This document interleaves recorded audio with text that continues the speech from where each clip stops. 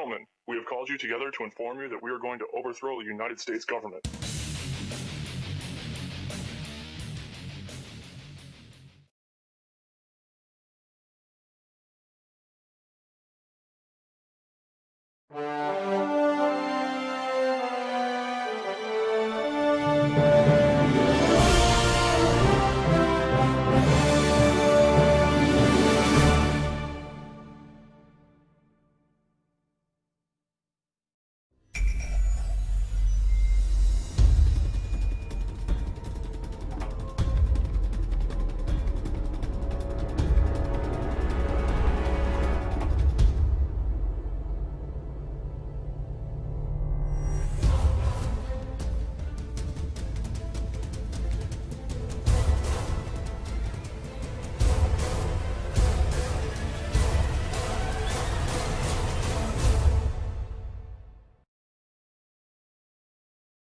Okay. I want to say thanks to each and every one of you for being here today. It's going to be a great day. I'm going to go through what I consider to be the very heart of my material. And people ask me a lot, they say, you put out a lot of material on your website. What is the main thing? If you had to tell me the main thing that I should check out if I check out nothing else that's up there, what would it be? And I always tell them the same thing. It's the material on natural law. If nothing else, that's the material that you need to understand deeply. So that's what we're going to be covering here today in an extended presentation format. I want to go through a few things before we actually get started. So I call this section Before We Begin. And the word begin is actually important here because that's really what this presentation is actually about. It's initiation. This is an initiation into really, really deep, esoteric material that has been hidden from humanity for millennia. So I just want to ask people before we get started, how many of you are new or relatively new to my work? By a show of hands, please. That's excellent. This is great. That is great news. I am so glad to hear that. Okay? What I actually didn't want is to come here and talk to a bunch of people who are already totally familiar with my work and have already heard it. So this is great, okay? How many of you here today feel that the human condition and life on earth for humanity right now is tolerable just the way that it is, by a show of hands? That's also pretty good, because if that was the case, I was going to say, there's nothing for you here today. There's the door. Okay? So that's good, that we're all hungry for change. One of the big complaints I hear about my work, when I check in on forums or something, or read some YouTube comments, many people will say, there's nothing new here. I've heard this before somewhere else. This person covers this. I've read this in this book. Well, ladies and gentlemen, I have news for you. There is nothing new here. I am not going to present anything new. I am not going to present anything that has not actually been in existence and will continue to be in existence. I'm not making up new material. I call myself, I would refer to myself, Art said it the other day, actually yesterday when we were having dinner. He said, I consider you an aggregator of material. And I love that term. I love that description of what I do.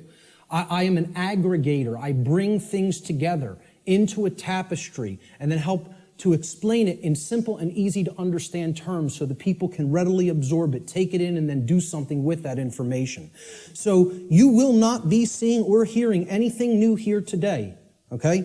As the old saying goes in all of the old mystery traditions, there is nothing new under the sun.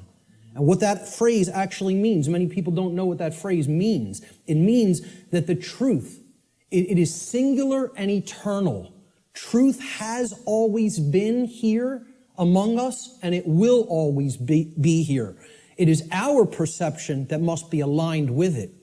So there's nothing new you're going to hear today, okay? These are eternal truths that have always been here among us.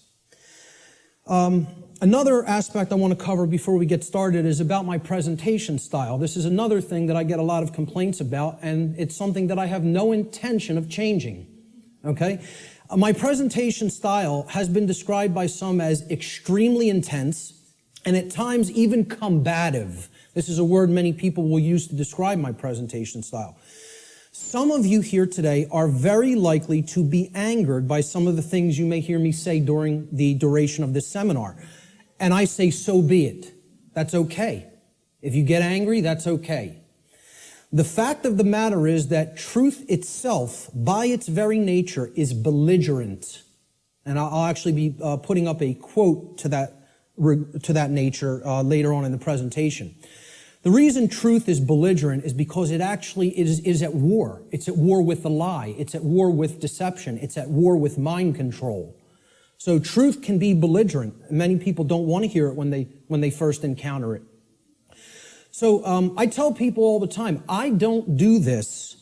I don't present this information, okay, to be liked. I don't do this to make friends.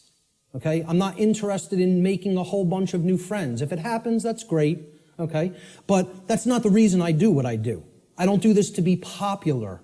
I don't do this to make money. It's not a popularity contest. Telling people many things that they don't want to hear is not going to make you popular, or it's not going to make you a whole lot of new friends, okay? So those aren't the reasons I do what I do. To be honest, and I tell people this, and sometimes they get upset by just hearing this, I don't even really want to do this, okay? I don't want to do this with my life. I don't want to do this with my time, okay? As I already know, understand, and live the information I'm going to present. So I get this. I know this, okay? I don't need to keep going over this over and over and over again for my own entertainment, okay?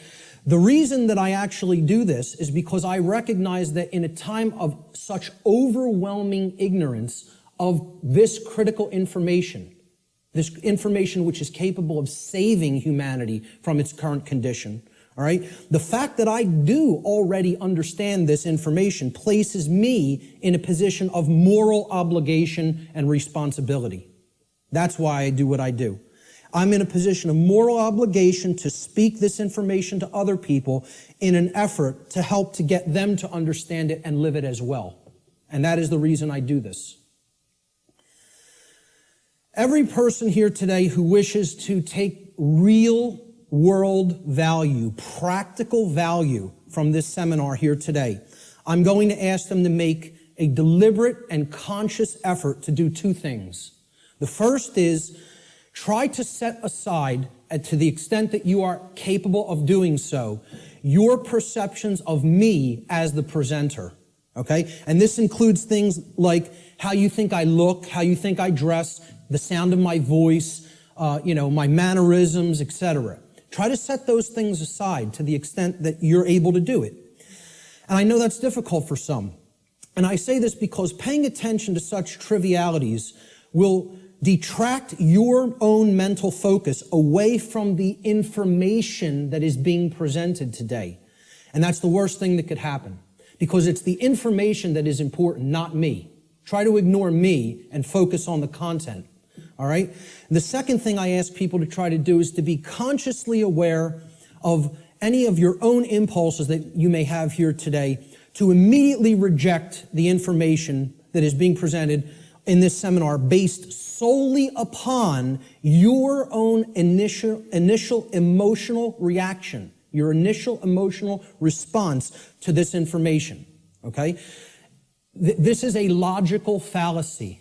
Okay, you cannot think with the emotions. So if you hear something you don't like or that angers you, that's okay. Feel the emotion. But don't just immediately say, that can't be true. And don't believe me either.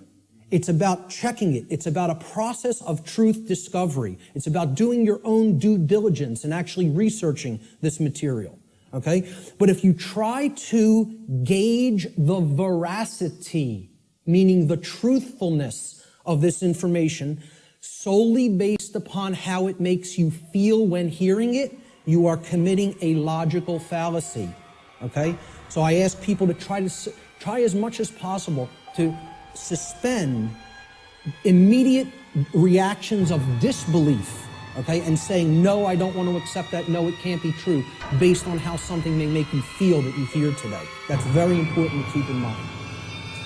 And lastly, this information the entire seminar is a tapestry. Okay, it's like pieces of a huge jigsaw puzzle. All right? It is meant to be seen and taken as a whole in its entirety. Now, I know I'm asking a lot here too, because it's going to be a long day. Okay? And my goal here, my work here, is to keep your interest and your attention and your focus throughout the entire course of this seminar. And that's a challenging thing to do. But what I'm asking people is, you have to try to see it as a whole. Because if you took the time to be here and you gave a monetary donation to be here, I'm highly recommending that you stay for the whole duration of the seminar. There's a reason for that. You're only going to get the full tapestry, especially if you're new to my work, by hearing this information in its entirety. Okay? So if you don't do that, you'll probably not recognize the patterns, which is what this is all about. That's what this day is all about, pattern recognition, okay? That are inherent to this tapestry of information. And more likely than not, you'll have wasted the time that you took to be here today and wasted the money that you spent to be here today. So I don't want anybody to waste their time and their money and their attention, and I don't think you do either. So that's why I'm asking people, stay for the whole thing. You'll get the maximum value out of this seminar if you stay for its duration. So with that having been said, let's jump into the material. This presentation is called Natural Law, the Real Law of Attraction, and How to Apply It in Your Life. And I emphasize that term, real law of attraction. Many people will be familiar with the New Age variants of the so-called law or laws of attraction. And this is going to differ quite widely from what people have heard in the New Age community and in the New Age movement regarding what the law or laws of attraction are. These are the real laws of attraction you're going to be hearing today and hopefully understanding today. So let's start in. The first section is about teachability, the teachability of the student, okay? How does a student place themselves in the best position to learn?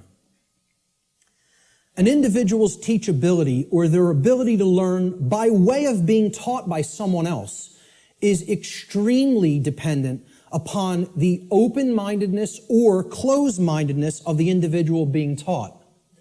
Low teachability derives from arrogance and rigid skepticism.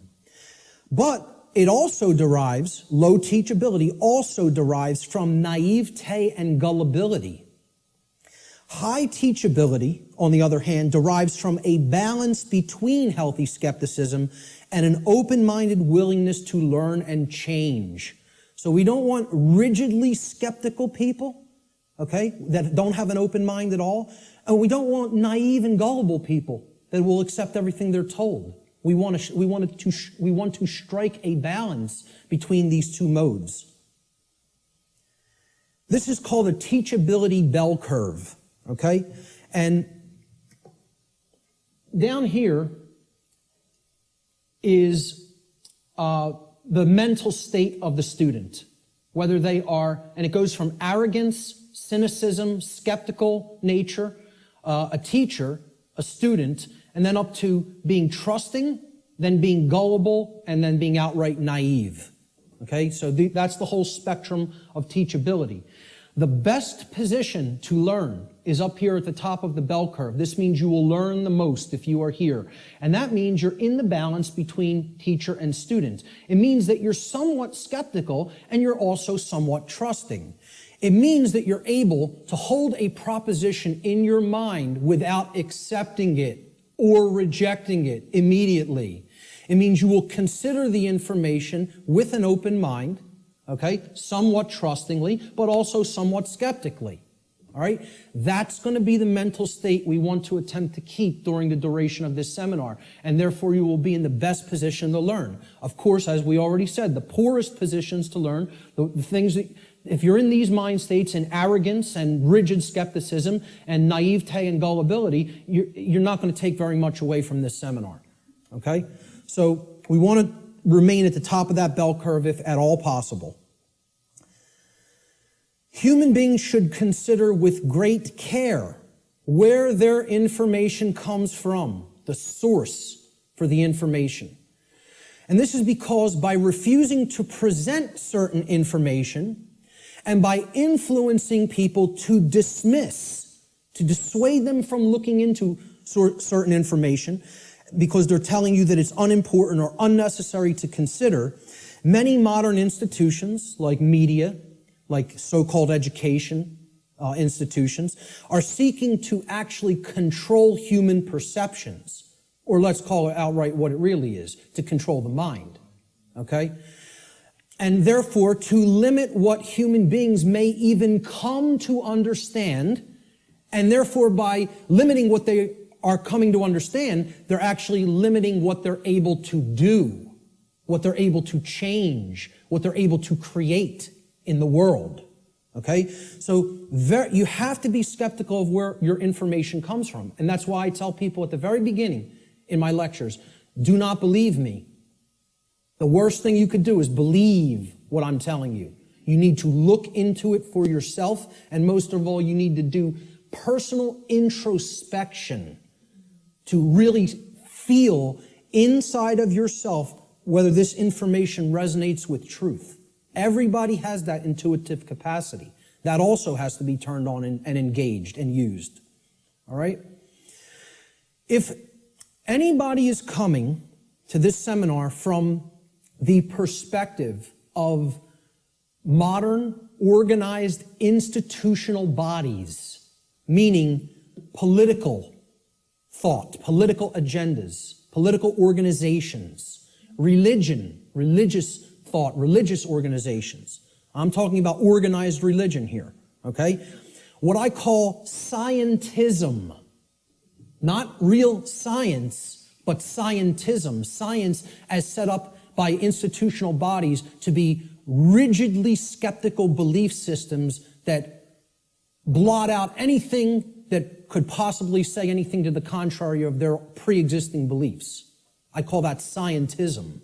Okay? And of course, the New Age movement, which you could group that in with religion. It's just it's for those who don't fall into the religious mindset. This is an alternative religion proposed for them, and they call it the New Age movement.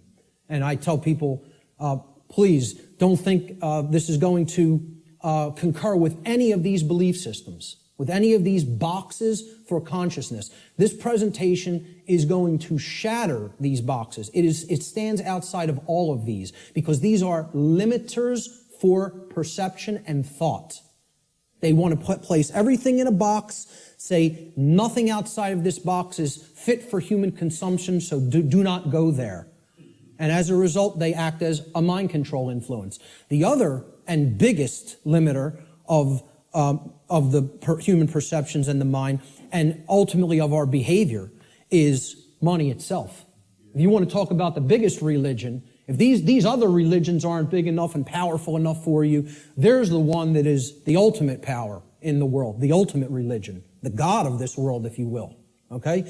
So what I'm basically saying here is if you're already in a mindset approaching the, let's call it the discovery of reality or the exploration of reality from any of these perspectives, you will be sorely disappointed here today by what you're going to hear, because the information here falls well outside of any of these institutional limiters for consciousness, okay?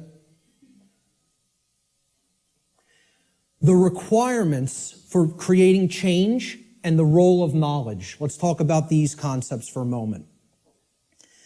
Human beings everywhere say that they want certain things in their life, and they say that they want certain things to be present for all humanity, okay? We say we want certain conditions to be present for ourselves and our species as a whole. And we say we want things such as happiness, health, peace, prosperity, freedom, etc. And all these things are great things to aspire to. And we say we want them. Most people will say and tell you we want these things, all right? However, I don't really feel that they're truly being honest with themselves, okay? They'll say they want them, but then when you tell them, well, those aren't automatic conditions. They don't just magically manifest, okay? There are requirements for obtaining these conditions, okay? And people wouldn't say they want these conditions if these conditions were already omnipresent, right? They're saying that they want something because they don't have it at all, or at least in fullness, right? So when you tell them there's requirements for obtaining them, many people will say, oh, well, I may not be willing to go there. I may not want to exert that much effort. And they believe that somehow they're going to magically get these things, right? Well, this is what the real laws of attraction are about. It's explaining conditions that you want don't just automatically manifest by thinking of them or just having a feeling about them. This is a New Age deception. There are requirements for obtaining the conditions that we say we want. Requirement exists in nature. It does exist. If you want something to be different than the way that it already is, than the default conditions, then requirement exists. If you're okay with things being the way that they are now, requirement doesn't exist. There are no requirements to creating change. You just accept the default conditions the way they are now and go on with your existence and accept it's going to be this way and possibly get worse. But if you want real change to happen, requirements exist. And this is what many New Age teachers will not tell you, or they'll outright deny that requirements exist for creating real change. Specific requirements exist in order for human beings to obtain the conditions that they say they want. If the requirements for obtaining those conditions are not met, those conditions do not just magically manifest by magical means automatically. That's not how it works, folks. And that bursts a lot of people's bubble right off the bat. This is a key concept to understand. So what are these requirements? We need to know certain things. Knowledge is required. Knowledge. Knowledge that will spur us to action. That's what's required. Okay? Since human beings as a species do not already have the things that they say they want, and again, at least not in fullness. If we want to split hairs, we could say we have a modicum of what we may say that we want, but we don't have it in the fullness that we will say that we want it, especially societally, globally. Okay? So since we don't already have these things, it follows logically that the knowledge of the requirements to obtaining these things, okay, either must be absent. The knowledge is not present anywhere. Or if it is present, if that knowledge for obtaining those things, the requirements for obtaining those things, if that knowledge is present, then it must be willfully being ignored. It is here, and yet people aren't paying attention to it. They aren't taking it in and accepting it and doing anything with that knowledge. So they're ignoring it because it's uncomfortable. As long as this knowledge continues to remain either unknown or ignored, the manifestation of the desired conditions that we say that we want is impossible. Cannot happen. It is an impossibility for it to magically, automatically manifest without the requirements being met. And that's what we're going to talk about here today. What are these requirements? What is this knowledge? This knowledge is occulted, meaning hidden. Okay, now, how many people here came here today thinking that they were going to hear information about the occult by a show of hands? Okay, about half the room. Good. Okay, for the rest of the people, that may come as a shock. But what you have to understand right off the bat is that the word occult, it's simply derived from Latin, the Latin adjective occultus. Occultus in Latin means hidden, hidden from sight. And it's derived from the Latin noun oculus, which means eye. Okay? The word ocular in English means related to the eye or related to sight or vision. So what the occult is something, it is a body of knowledge that has been hidden away for a specific reason. And we're going to get into what that reason is. Okay, so from the term oculus or eye in Latin comes the verb occultare. Occultare means to hide, to conceal, or to keep secret. To keep hidden from the eye so that it cannot be seen. The information regarding natural law is occulted knowledge. It is knowledge that has been hidden from humanity. Okay? It's held by the few, which is represented here at the top of this pyramid. You can look at this as a pyramid representing knowledge or ignorance. At the top of the pyramid, you have knowledge. It's the higher you go in the pyramid, the more knowledge. Okay? But the pyramid tapers because at the top, very few people understand that information. Very few people have that knowledge and have actually integrated it into themselves to the point where it becomes understanding. All right? Down here, you have no knowledge, the ignorant masses. Okay? And up here, you have the people who are in the know, right, who have this knowledge about how natural law works and are actually using it for a certain reason. We're going to get to that next, what that is. So please, as you go through this seminar, please keep in mind, if I ever use the term occult, all I'm talking about here is hidden knowledge. That's what it means. Occulted knowledge is hidden. Now, why would anybody want to hide knowledge that is extremely important? Well, there's a very specific reason, all right? But before we even get to that, we have to talk about what is this occulted knowledge? What is the body of knowledge? What does it comprise? When I'm saying the occult, the knowledge of the occult, what do I mean by that? All right? Occult knowledge constitutes two things. There's two general bodies of occult knowledge. In the actual mystery traditions and in occult schools, they talk about these as arcana, A-R-C-A-N-A, arcana. The word arcana is also Latin. It means knowledge, okay? That's all it means. So there's two bodies of knowledge. There's one body of knowledge in the occult called lesser arcana, the lesser arcana or the minor arcana. This means the knowledge of the microcosm, the knowledge of the small things, okay? It doesn't mean it's less important. It means it's dealing with the individual units of consciousness, the human psyche, the psyche of the individual, okay? So the first major body of occult knowledge constitutes knowledge of human consciousness, how it works, how it operates, what our motivations are, things like that, okay? The second body of occult knowledge is called the greater arcana or the major arcana. All right? And again, this doesn't refer to that it's more important. It refers to it is the macrocosmic understanding, the understanding of the very large laws of nature that govern the macrocosm, okay? So universal laws are part of the greater arcana of occult knowledge. And what I call here today, under the umbrella, the term natural law, falls into that second category of greater knowledge, the greater arcana of occult knowledge, okay? And what these natural laws are unseen and universal spiritual laws. We could talk about the word natural here too.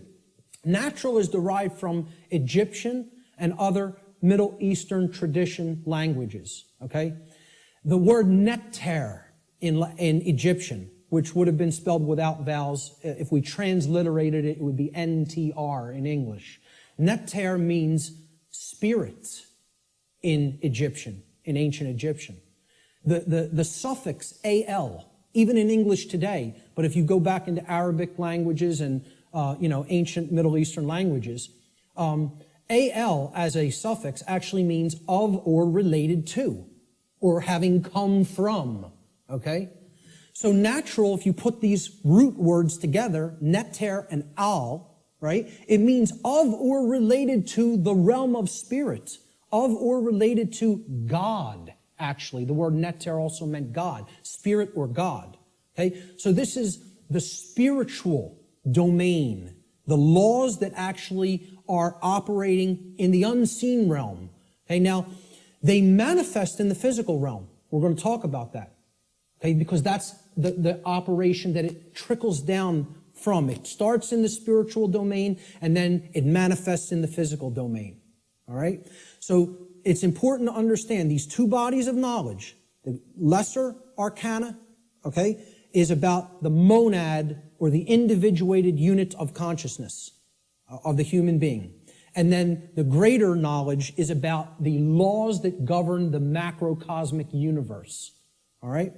So, what these laws do, this body of the workings of nature that I am calling under the umbrella natural law, they're universal spiritual laws which govern the consequences of behavior.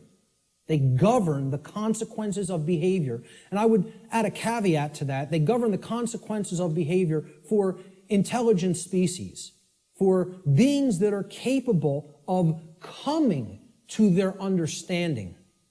Okay? And I would delineate that from, like, the animal kingdom. Okay? The animal kingdom is not held to the same standard as human beings when it comes to this body of information, because I don't think you're going to sit down with your cat and explain natural law to it. Okay? So when people say, well, why doesn't the animal kingdom held to account in the same way that human beings are? It's because, surprise, surprise, we don't share the same level of consciousness. Okay? There is differences in levels of consciousness and abilities to comprehend information and to actually know how something works. Just like you will not be explaining physics to your dog anytime soon, okay? You're not going to explain natural law to the animal kingdom and have them grasp it, because they're not at the same level of consciousness as we are. Okay? So we are held to a different account when it comes to natural law. It governs human behavior. It would be an easy way of saying it. This body of knowledge has actually been called consequentialism by past researchers and teachers. And I have no problem with that term. I've actually looked into consequentialism, and it's quite similar, okay, in its scope and what it teaches. It's been called karma, karmic law, in many Middle Eastern and Eastern traditions, okay? And I have no problem with that term for it either. It has been called in some of the Western traditions and Christian traditions moral law, and I have no problem with that term either. Religionists have called it God's law, and I have no problem with that term either. I have no problem with any of these terms being applied to the umbrella of natural law, because that is essentially what it is. But we're going to get deeply into how it works and operates in our lives here today. Why is this knowledge hidden away from people? To what ends? The knowledge of the occult, the hidden knowledge about how natural law works and how consciousness works, is not commonly known. That's why it's not the exoteric. It's not given to the masses. It's the esoteric. It is reserved for the few. And there's a reason for that. It's been deliberately hidden away and kept from the general public in order to create and maintain a power differential.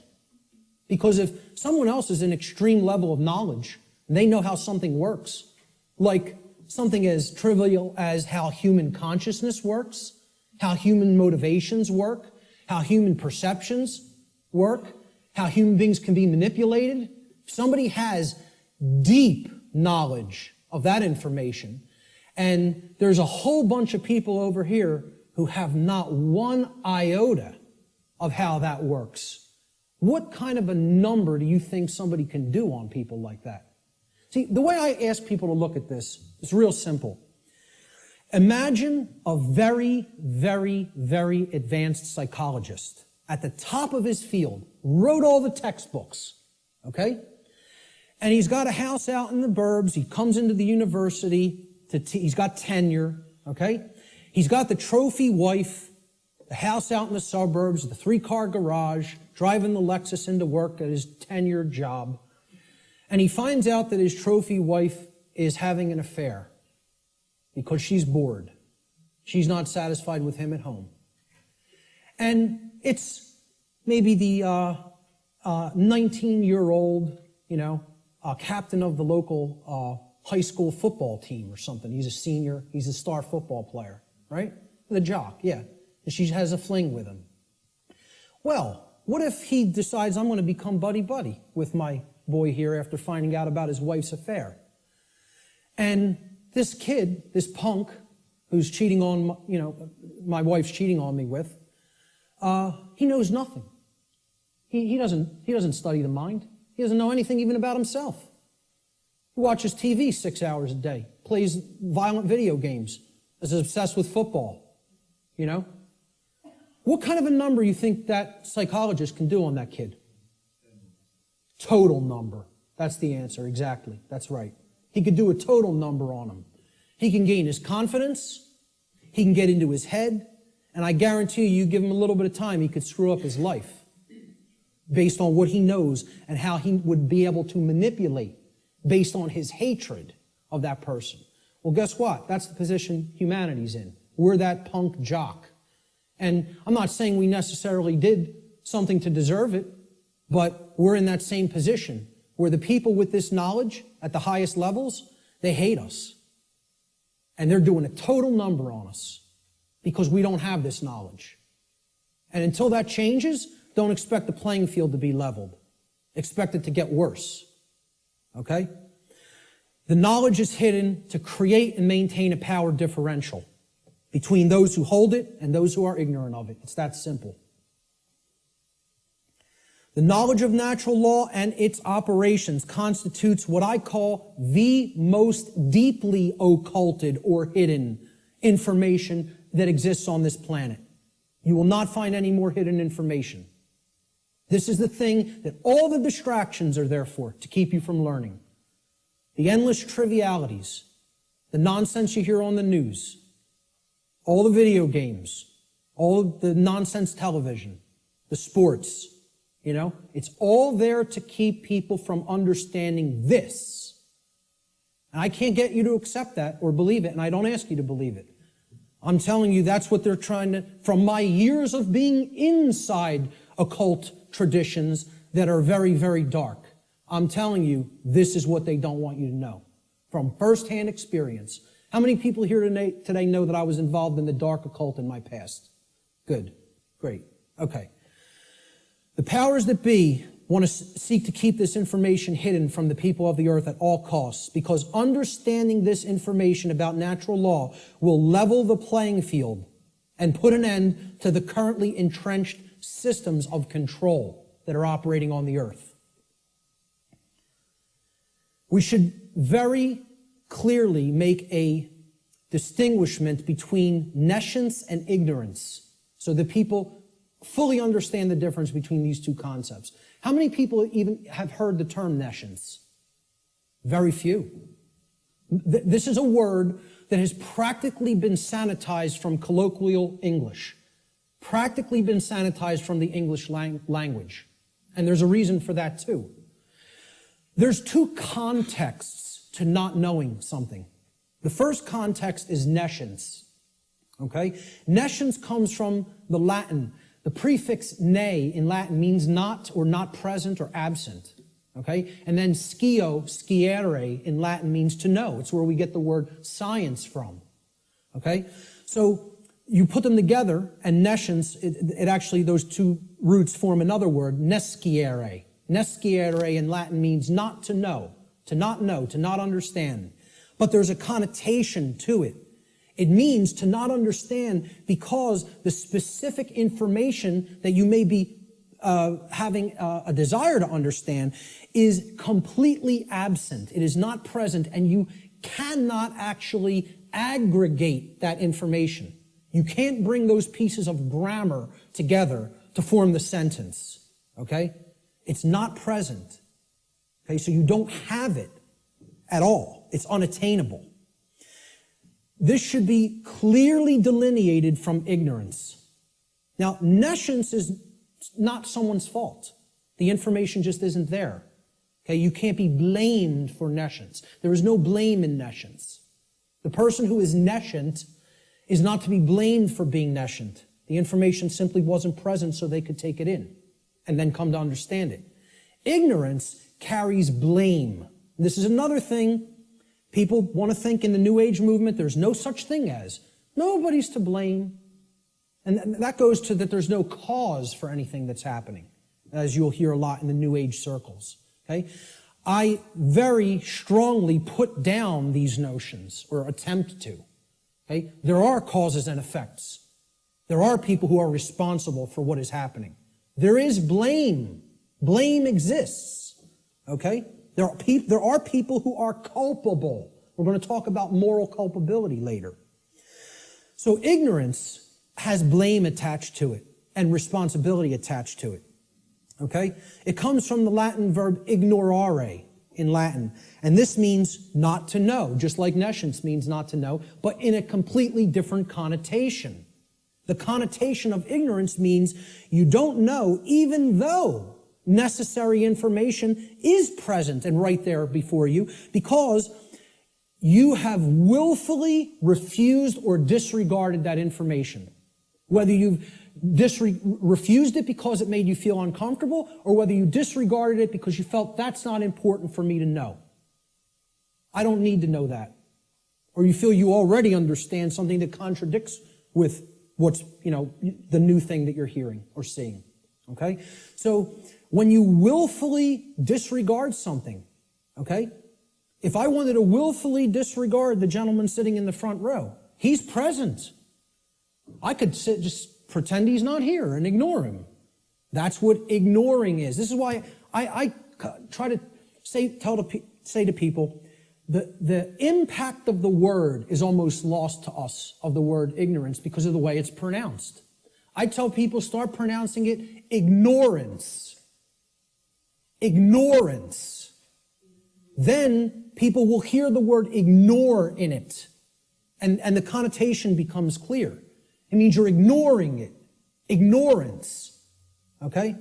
That's how I like to say it now, because the connotation is clear that way. The information is there, the truth is there, and somebody wants to ignore it completely. Now, that is inexcusable, and there is blame that is attached with that. So what I ask people all the time is, do we have a nescient society, or do we have an ignorant one? Do we have an ignorant one? Is our society ensconced in nescience, or is it ensconced in ignorance?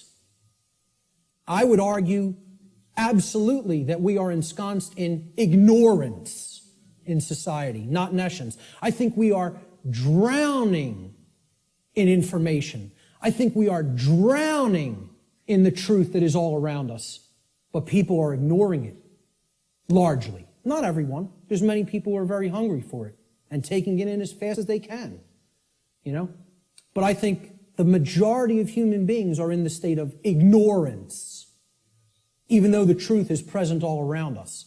And that constitutes what Art talked about earlier, this consensus trance, which people in the so-called truth community or truth movement have likened to sleep. They say that they are asleep. I liken it to hypnosis. If you look at the origins of the word hypnosis, right, it means suppressed knowledge. It comes from Greek. Hypo means under, as in hypodermic, under the skin. And gnosis means knowledge, the suppression of knowledge.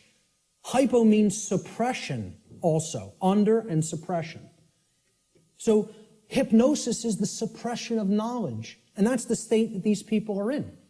And it's done by themselves. It's not, we have to stop looking at this as a victim relationship. This is a willful choice. In a time of overwhelming information available at people's fingertips, the truth being ignored is not an option. It's a willful decision that people are making. And it's a decision that they should be held accountable to because of what is going on, that they are ignoring, what they are allowing to go on in their name and not saying a thing about it. Content to let evil run amok. All right?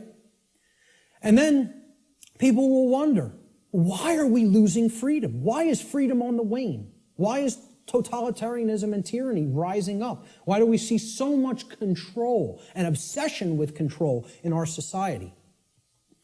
They'll see that. Many of them will see the rising police state. They'll see the injustices in our society. They'll see the restrictions on our inherent natural liberty. Okay?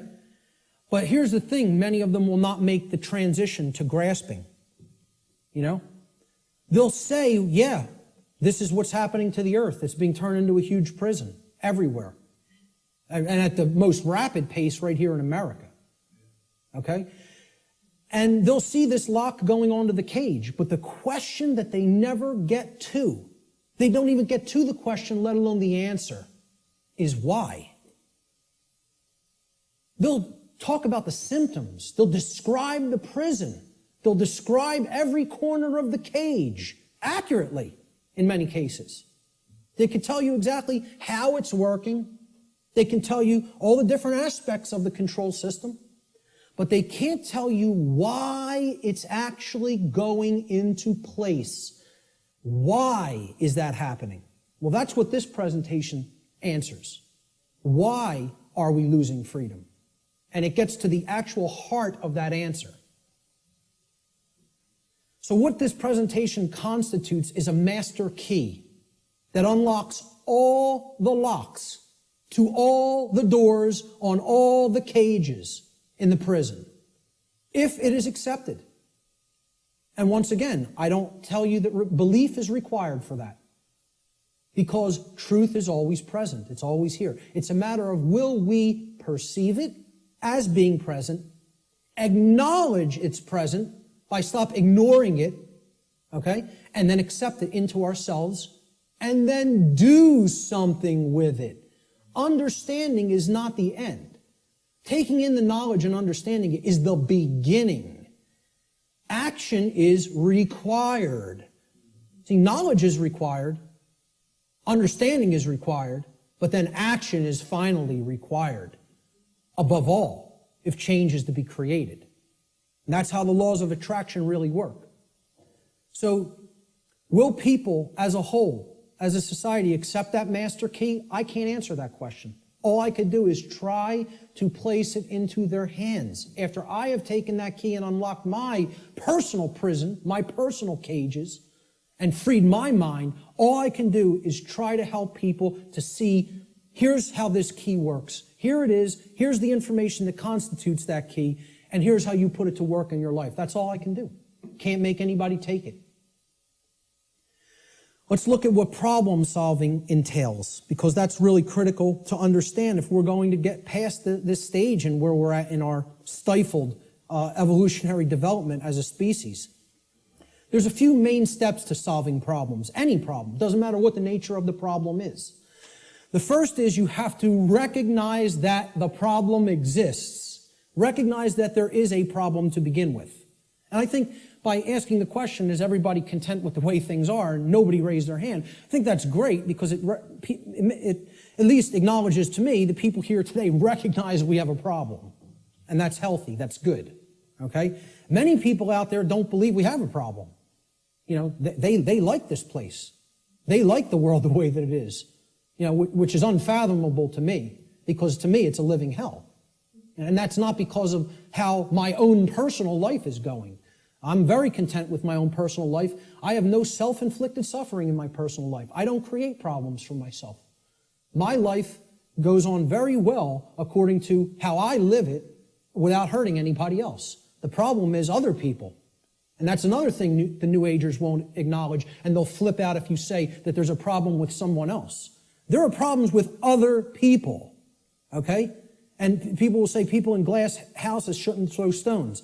My glass house has been taken down long since, long time ago, because I went through all that personal introspective work. And I dug deep into my subconscious and faced those problems and confronted them head on and healed them and came out of the mindset that I was once in. Okay? So, you know, people will say, if there's something you don't like, you're seeing in other people, that's something in yourself that you're seeing in them. This is New Age mumbo-jumbo nonsense, okay? If you're not part of the problem, I'm not part of this problem. I can say that honestly. I'm not part of this problem. I can look at every single person, anybody who's watching this, and say, I'm not part of the problem that's happening on the earth. With all honesty and knowing that I am telling the truth with that. Okay? But see, at one point, I was part of the problem. And a big part of the problem. Okay? What I had to do at some point is stop doing this and pointing out and saying the problem lies elsewhere while I was still part of it. And then I had to do this and point squarely at myself and say, what do I need to change here, here, and finally here in the guts, in the courage. You know, people will say, yeah, change happens in the mind, it happens in the heart. But lastly, it happens in the guts. We need to generate what I call the heart, mind, guts. Okay? You got to care enough to know and then put it into action. The heart, mind, guts. Okay? That taking action is the most important step when it comes to creating change. And we're going to get to that in a moment. But the whole point here is I had to look at what I needed to change about myself in my thoughts, my emotions, and my actions, and then change those things in myself. This is what most people want to run away from. They want to say, yeah, I want those things that I say I want to magically to be present in my life, but I don't want to do those things that require self-change in how I think, in how I feel, and in how I act. I want it magically to happen without changing those things in me. So I can honestly look at the rest of the world and say, the problem does not lie within me. I am not seeing a manifestation of myself in other people. Other people have not done the same process that I have, the introspective work that I have, and gone through that painful, painstaking work that involves effort, hard effort. I'm not up here telling people, I'm offering you the tonic. You're going to take a sip and magically you will be enlightened. Okay? Knowing what's going on in the world is hard work. It involves destruction. It's a destructive process. It involves destruction of belief systems. It involves completely breaking down barriers that are in your head. Okay? Hardly anybody wants to do that work. People want to run 1,000,000 miles an hour in the opposite direction from that work. Anything but that. I'll take the grave instead of that. Okay? That's where most people's heads are at. All right? So let's get back to the steps here for problem solving. The first is you got to recognize that there's a problem. If you are in denial, good luck. Let me know how that works out for you. Because you're not solving any problem in a state of denial at all. Fear-based denial of the problem must first be dealt with and conquered and stamped out. And you have to acknowledge how bad it is. You know? People feel symptoms coming on of a disease or something and they want to ignore it because they don't want to believe I'm sick. I don't want to believe I'm sick. I don't want to believe I have a problem. Then you're waiting. You don't get it diagnosed and then it turns into a much bigger problem, which is where we're at as a society for ignoring this information. This is what denial looks like, symbolically. Okay? A person with their head in the sand like an ostrich. And please take note, ladies and gentlemen, when you're in this position, when you're in the position of denial with your head in the sand, you're on your knees with your ass in the air. Okay? And I almost say it's amazingly synchronistic that the human body was designed like that. That in order to put your head in the sand, symbolically, so to speak, you have to be on your knees. Okay? And that's where most of our society is at. They're on their knees. And in that state of denial. The second step to problem solving is to recognize that the symptoms that are being displayed, the symptoms you are seeing, are merely effects of underlying causal factors. You can't treat symptoms and solve a problem. It's not possible. That's not how problem solving works. You have to get to what caused the problem. Okay? Instead of simply treating symptoms, make an accurate diagnosis of the causes of the problem. So what does the word diagnosis mean? Diagnosis comes from Greek. The preposition dia, transliterated there in the parentheses, you see it in Greek script. Okay? It means through or by way of. So by a method, by a particular method. All right? And the second part of diagnosis is the Greek noun gnosis. Gnosis means knowledge in Greek. So what a diagnosis means is through knowledge or by way of knowledge. You're going to solve the problem by way of knowledge. There is knowledge that acts as the requirement to solving the problem and getting what you want. And here's another thing, and I'm going to keep going back to this. It's going to be like an undercurrent in this, because the New Age community, and I'm going to become a more outspoken opponent of New Age ideologies, because they are lying to people, whether it be through direct, willful deception, or whether it be through useful dupes and useful idiots. They are telling people things that are completely inaccurate to how things really work. All right? Because they want to keep people suppressed and non-active. They want people in acceptance mode of everything. Accept, never rebel. Okay? Don't take action. Just observe. Just watch. You'll hear all of these things in the New Age movement. Okay? The reason I bring it up is because when you even say the word knowledge to some New Agers, they almost take offense. Because what the New Age is becoming is the new modern day variant. It's a new form of what's known as solipsism. We're going to get to what solipsism is in a little while. Okay? But essentially, people don't want to hear that knowledge is what is required. Because the attainment of real knowledge, not pseudo-knowledge, real knowledge, requires work. It requires effort. It requires reading. It requires listening. It requires watching. And you know what most of all it requires that people don't want to give up? Who can tell me? Time. Thank you, sir. It requires time. There's one of the currencies people don't spend on many things that they don't feel they can get immediate gratification from, which is why immediate gratification is so stressed in our society by the control system. That's what keeps people in their ignorance. So a diagnosis means if you're going to get well, you got to have the knowledge of the underlying causal factors that led to the creation of the symptoms. You're not going to treat the symptoms and get well. You got to have the knowledge to get to the causal factors, to find out what cause put this into effect.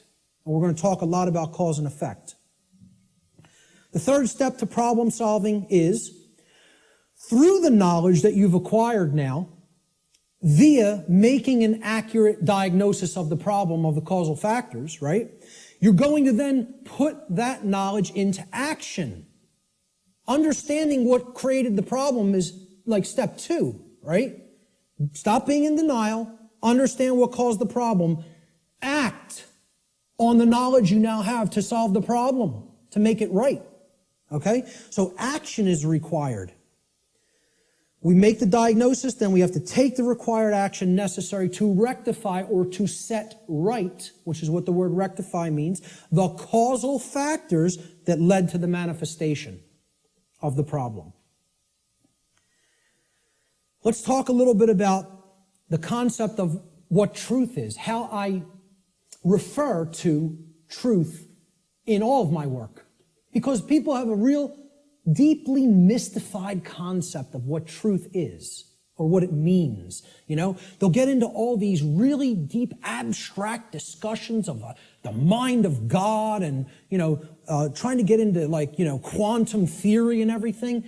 This is mystification of the concept of the truth. And we have to demystify it. We have to bring it down to real simple, easy to understand language that anybody can comprehend. And then really completely delineate that from perception of any given thing. Because the two are not the same. When people say perception is reality, nothing could be farther from reality than that statement. Perception is not reality. Okay? It is just what it says, perception. Seeing through, perceive, to see through something. Like a lens or a filter. Okay? I perceive things differently without these glasses. That's one perception. When I put them on, I perceive things quite differently and more clearly. Okay? Well, that's how human perception works, like a lens. It's a filter. Okay? But what's there is the same thing. What's there is the same thing. All that changes how I perceived it. All right? So let's look at this concept. Truth is objective. That means that it's not dependent upon the perceptions of human beings. No one wants to hear that. That is a direct assault, a direct frontal assault on the human ego. Because everybody wants to hear, my perceptions are important. And we want to also believe my perceptions are accurate. Okay? Now people will say, well, what makes you say your perception of this topic is going to be accurate? That's because I went through the process of having to admit over and over and over and over and over again, endlessly, how wrong I was about my former perceptions. I went through that destructive process of breaking down my former belief systems, of breaking down my former emotional patterns, of most of all, changing my behavior. That's the thing that's the most destructive, because we get attached to our behaviors and patterns. So asking people to change, I recognize it's not easy. It took me probably about 8 years of my life to do it. Most people don't want to spend a minute on creating personal change, let alone 8 years. And, when I look at myself, in all honesty, again, none of this is to sound egoic or to toot my own horn, but I look at it like I was a mild case of ego entrapment, a mild case compared to where I see other people act. I feel like I was the, a very brittle stone that just needed to be hit with a chisel a few times and it broke into powder. Other people are hardened granite or diamond. To break them down is going to take enormous effort and work.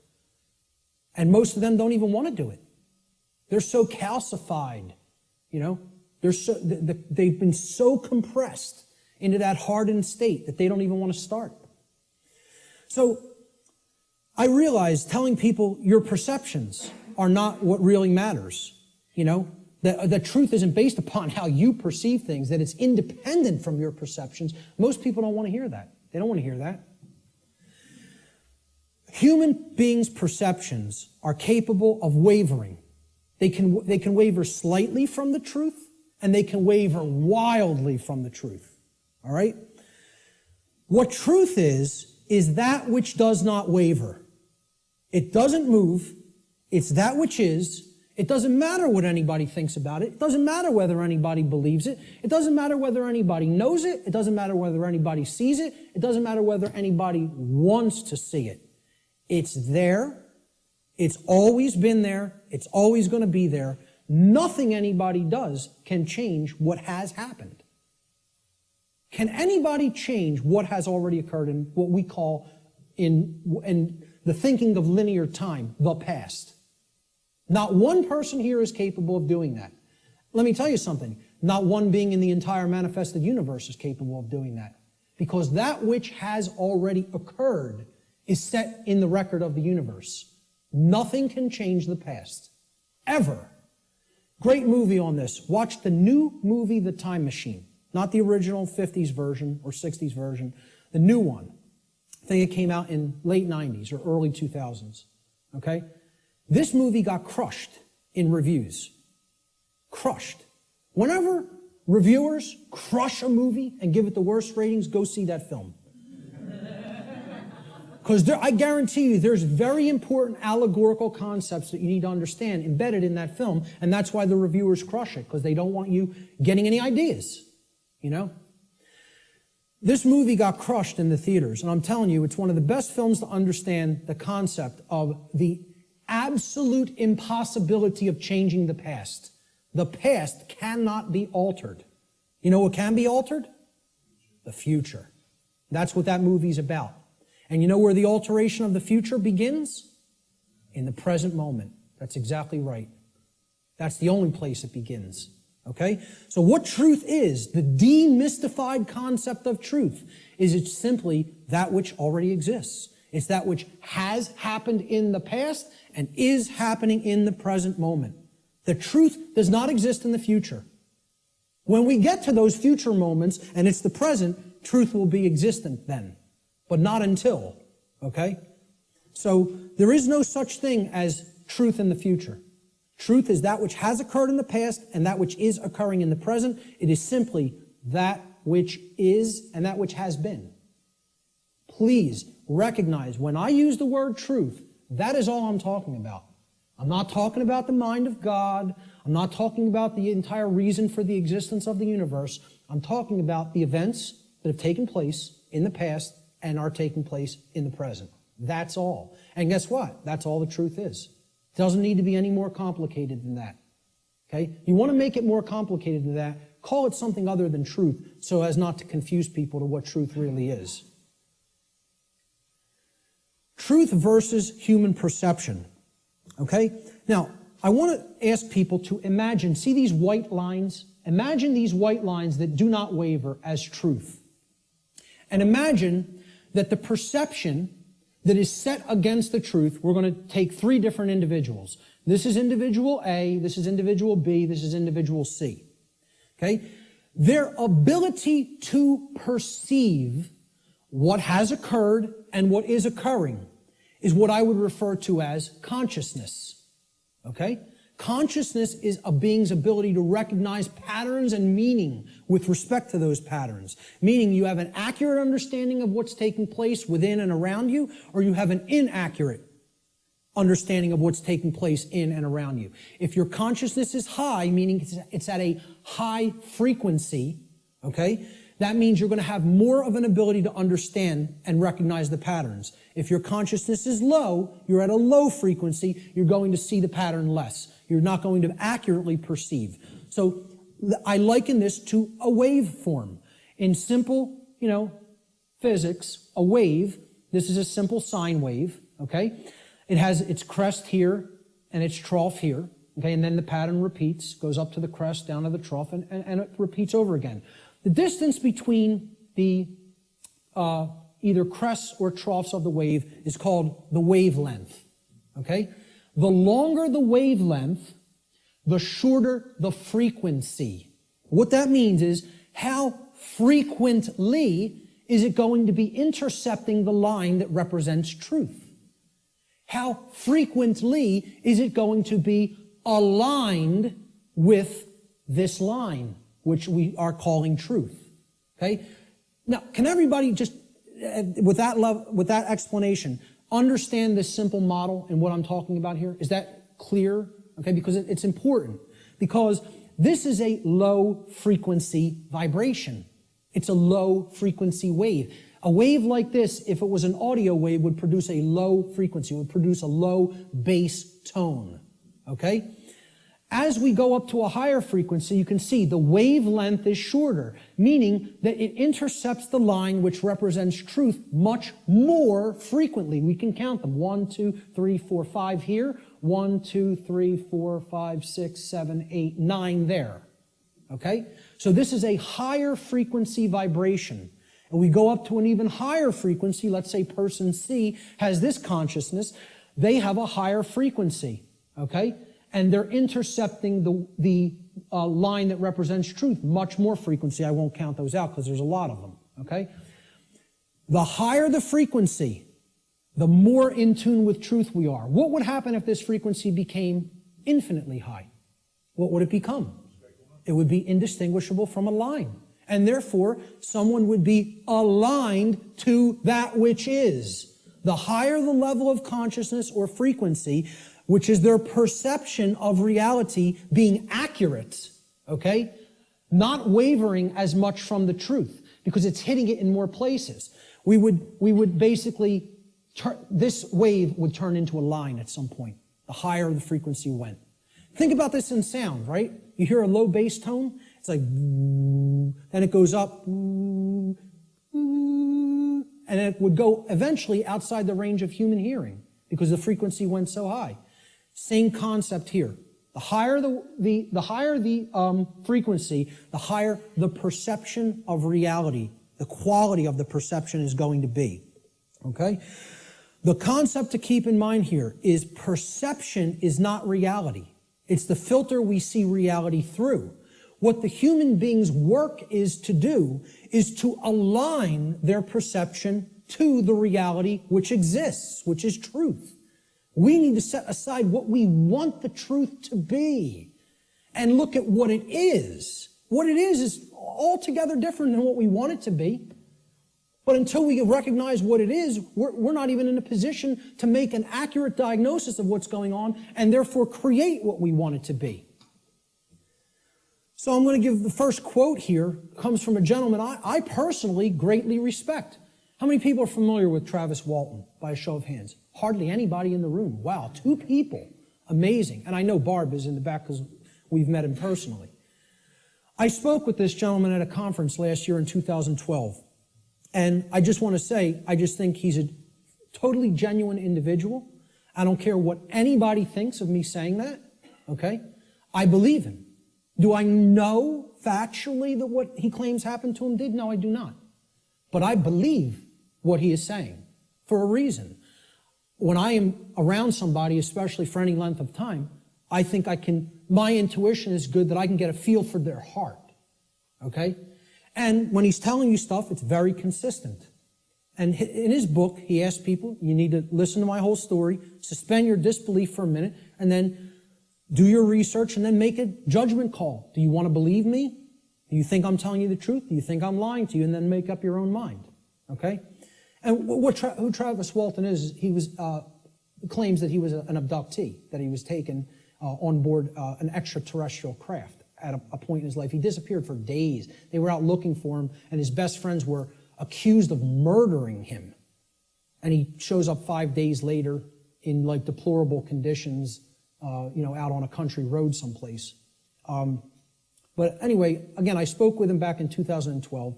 I just bumped into him again. We were just at a conference. I'm bringing this up for a reason. We were just at a conference in Philadelphia where he spoke. And this quote, I feel I would start, if I was going to quote somebody, I was going to make this like the first quote in the presentation today.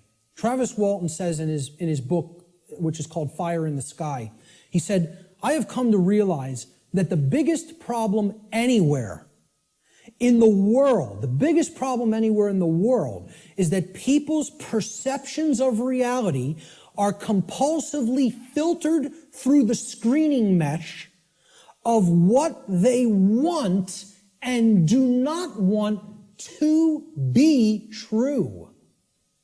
Now, when I read that in his book, I got chills up and down my spine.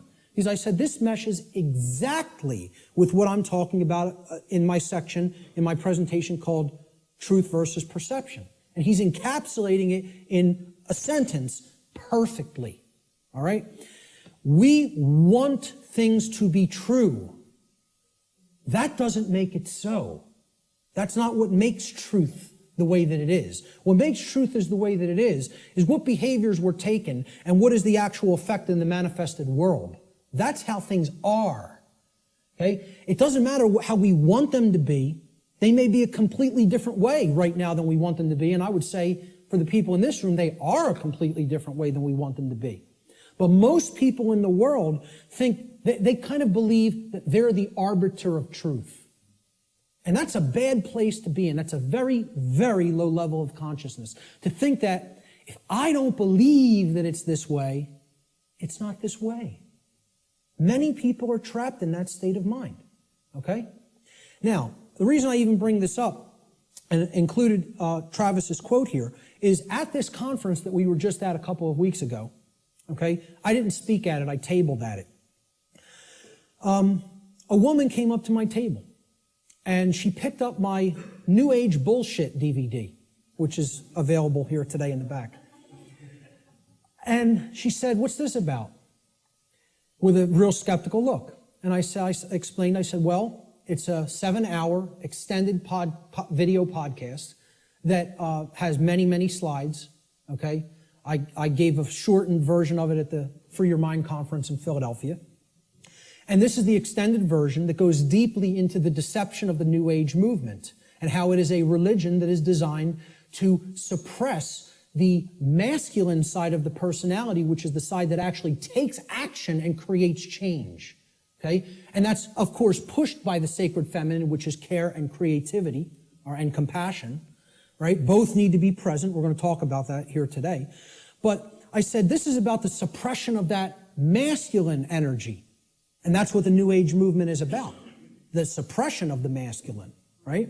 So I said, what the New Age religion wants to teach people is just accept everything the way it is, no matter how unjust it is, no matter how deplorable the conditions are, no matter how much evil is taking place in our midst.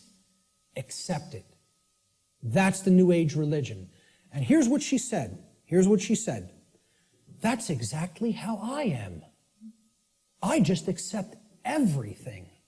I don't make any judgments on anything that occurs, no matter what it is, no matter how it's perceived. You want to perceive it as evil? That's your judgment. I said, yes, it is my judgment. You know why? Because it's evil. It really is. There is such a thing. I said, and you're content to let evil run amok and take this whole world because you don't want to act. Because what's really there is cowardice. That's what it really is. Okay? She didn't want to hear that. She said, I prefer not to see it that way. Now, align this with the quote. I prefer not to see it that way. Okay? And I hope by some miracle she happens to see this presentation at some point. Okay? And, you know, in hindsight, I didn't say this to her on the spot, but I thought about it for a little bit the next day. And what I should have really said is, no, you prefer not to see, period. That's the truth. Okay? So I prefer not to see it that way means, no, I want to ignore reality. I want to believe what I want to be true is the way that it already is. And this is what the New Age hoax is peddling to people. Okay? So, great quote that I thought accurately sums it all up. See, this woman also told me that she is a follower, quote unquote, of the New Age ideology that is referred to as the Course in Miracles. How many people have even heard of this?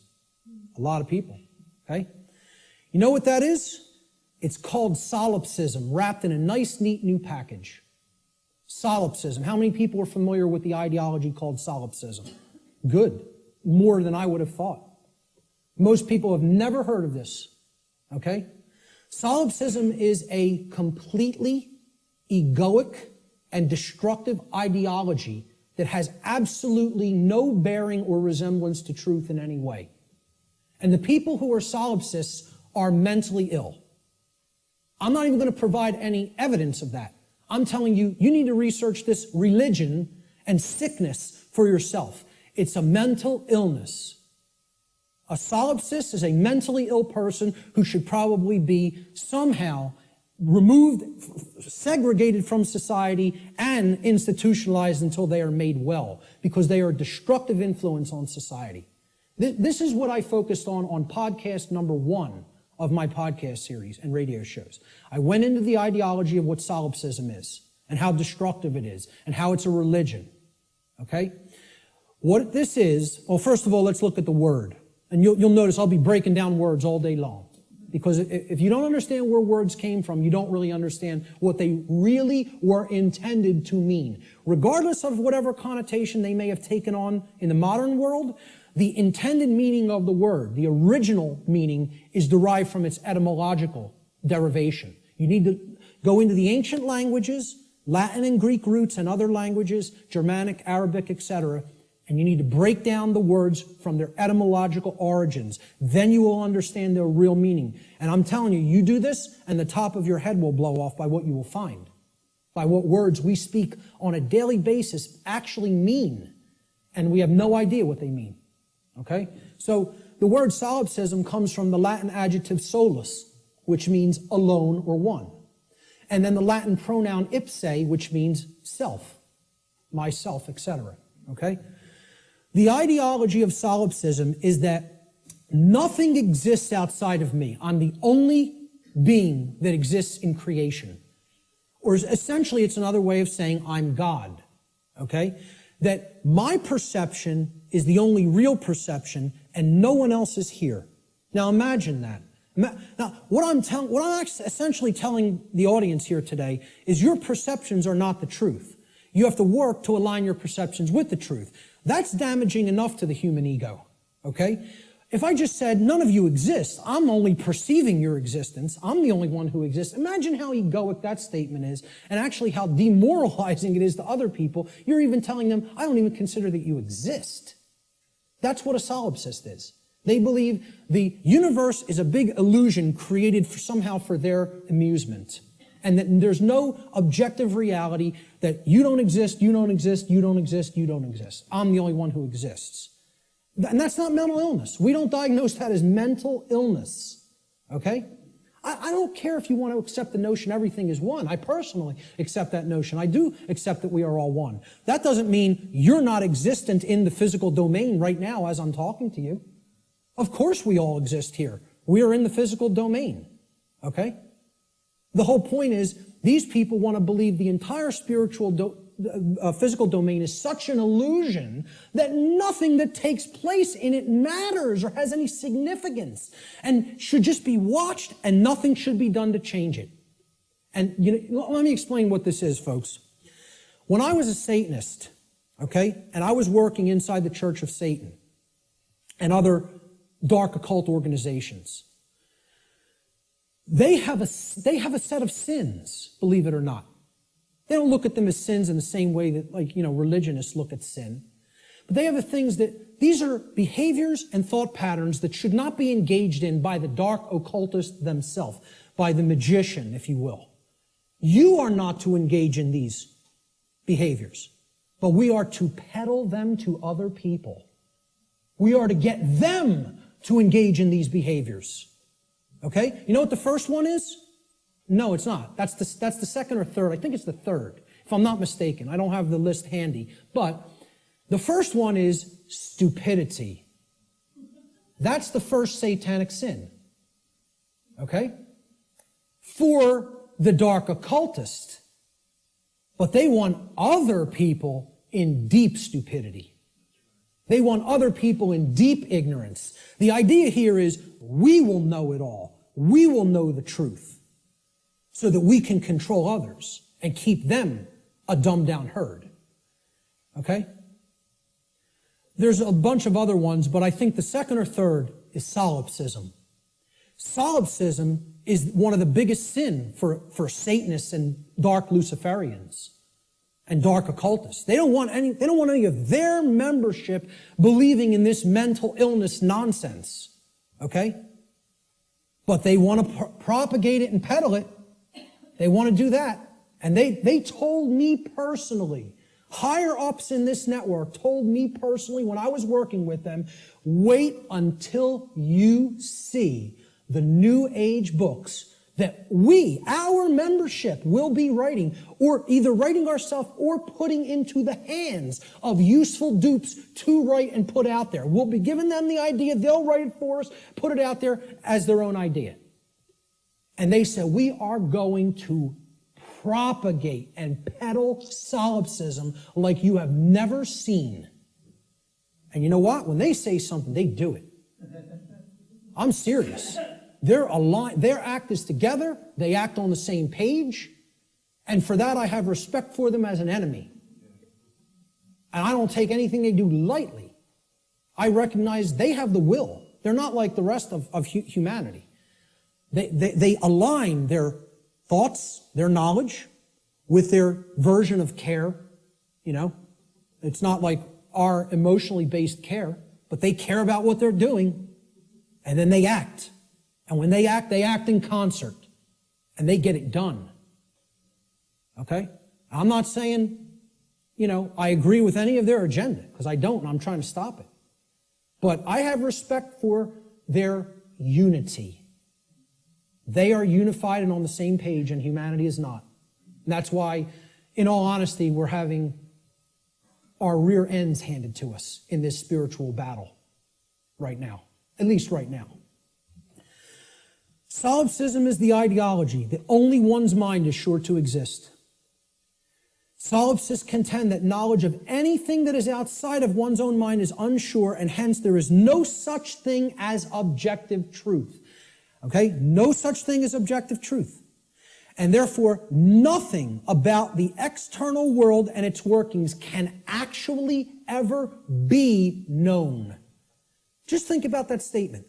It's saying no one can ever know anything. You cannot come to know anything at all. There is no such thing as knowledge. So what I would say to somebody who's following the quote-unquote Course in Miracles, or a course in solipsism, or a course in acceptance of all forms of evil in this world, is you can't know anything by reading the Course in Miracles, because nothing can be known. You know? Why would a solipsist ever pick up a book? Why would a solipsist ever watch anything, any video? Why would a solipsist ever engage in a conversation with another human being? You know? Tell a solipsist you can't know that you're going to fall off that cliff, so why don't you go try to walk over and see what happens? Because you can't be sure of anything. They won't do that, though. You know? The whole point here is this is a religion. This is a New Age religion. And I'm telling you who it's peddled by. It's peddled by the occultists who have the knowledge of how natural law works and are trying to put out whatever ideologies they can, destructive ideologies they can, to get people not to understand it. Or to even go so far as to believe that nothing can be understood. Why would you bother to look into natural law? Nothing can be known. It's unbelievable that anybody would be so gullible and naive to fall into this mindset. Let me just tell you what it really is. It's a person who has given up on life. They feel that it's so difficult to know anything and they don't want to do the work to come to that level of knowledge that they've just said, I don't believe it can be known. That makes me feel more comfortable in my ignorance and laziness. That's the truth about what solipsism is. Okay? And that's the truth about my friend I bumped into at the MUFON conference. And I'd say that to her face. Okay? So, we have to realize we're battling this force. This religion is on the rise. Solipsism is on the rise. More people are becoming solipsists or solipsistic in their beliefs, in their thought processes. Let's look at some basic definitions and working definitions. Now, first thing we're going to define is definition. Let's define what a definition is, okay? A definition is an exact statement, a statement of the exact meaning of a word, all right? We're looking for an exact meaning, not a connotation, not a maybe or a like or a somewhat. We're looking to narrow the focus. That's why it definites it. It makes it finite. We're taking it not infinite, we're finiting it. We're making it finite, okay? We're actually limiting through words what something means so we can be clearer about what we're saying, okay? It's an exact statement or description of the nature, scope, or meaning of something. Another way we could look at a definition when we're talking about visual or audio definition is it's the degree of distinctness or clarity of an object, image, or sound, okay? So why do people buy HD TV sets? They want higher definition. They want a higher clarity of the picture, okay? If you have high definition audio, for audiophiles, they won't accept anything but high definition audio because in comparison to low def audio, the clarity of the sound is very good. It's much better, okay? So that's what definition is. It is all related to clarity. When we use it in conjunction with words, it means the clarity of the meaning is amplified, okay? And when it's with a picture, the clarity of our vision, of ability to see what the picture is, the information in the picture is amplified. And same thing with sound. The more accurate the definitions that we have for words or concepts, the better our clarity of meaning and therefore our understanding of those concepts, words or concepts will be. So definition simply means clarity of meaning when we're applying it to words and concepts. So therefore, let's define natural law. So this is what we're going to be talking about for the rest of the day. We have to define it. The simple definition of natural is inherent, having a basis in nature, reality, and truth, not made or caused by humankind. So if it's natural, wasn't made by man. Mankind didn't make it. Okay? And again, the origin of the word, neter in Egyptian, means spirit, and all means of or related to. So of or related to spirit. It is all of nature, the spiritual domain. See, this is the other part. People believe that the spiritual domain is separate from the physical domain. This is a huge thread and a huge central focus in all of my work. If you think the spiritual domain is not where you are at now because you're in the physical domain, you're mistaken. If you think that the spiritual domain is someplace other than the physical domain, you're also mistaken.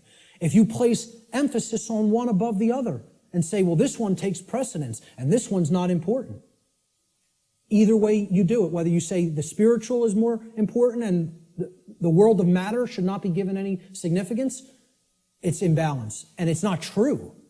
Okay? Or if you say, hey, like scientism does in many, left brain scientism, the material world is all that there is. This is just a dead mechanized clockwork called the universe, and it happened by accident for no reason.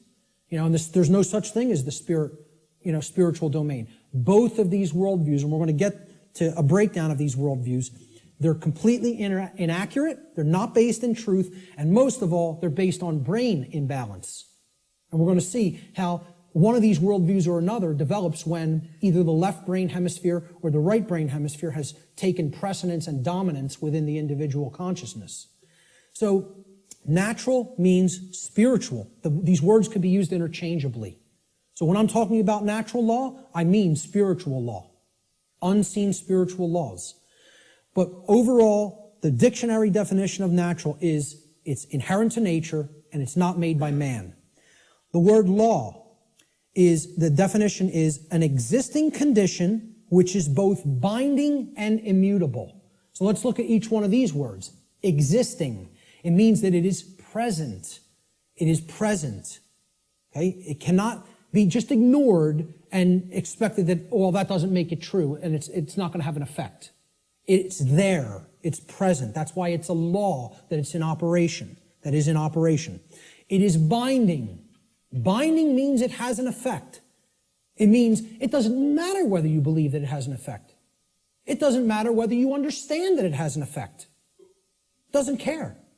And this is another big hammer to the ego. The human ego wants to hear what it wants to hear. One of the things it wants to hear is the universe cares about you personally. It cares about John. It cares about Bob. It cares about Mary. It cares about Elizabeth, whatever, okay? Cares about you individually as a being. Now, you could go so far as to say you believe that the creator of the universe cares about you. I'm not denying anybody or saying don't think that. What I'm saying is that the laws of the universe don't care about you. Laws have been created in this realm that work flawlessly, 100% of the time, flawlessly. Let me ask people to envision this scenario to try to clarify this. A couple are on a picnic. They're out in a state forest or something like that. They're on a picnic. About 50 yards away from where they're at, okay, there's a pretty tall cliff, maybe about 200 feet, okay, and it ends in some jagged rocks.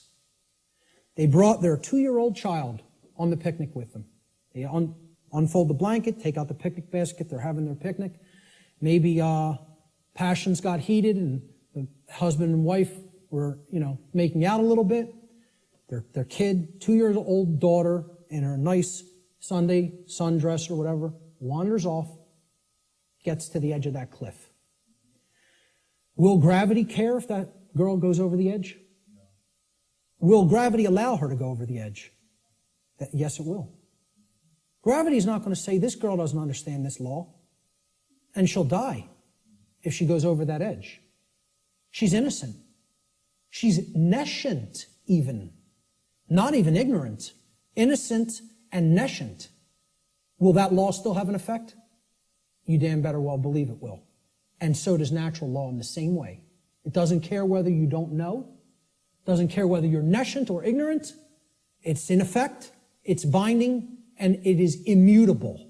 Immutable means that nothing you can ever do can ever change it. It is in effect eternally. Because man didn't put it into effect. You know who put it into effect? The creator of the universe put it into effect. And I don't really care what you think of that force as. You could think of it as an impersonal force. You could think of it as the man with the beard. You could think of it as this remote control. I don't really care what you think of it as. Personally, that's none of my business. But you know what? If you think of it that it's man that makes the laws, then I have a problem. Because man doesn't make these laws I'm talking about. The creator of the universe set these laws into motion, put them into effect, and they bind you. You and I are bound by these laws, whether we like it or not, whether we accept it or not, whether we understand it or not. They're in effect, and you are already creating the reality that we are experiencing based upon interaction with these unseen laws. Already. You're already doing it. You can never not be doing it. That's an impossibility. Okay? You're always creating, co-creating in harmony, in cooperation, I should say. Whether it's in harmony or opposition is a different story. In cooperation with these spiritual laws that I'm going to talk about, you are already creating in cooperation with them and can never not do so as long as you exist in the physical domain. Okay? So that's what the simple definitions that we're working forward with. Natural law doesn't mean anything other than this. That's it. It means, so let's put them together. Inherent, existing conditions. Conditions that exist in nature, which are both binding and immutable. They have an effect whether they're understood or not, and they cannot be changed. So what would be our requirement of knowledge here? What do you think should be done? If we are always working with these, do you think we're going to create something that is wise to create, that is good, that is in alignment with what we say we want, if we don't know how these laws operate? You know what's going to be created? A mess. Total chaos. Something you don't want. Something that leads to enormous suffering, which is where we're at. If, on the other hand, you have that knowledge of how these things work, then you align your behavior to them, you're going to create a whole new different ballgame. And then you're going to not have self-inflicted suffering. Okay? That's what this is all about. So let's give a working definition. This is what I call the soundbite, right? People say, well, tell me what natural law is, Mark. You have a few days? Maybe a large portion of the day like we're going to cover today. Maybe. Some people will get it. Okay? But really, you need to devote a large amount of time to studying this, understanding it, reading about it, and even experimenting with it. This is not an untestable hypothesis. Okay? And it's not a hypothesis. It's actually a law. But it's not untestable. You can test it. You can apply all the scientific methodologies to natural law. Same thing. Gather your information, observe, hypothesize, observe, test the results, publish the results. That's scientific methodology. The scientific methodology will be borne out for everything I'm talking about in this presentation if it is applied. Because this is not a religion. This is not some new age mumbo jumbo. This is a science. It is a science that constitutes knowledge of how laws that are existent, in operation, and immutable in this universe work, and how we are creating what we experience in conjunction with these operating laws. And man didn't put them into effect. Whatever created this universe put them into effect. I'm not here today to tell you what that is. Your job in your own personal experience is to get in touch with what you feel that is.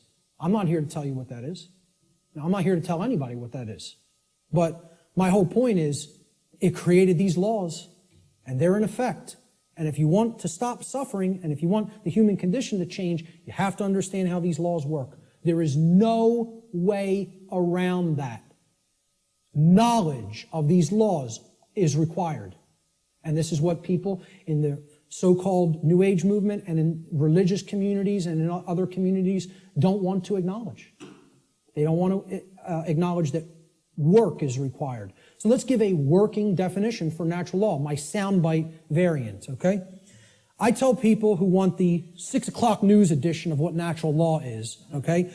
Natural law is universal, non-man-made, binding, and immutable conditions that govern the consequences of behavior, and specifically, at least on this planet, human behavior. I would say in the universe, it governs the behavior of all intelligent beings. Intelligent beings, okay? Natural law is a body of universal spiritual laws which act as the governing dynamics of consciousness. The governing dynamics of consciousness. That's the working definition. Let's look at the dynamics between discovery and belief, the difference between discovery and belief, because again, natural law is capable of being discovered, understood, and harmonized with. Now, does that sound like a religion? Religion asks people to believe, accept, and do without question. What this is saying, this exists, you're bound by it. The best you can do is to understand its operation like you would understand gravity, and therefore not just walk toward the edge of a 200-foot cliff that is bottomed by jagged rocks. If you're intelligent and you understand how the law of gravity works, you won't do that behavior. Okay? Just like if you're intelligent and you understand how natural law works, you won't do certain behaviors to create a prison for the entire species, for your entire species. Unfortunately, humanity has not reached that level of consciousness yet. They are not at that level of co-creative intelligence to understand how these laws work and then align their behaviors to them. So natural law has nothing to do with religion. It's not a belief system. It's a science. It is a discoverable operation that is already in effect that we can either understand and align our behavior to or remain ignorant of and suffer as a result of that ignorance because it's already in effect and already has a binding effect upon you and your behaviors and everyone's. So when it comes to belief, and anybody that was trying to propagate a religion wouldn't put this slide up here. When it comes to natural law, it works just like gravity. So the clown that's going to jump over the cliff saying, I don't believe in gravity, what's going to happen? Down he goes. Because belief is irrelevant. Because natural law does not care about you. It does not care about you.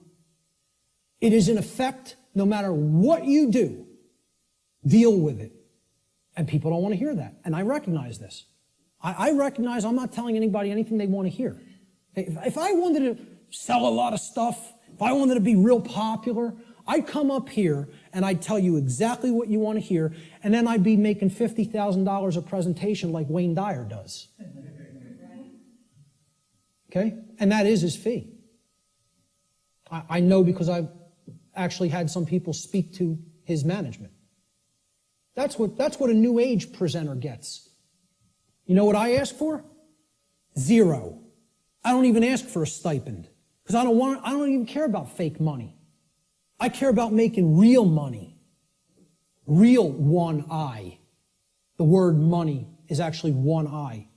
And people don't even have said it 1 billion times in their life and never recognize what they're saying is one I. And it's the symbol of the one eye, which represents spiritual enlightenment, is plastered all over the $1 bill.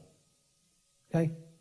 Well, this is the one. See, I tell people, I'm a poor man when it comes to the fake money, but I'm very rich in the real stuff. The real thing, I have tons of. The fake stuff, I don't do so well with, and I don't care. It's not what I'm concerned about. I know it's fake. Okay? So I don't ask for a stipend when I present. I tell whoever's setting up the presentation, pay for my travel and lodging. Hook me up with a dinner or whatever. That's it.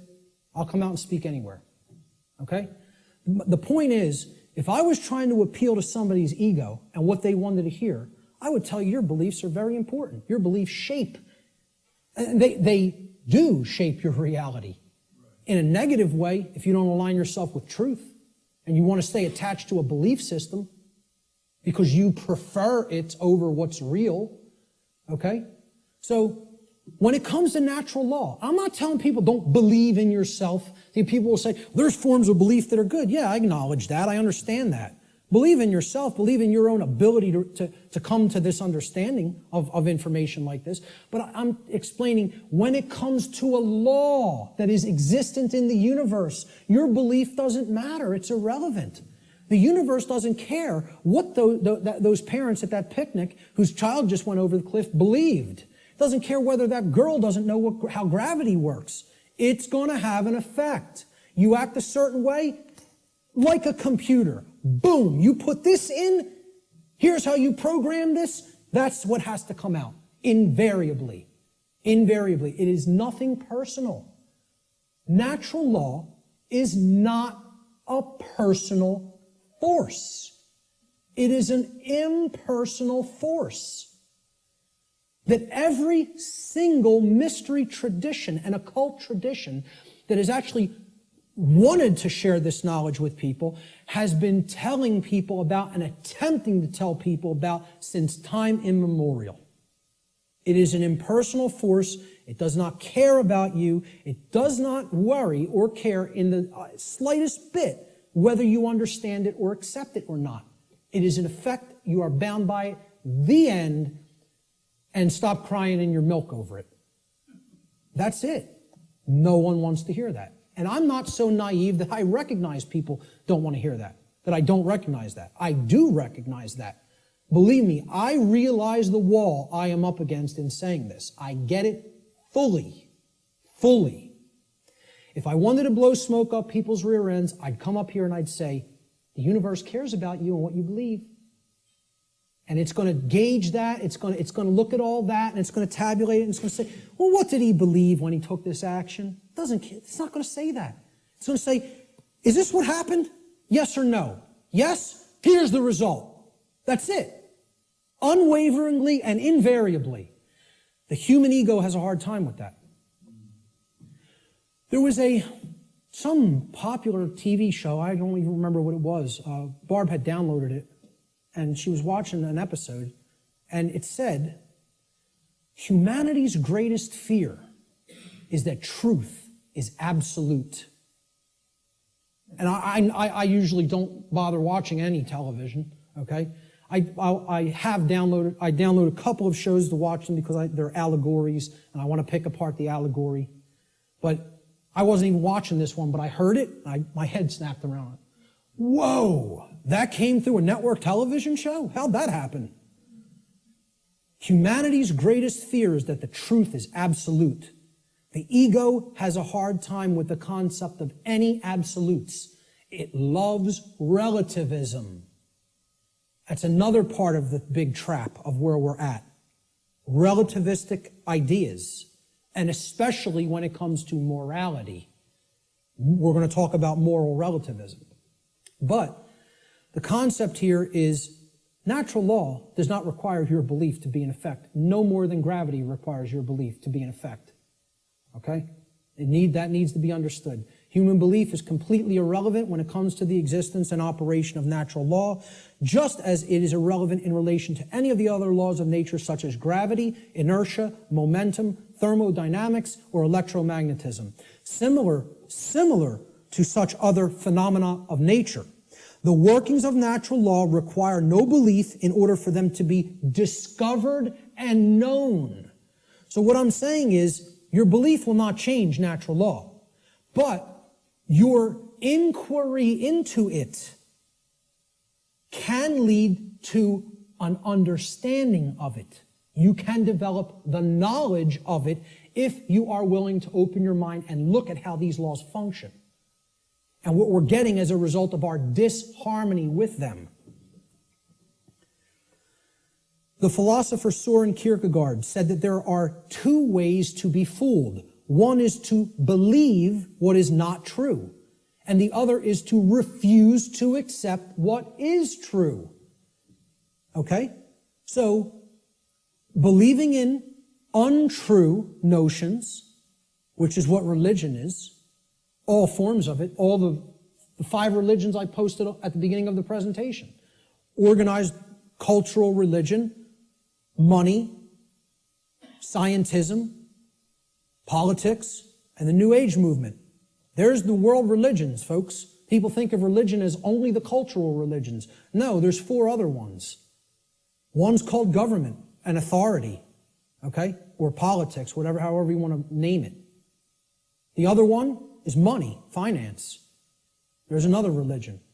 One of them is the New Age movement, and one of them is scientism, which I'm not going to refer to as real science because it is not. It is a belief system and a religion. So what Kierkegaard is saying here is you could believe things that aren't true, and that will hold you back. And you can refuse to accept what is true, and that will also hold you back. I say these are the only 2 ways that humanity ever creates self-inflicted suffering for itself. You want to know how suffering is created for the human species? That it doesn't need to experience? We believe what's not true. We refuse to accept what is true. That's why self-inflicted suffering exists in our species. And if we are to become wise, we need to stop doing both of those things, and then we'll stop creating suffering for ourselves. So let's look at consciousness and the human brain, okay? Because consciousness is an intangible force, okay? It's something that exists, but you can't really see it. Many people even have a hard time explaining what it is. But there is physiological expressions for consciousness in the physical domain, and the brain is one of them. And of course, people will say, well, don't leave out the heart. Of course, the heart is also very important. Heart has an even bigger electromagnetic field than the brain and is tied into the physiology in an even more complex way than the brain is. But we need to understand the basic structure of the brain to understand the types of imbalances that go on within it that lead to these debilitating conditions within humanity that continue to create suffering for us. And also, what these belief systems do is they prevent the activation of the heart and the actions, of care and action. Not only do they prevent real knowledge from manifesting within the being, they prevent care, and they create apathy, and they create inaction, laziness, inaction, and cowardice, so that we don't actually act and take action based upon what we've come to know. So let's look at how the brain and consciousness actually work. People will also try to give ridiculously overcomplicated and mystified definitions of what consciousness means. And many people are even scared of the term, okay? We have to demystify these terms and bring them down to real simple English and real simple concepts that the average person can grasp, okay? And stop trying to make it more complicated than it is. Being conscious of something, meaning having consciousness of it, is an ability of the being to recognize patterns. Remember, this is all about pattern recognition. To recognize patterns and meaning with respect to events that are taking place or have taken place, okay, both within oneself, okay, in the inner realm, in the lesser realm, the realm of the individuated consciousness, and in the realm in which the self exists and operates, the macrocosm. So let's break it down, right? Ability of a being to recognize patterns and meaning with respect to events taking place within oneself, the microcosm, and in the macrocosmic world, the world at large. And the events taking place is the truth. So it's our ability to accurately perceive truth of what has happened and what is happening. That's consciousness. That's consciousness. And it's made way overly complicated by people. It's mostly made overly complicated in the New Age movement, again, which I can't stress enough how big of a deception it is. For people, really have to go and check out my work on the New Age deception. Okay, it's on my website. It's in the video section and it's in the podcast section. And it's a 7-hour presentation. But I'm telling you, it will be as worthwhile for you to check out as this seminar. So that's what consciousness is. Now, how does consciousness express? There's a difference between what it is and how it expresses in our life. Consciousness expresses. I ask people, just tell me, what are the ways you could ever make yourself known to any other being? How can any other being come to know who you are in this incarnation, in this physical manifestation? How could they possibly come to know you? How could you manifest yourself or make yourself known to them? And there's only 3 ways: thoughts, emotions, and actions. Okay? And I would say speech falls into the line of the combination of thoughts and emotions. And speech is also a form of action. I'm using force to, make the air flow over my vocal cords to make sounds come out so that you can hear what the concepts I'm trying to express. So it is a form of action. And it derives from what we have thought up to this point and the emotions that we have, and we could express it through speech. So thought, emotion, and action. Thought you have to look at as the creative force that is the expression for consciousness within the individual. Okay? So it's a neutral force. You don't look at your thoughts as masculine or feminine, do you? But you do look at them as creative forces. In order for anything to manifest in the physical domain, it had to first exist as a thought. This computer, somebody had to envision all the parts, how it works, how it's put together. Okay? This camera equipment, the clothes you're wearing, the seats, everything that exists had to first exist in the realm of thought. Had to. By law. Then it comes into physical manifestation through action. Your emotions are a polarized component, you could look at it as. It is a feminine aspect of consciousness. Because other people don't feel your emotions. They could perceive or sense them. You're the one who's feeling the emotions in your physiology. It's an internal expression. You feel emotions inwardly, inside in the physiology. Hence, this is a feminine expression for consciousness. It is something that is not externalized and put out. It is something that is felt within. So the emotions in the mind-body-spirit connection are the spirit in which we do something. Okay, so that's the feminine force or the spirit. Of course, thoughts are within our mind, hence that's the mind component of the consciousness. Then there's a marriage between them. Okay, so you can look at thoughts as the creative essence, which then blends with or marries to the feminine. Now, see, we're getting into a notion that is taught in many different religious traditions. It's called the Trinity. And I challenge anybody, go and look in any of the trinities that exist, in any of the religions. You can go back to Babylon. You can go to the Indus Valley traditions. You can go to the Egyptian and Cometian traditions, the Christian traditions. Every single religious tradition that has talked of a Trinity, okay, it is always a Father Creator, a sacred feminine figure, okay, of some kind that the Father then impregnates or inseminates in some form. And then from that offspring is born a male child. Always. Okay? What we're talking about here is the Father being the mind, the creative essence. Then the spirit or the emotions being the sacred feminine essence. Okay?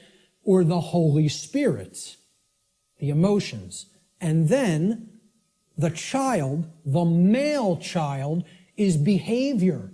It is the active or masculine principle that actually interacts with the physical world to change it. And hence, that is the only way to actually save ourselves. And again, people in religious thinking will immediately attack this and say, you're saying that saving ourselves will not come through faith. Yes, I am. Saving ourselves will only come through action. Action will save humanity. Faith will not do it. So sorry to again, smash another egoic attachment that people have to religious notions. But these religions are created by the control system.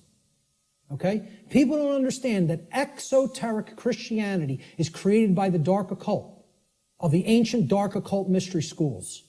They don't understand where this religion came from because they haven't studied astrotheology. And I'm not telling you there's no good concepts in any religion. I say take all the good concepts and leave the nonsense. Because one of the nonsense is that you need to believe in something to be saved from the current human condition. You don't need to believe in a thing. You need to know the truth.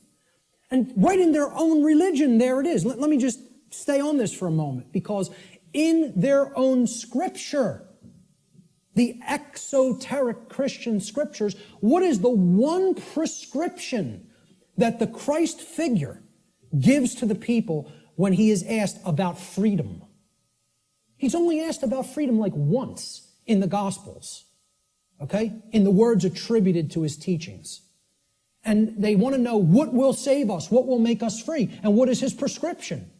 Truth shall make you free. No, that is not. There's something missing there. You're close. What is the actual saying? Know the truth. Knowing the truth will make you free. That's the prescription, even in exoteric Christianity. It's right there in the Gospels. But Christians don't want to hear that because the controllers in the church who came from the dark priest class gave them this nonsense that all you have to do is believe and everything will magically change. Well, good luck with that.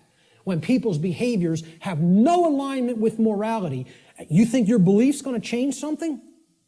Again, let me know how that works out for you. And again, I'm not mincing words up here. You know, I'm telling it like it really is. I don't care who it offends. So, the expressions for consciousness are thoughts, emotions, and actions which are likened to, in the consciousness community, of mind, spirit, and body. And it's a trinity. A father creator, which is the thoughts, the mind, the feminine essence, which is the mother of the trinity, the emotions, the inward aspects, the spirit. And then they give birth. When the thoughts and the emotions come together, they give birth to action in the world, which is the male child. This is very important to understand. I hope everybody is clear. This is our internal trinity, which constitutes the expressions for consciousness. Okay? So let's move on. Yes? Okay, how much time? It is. Okay, we're going to stop right there and take a break. We will resume at 1:15 precisely. Okay, so you want to come in a few minutes early to get settled. I will start again at 1:15 p.m. Thank you, ladies and gentlemen. Thank you.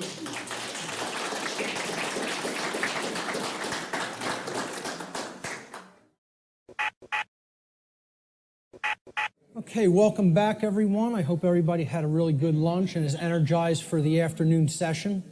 We're going to have, I'm going to go until about 3:20 p.m. In the first part of this, and we'll take a 10-minute break there, and then we'll start in again about 3:30, and we'll go until 5, and then we'll come to our dinner break. So let's pick up where we left off. I was talking about brain structure and human behavior and how these two things are completely interrelated. Brain health plays a critical role in human behavior, so it is extremely important for human beings to become familiar with the brain's basic structure and function. Now, I'm not telling you that this is the totality of neuroscience, what I'm going to show you here today. I'm saying that this is the basics. It's the essence of how the brain structure works. So this is part of understanding the physiological aspects of how consciousness works, all right? So there's three main complexes, structures, that comprise the total human brain. The first is the R complex, or the reptilian brain. So this part of the brain facilitates basic survival functions. It's the part of the brain that goes to work and becomes active when we're in what's called fight or flight mode, okay? when survival is at stake. It also controls basic motor functions and respiration, okay? The second part of the brain is above the R complex. This is called the limbic system. It's also known as the mammal brain, the mammalian brain. This part of the brain facilitates human emotions, and it makes human emotion possible to be felt in the physiology. It does this by releasing what's known as neuropeptides into the bloodstream through different glands that comprise the limbic brain, or what's called the midbrain also. So the final part of the brain, the highest structure structurally, and the newest part of the brain, evolutionarily, it's called the neocortex. Now, really what this part of the brain is really called is the telencephalon. That's what we traditionally think of as the gray matter of the brain, okay, with the hemispheres, okay? The neocortex is where all of the actual electrochemical activity that comprises our human modes of thought takes place, and that's in the outer shell of the telencephalon, which is known as the neocortex. So this part of the brain actually facilitates all human functions of thought, what we consider the things in thought that make us a human being and separate us from the animal kingdom. Higher thought functions, logic, intuition, creativity, okay? So we'll break down these parts of the brain and give you some visual understanding of them. So down here,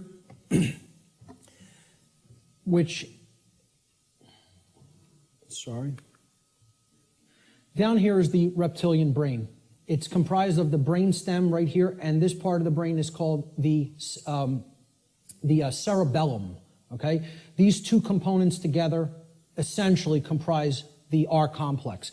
So again, the R complex is the lowest consciousness part of the brain. We don't do any thinking with this part of the brain. It's the reactive part of the brain. It reacts to stimulus. It's the stimulus response mechanism. Now, up here in this middle part of the brain, these are all the different glands like the hypothalamus, the thalamus, the pituitary and pineal glands, etc., that comprise the midbrain or the limbic system. All human emotions are facilitated, are made possible by this part of the brain, okay?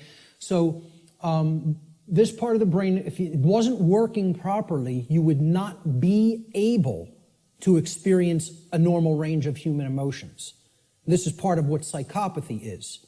Psychopaths, this part of the brain is not functioning properly, whether it be from a birth disorder or whether it be from conditions over one's life that if someone has stayed in chronically has numbed out this part of the brain and it is not functioning properly anymore, so the person's not actually experiencing a normal range of emotions. This part of the brain, which again is the telencephalon, this gray matter part with all of the grooves, etc., that's the neocortex. The neocortex is the outer casing, basically, of the telencephalon, the higher brain. It's the human brain, okay? Neo means new, so it's the newest part of the brain structure as far as evolutionary development of the human being goes. So this part of the brain facilitates all higher order thinking. Now, what you have to understand about the telencephalon, or the hemispheres of the brain, is that they're first of all bilaterally symmetrical, and they generally control different functions of thought. Now, I'm not telling you it's 100%. Neuroscience is more complicated than that, okay?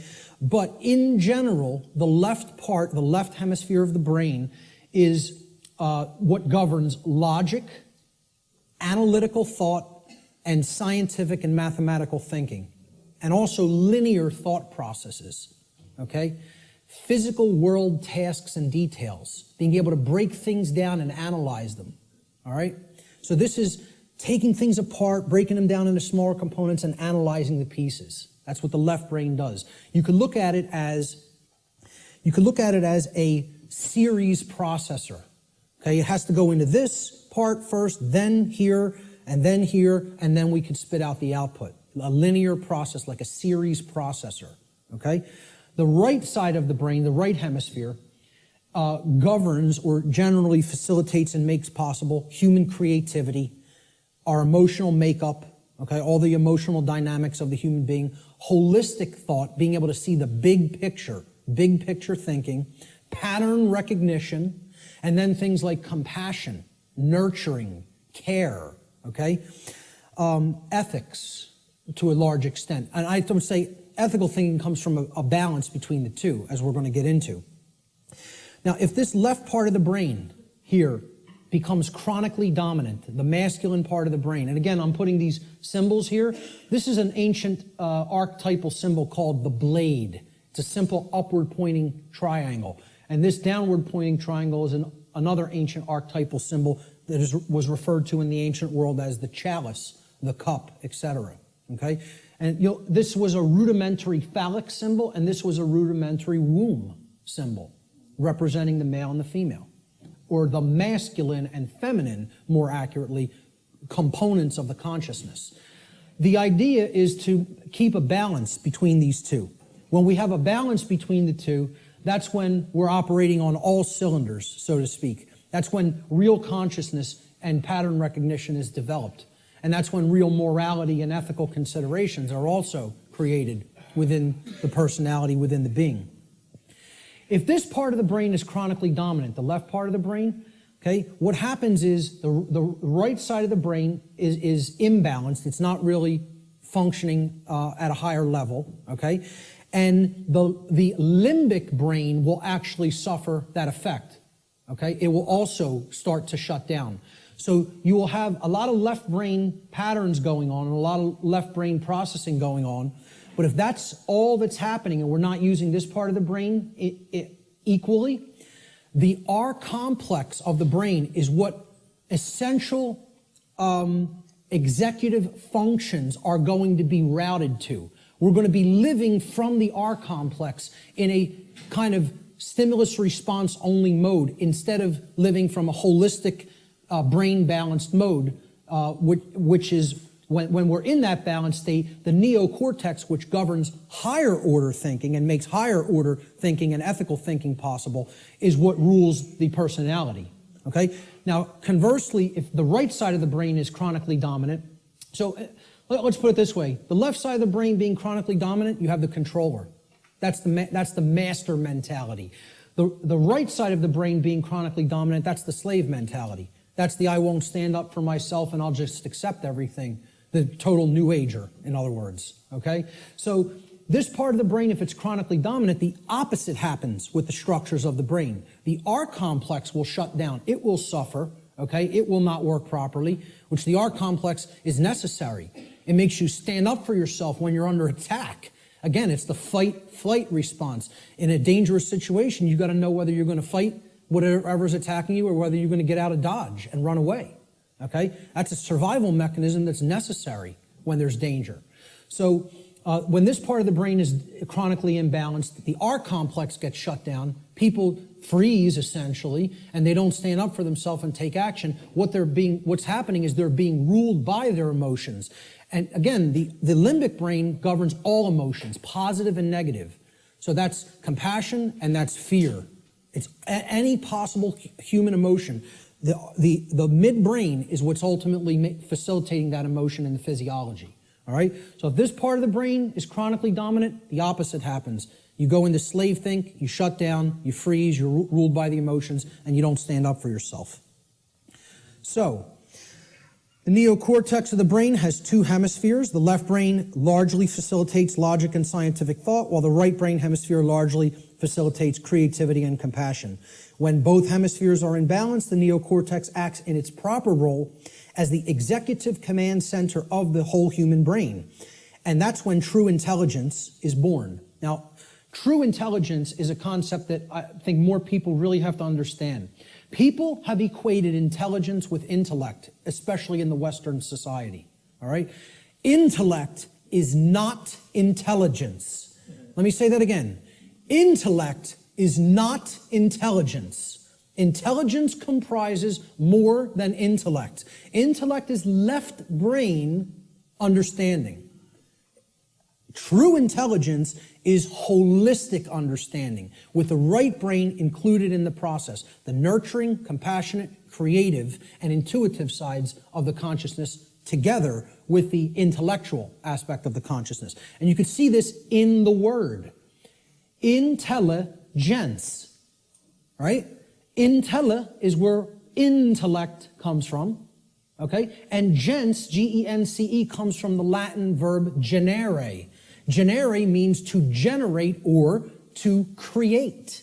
So it's the creative aspect of the personality or the right brain. So intellect plus creativity, logical thinking plus nurturing and compassion. That's real intelligence, holistic intelligence. And most people in our society are not in holistic intelligence. They're in one form of brain imbalance or the other. So let's look at how this manifests. If a human being's left brain hemisphere becomes chronically dominant, the R complex will take over executive function of the brain, and the person will become ruled by selfishness and base desires. And they will develop a personality that is based in domination and control.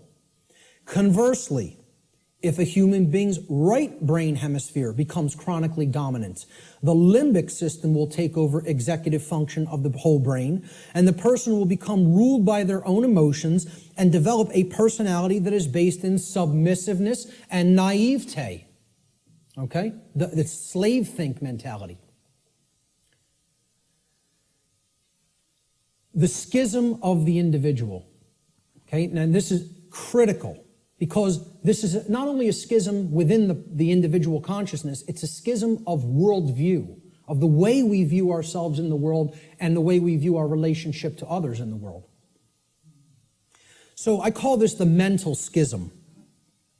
And it highlights basically what will happen, what kinds of thinking will manifest when certain types of brain imbalance are present.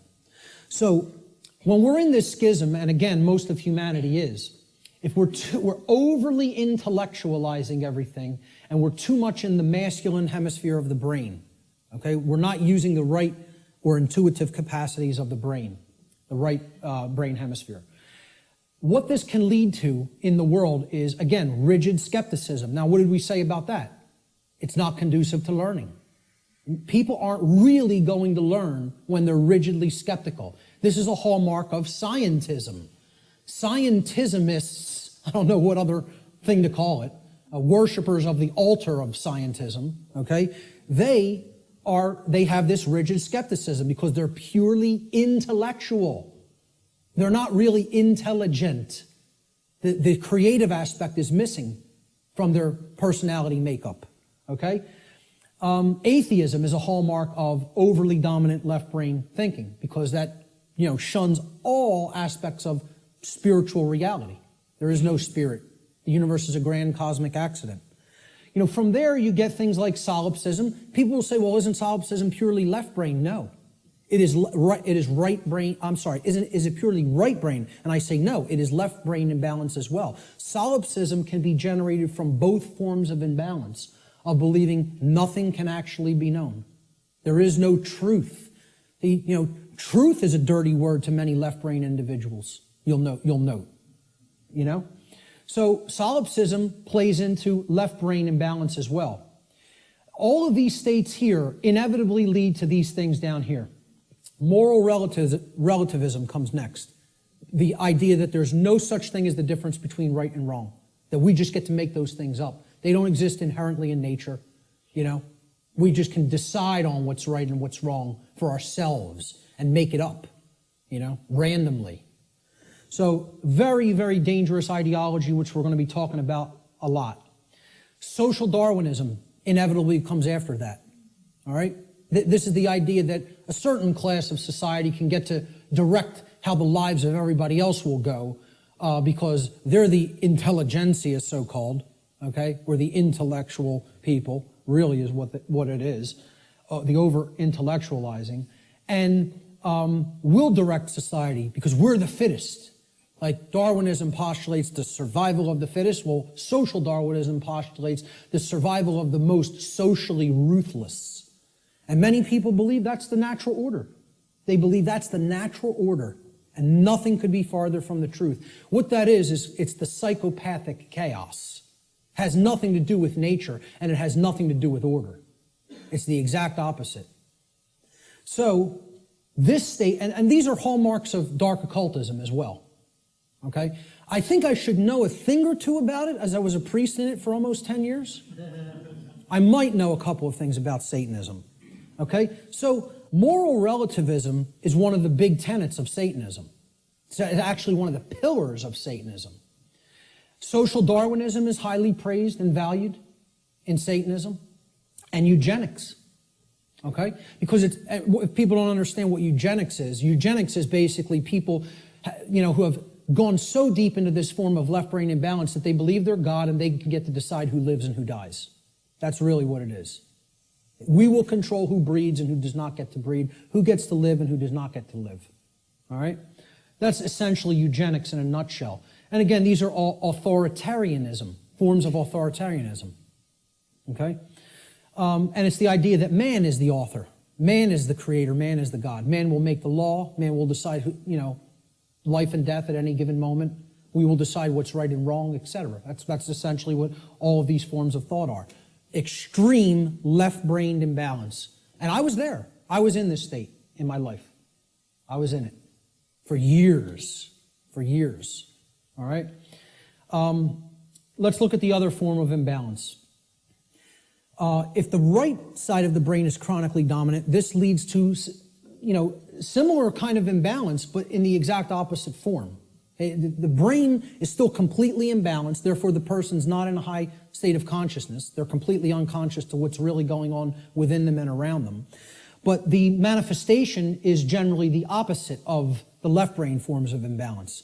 So if you're in real right brain imbalanced state of consciousness, this will lead to naivete, believing anything you're told, accepting things from quote-unquote official channels and official sources without actually checking into them for yourself. Blind belief. You'll believe the next religion that comes along. We just have to tell them what they want to hear, and I'll believe that. So, New Agers are basically in this category: naivete and blind belief. People who trust government, of course, are in that category because, again, it's about creating the masters and the slaves. That's what brain imbalance is for. And that's why the controllers want to propagate this imbalance and keep it in place. Again, religious extremism, that's hallmarks of right brain belief, right brain imbalance. Solipsism, no such thing as truth, all from right brain imbalance as well. Feelings of unworthiness, self-loathing, accepting orders from other people, being an order follower. We're going to have a whole section on order followers later, and how this is the exact opposite of anything virtuous. For people that believe order following is some kind of a virtue, I don't know what to tell you, but it's the thing that leads to all evil in the world, is accepting somebody's orders and not actually gauging for yourself whether the activity, the behavior is moral or not. Okay? And it creates a willing slave. This form of imbalance is ultimately generating a willing slave, whereas this form of imbalance is ultimately generating a psychopathic master. And they're all forms of mind control. It's just another aspect of how mind control works. The propagators of mind control are just doing this to keep that imbalance present in one form or another. They don't even care which it is. As long as they have some that are imbalanced toward one direction and some imbalanced toward the other direction, that's how the dynamic plays off against itself. And you have a world that is continued to be kept under lockdown. So let's look at the worldview schism that goes hand in hand with the brain schism or the mental schism. And again, worldview is exactly what it says. How do you view the world? How do you view yourself in it? How do you view others in it? Well, when there's chronic left brain dominance, the worldview that emerges is one of randomness. And again, this is a hallmark of scientism. The world is this grand cosmic accident. All right? The whole universe is a grand accident. There's no purpose. Right? There's no creator. Everything just magically manifested on its own for no reason from a single singularity, a single point in space-time for no reason. You give me that one, and I'll tell you everything else that happened after that. But you got to give me that one, and I have some bridges to sell you, you know. So, you know, there's no underlying intelligence in nature. Nature is dead. That's what this worldview is about. Nature is dead. It's a dead thing. It's a mechanized machine that is there for no reason. Okay? There's no such thing as the spirit at all. No such thing as spiritual dimension. No such thing as natural law, certainly. Because for one to accept natural law, well, where does it come from? You know, I ask people like whether they accept that natural law exists or that, you know, there's actual objective truth and morality. And like 2/3 of people don't accept it. They don't believe that it exists. They don't think there is objective reality and objective truth and objective morality. You know, they think it's all relative and we get to make it up. I've actually done a psychological, small psychological profiling or study, you know, just asking people this question at random and collecting results and analyzing them. We're at about 2/3 of people who are moral relativists and believe that truth is relative also, that it's not objective. Okay? Now, you ask the same people, do you believe in karma? 88, almost 90% of people believe karma is real and it exists. So I'm like, I can't believe this. You're going to tell me that there's no such thing as a real difference between right and wrong. They're constructs in the human mind is what they think, right? And simultaneously holding in their mind the idea that karma exists. Well, I asked them the question, what put karma in place then? You believe it exists. What force created it? What made it? What put it in place? And they have no answer for that. You know, they intuitively believe karma exists, but can't answer where did it come from, because that would involve a creator. And somebody in left brain imbalance can't acknowledge that, you know? So to a left brain imbalanced person, there's no such thing as spiritual or natural law. It doesn't exist.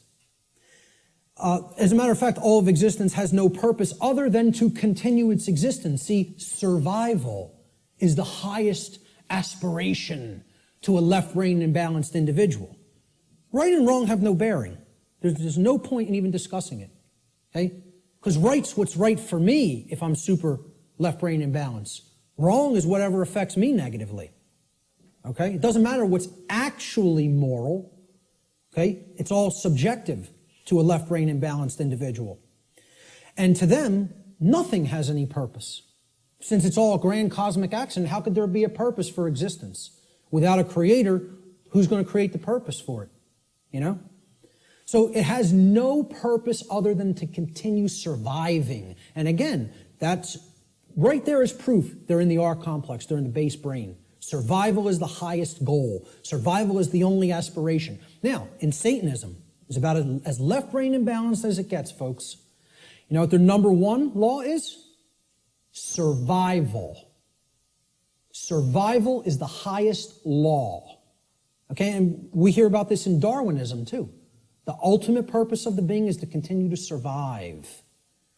I would highly debate that. I would highly disagree with that. There are laws higher than survival. Okay? But in Satanism, they simply refer to it as self-preservation. And that means preservation of systems of belief as well. Systems that are serving the self, the egoic self. They must continue to survive. Self-preservation as the highest law. That's the number one tenet of Satanism. And it doesn't matter who you need to step on to do it. Who you need to step on to get one up on somebody else. This is extreme left brain imbalance worldview. All of these characteristics in the randomness worldview are hallmarks of scientism, atheism, totalitarianism, and dark occultism. You could add to that list.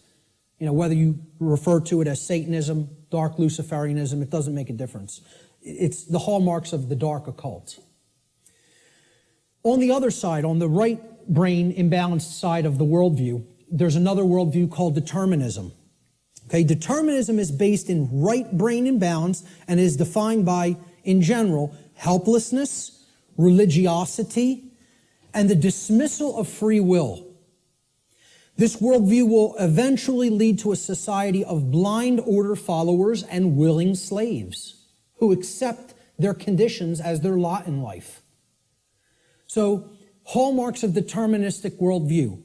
God controls every event in creation. Nothing happens at random. There is no free will.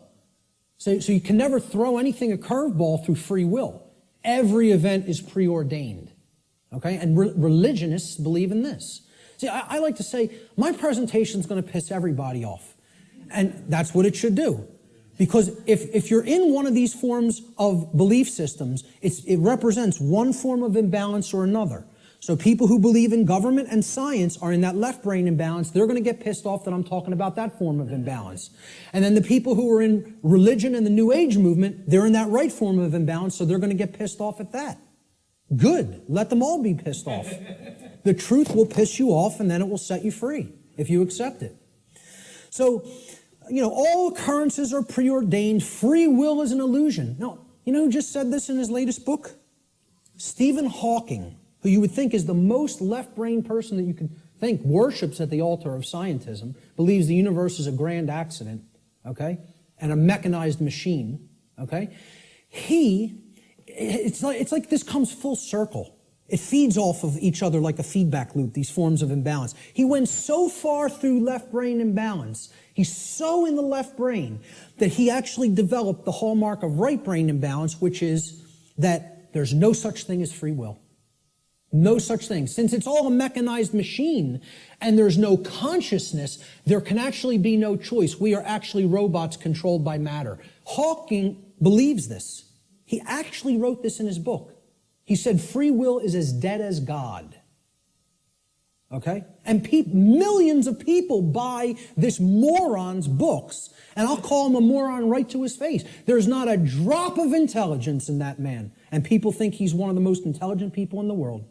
You might be one of the most overly intellectual people in the world, but you have no wisdom at all. Zero, if that's how you think. And again, put him in front of me and I'll tell it to him to his face. Okay? Because these people actually believe he's smart. That person isn't smart. He's dumb. He's intellectual, but that doesn't make you intelligent. Okay? He has no part of the big picture. None. Just because you can theorize something and visualize it and calculate it mathematically does not make you an intelligent person. That means you're great at using the intellect. You're great at mathematics. You're great at linear and logical thinking. That does not make you wise. All right? So, to continue with the right-brained imbalanced worldview, since God controls everything in creation, nothing is possible to change. Human beings are powerless to create change. Everything is being made to be this way by God. This is what religionists and right-brain imbalanced people think. So, therefore, why take any action? Action is ultimately meaningless. A big hallmark of the New Age community, because it's a religion. The Course in Miracles. Oh, we just need to accept everything the way that it is, right, folks? Doesn't make a difference if evil is running amok in our midst. No, accept it all. Don't try to change a damn thing. Take no action, just observe. And see how far deeper that gets you into bondage. Because that's the best way to get real deeper into chains. Okay? So these are all hallmarks of religious extremism and what I call simply slave think. Because that's what it is. Let's not euphemize anything. Let's call them what it really is. This is master think, that's slave think. And if you want a world that continues to propagate slavery, you'll stay in one of those forms of brain imbalance. And this right brain imbalance, in addition to religious extremism and slave think, is the hallmark of the New Age movement and their followers, their religious followers. Now, there's a balance that is struck between these, okay? And that's what everything really is ultimately about, creating a balance. Because there are components to these two worldviews that if they come together, it shows us what the truth is. And here it is right in the middle here. There is a deterministic component to reality. And there is a random component to reality, existing in cooperation with each other, in conjunction with each other. The deterministic component is what I'm talking about here today and referring to under the banner of natural law. That is determined. It is law. It is set. You're not changing it. It works that way flawlessly 100% of the time. That's determined. Natural law is determined. Okay? It's the deterministic component to reality. Then there is a randomness component to reality that works continuously in conjunction with natural law. And this is a little thing called free will. Our ability to choose our behaviors, to do certain things and to not choose to do certain things. And we have it. Every individual has it, no matter what position, no matter what situation they're in. I don't care what institution you're in. I don't care who you've listened to up to this point. I don't care what background you come from. I don't care what economic class you come from. Every single solitary being that is capable of thinking at all is gifted with free will. You have free will to choose your behaviors, and so does every other human being. Everyone. Okay? It's a gift of creation itself. Okay, we can choose what we will do and not do. Nobody can actually make anybody do something like a robot. Oh, believe me, there's people who are trying. Like Art talked about, Jose Delgado. Was searching for means to electronically, directly control through chip implants and stimulus through chip implants in the brain, human behavior, like a robot, to put a technology into the brain to control the behavior of the individual. And that went on right here. This is where that took place, folks, right on Yale's campus. Okay? Read some of his stuff. You want to be disturbed? You think what I'm telling you is somewhat disturbing. Read some of Delgado's material. He was telling people, we're going to show you that free will doesn't exist. We're going to show you there's no such thing as rights, that we make up what rights are. The ruling class makes up what a right and a wrong is. We tell you what it is, and you have no choice. And he was telling you, we're going to show you you have no rights, that you're our slaves. Yeah, read some of his material.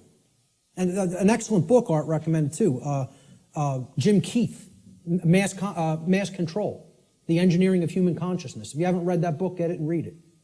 And that's just an introduction. And many people think he was murdered over it. So truth lies in the middle of these worldviews. There's a deterministic component called natural law. There's a random component called free will, our ability to choose our behavior freely. So let's look at this debate that's been going on since time immemorial of human nature versus human nurture. And again, I'm getting ready to piss everybody off, okay? This debate's been going on forever. Which is it? What's human nature really look like? What's its essence? Is it angelic or demonic? Okay? I would say it's neither. It's neither one of these things. It's not both. It's neither. So nobody wins here, who falls on one side or the other. And it's a very difficult thing for people to accept as well. Because when we ask the question, what is the nature of a human being? It's a very similar question to asking, what is the nature of this computer up on this platform? What is the nature of that projector? What is the nature of those cameras? Well, can I actually say what the nature of these things is? It's a computer. Its nature is to compute information. What is the nature of that projector? Is it good? Is it bad? Is it angelic? Is it demonic? Is that projector demonic? No. Its nature is that it projects imagery. What is the nature of these cameras? They capture imagery. That's all. So what's the nature of a human being? The nature of a human being is that it takes in information, it processes it, and then it outputs it through behavior. And as we're going to see, that's very much like a computer. I'm not saying that it is a computer. I'm saying it's like one. Okay? So human nature is neither inherently good nor inherently evil, as many people think fall on one side of this argument or the other. Instead, we should consider the operating conditions or the environment in which human beings exist, which influences behavior to a great extent, thus creating the current human condition. That's why it's called the human condition. It's not called, the situation we're in is called the human condition. It's not called the human nature. okay? It's called the human condition. There's a reason it's called a condition. For any condition to be in place, well, hey, what condition is my computer in right now? What condition is my projector in? What position is Richard's cameras in? They're in operating conditions. They're doing what they're supposed to be doing because they've been kept up in good condition. Okay, in the example of my computer, it has a working operating system without malware on it. Okay, it has software that does the job, that does what I'm asking it to do properly without bugs.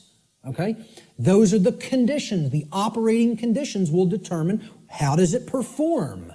What kind of output can it put out into the world?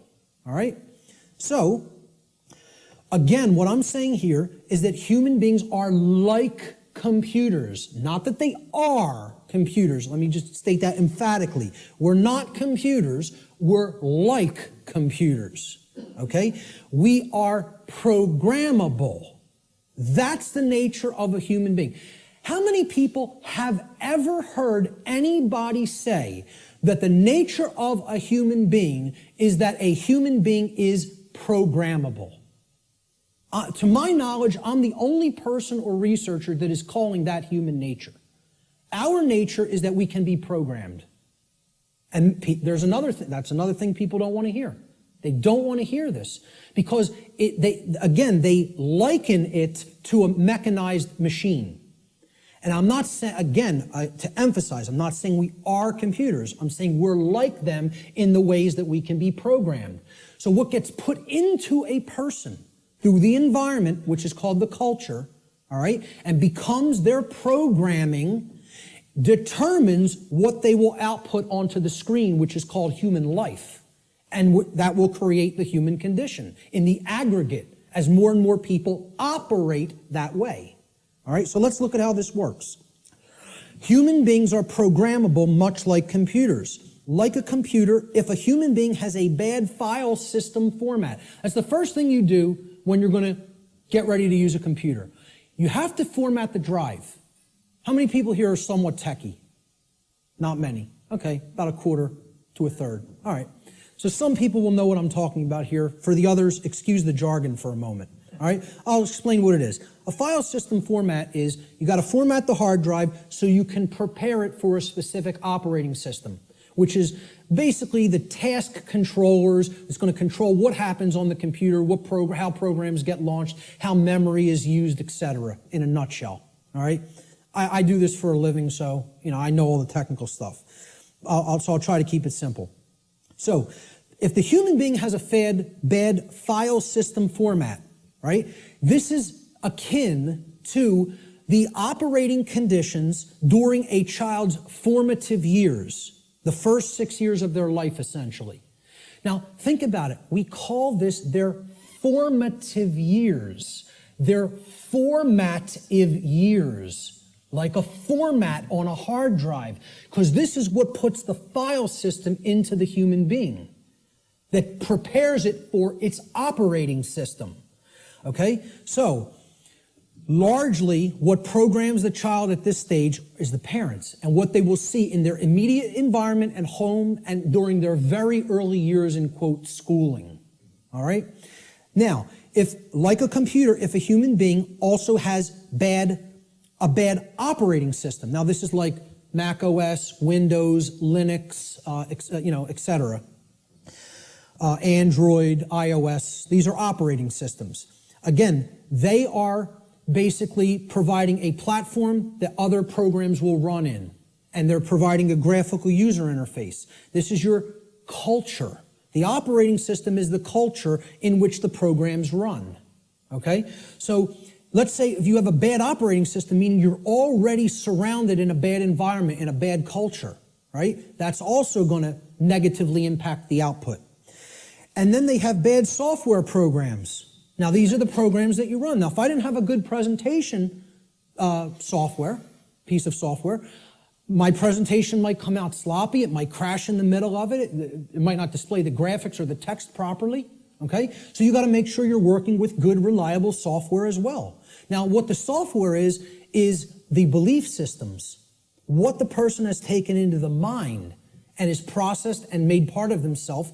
And now, if all of those things are bad, we have three bad components. The format is bad, the file system format, which is the formative years of the child, okay? The culture is bad, meaning they're already growing up in a bad culture or in a culture that condones moral relativism, etc., and doesn't understand natural law. And the software programs that have been input into the child are bad, meaning their belief systems, okay?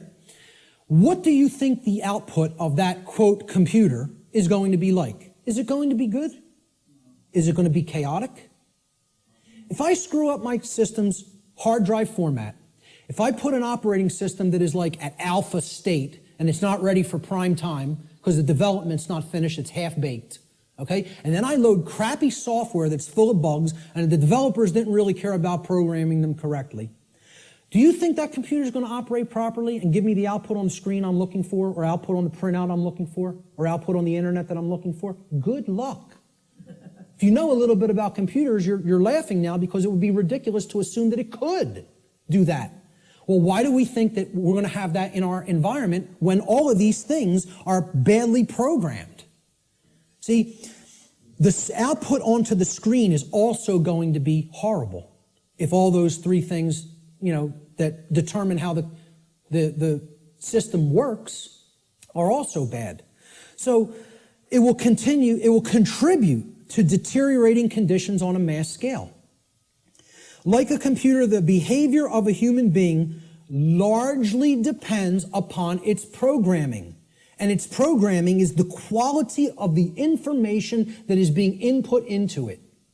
The quality of the information it's taking in. The quality of the information it's taking in is going to determine the quality of the information it's outputting, like any other computer. So if garbage goes in, surprise, garbage is going to come out. If good information goes in, quality will come out. And the output will be as one wants it to be. It will be able to process and create efficiently, effectively, not chaotically. Here's a very simple diagram. Again, if people understand it, they really get how natural law functions. And again, it's very unpopular. People don't want to look at what the bottom base foundation or platform of this structure is. Because once again, this idea that knowledge is what's required makes many people upset because they want to believe they're going to achieve these things they say they want without doing the work to acquire that knowledge and therefore understand the requirements for obtaining those conditions. So we start with available information. And when people look at what I'm going to describe here, they will recognize it as something. And I'll hold what that is for a moment. Available information is what you're starting with. This constitutes potential knowledge, and it can become knowledge if it's taken in, if it's amassed, if it's aggregated, okay? It can be gathered, it can be processed, it can be understood, and then it can be acted upon. You could call this the grammar stage of this three-part process I'm going to explain. Okay? You could also refer to this as the input stage. If we're looking at it in a computer model, this is the stage of inputting information or programming something. Okay? Now the next step that's built upon this is once you've taken information in, necessary information, you then come to a position of understanding it. You know what it means, you recognize the patterns. All right? So this is the second step in this process. Now, your understanding or lack of understanding, okay? Now, in the first stage, your knowledge or lack of knowledge is going to lead to understanding or lack of understanding. If you have understanding present, your decision-making processes are going to be in harmony with what you say you want, okay? You're going to understand, here's what I want, this is what's necessary to get that, to make that happen, to manifest it. That's understanding. It's a decision-making process that happens within the mind.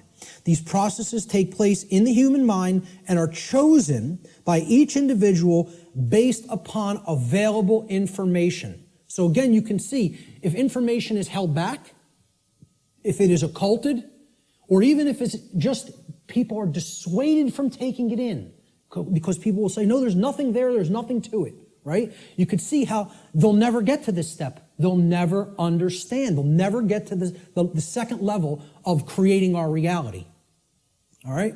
Effectively, efficiently. The third stage to this process is what you do with what you have come to understand, to know and understand. So this is the action stage, okay? Each individual's behavior, the behaviors that they choose through their own free will, is based upon the quality of their decision-making processes that are happening within the human mind, okay? That process, as we've already seen, is in return based upon the quality of available information. So this is behavior. See, people don't think of wisdom as behavior. They don't think of wisdom as action. They think of it as something that you just know. No, wrong. Wisdom is not knowledge or understanding. Wisdom is action. Let me say this again. Wisdom is action. It is knowledge and understanding that has been applied. Application. That's the program that you're going to run on the computer that you've put an operating system on and formatted properly. The application is the action. When you're working in a computer doing things, you're working in an application. You're not building the things you're building with the operating system. The operating system is what's supporting the program that allows you to be creative. Okay? And in return, the file format supports the operating system. So, we start with available knowledge. That can be converted in available information, which can be converted into knowledge, which can then, through decision-making processes and filtering of that information to eliminate inconsistencies, can lead to an understanding. In continuation, the understanding can then lead through our free will decision-making processes to be converted into behavior, into action in the world. That, when it's done properly, it's wisdom. When it's done with morality and ethics in mind, it's wisdom. When it's done without that, it's folly. Okay? And it leads to more and more chaos. So, based upon these three processes, something is generated. Something is created in the physical manifestation, physically manifested reality, the real world, so to speak. So, the manifested reality is based upon the aggregate behavior. Aggregate behavior. No one person is creating the reality we are experiencing. Okay? It's another fallacy of the New Age movement and thinking. In the aggregate, we are creating our shared reality. All the behaviors put together creates the output on the screen, or the generated result. Is it orderly? Is it chaotic? Well, that's going to be based upon whether someone took in the information, processed it efficiently to come to an understanding, and then acted upon it. The manifested reality is the quality of the condition which manifests in any given society based upon the aggregate quality of human behavior within that society. This is how our reality is actually created. The conditions that we experience as the daily events of our life.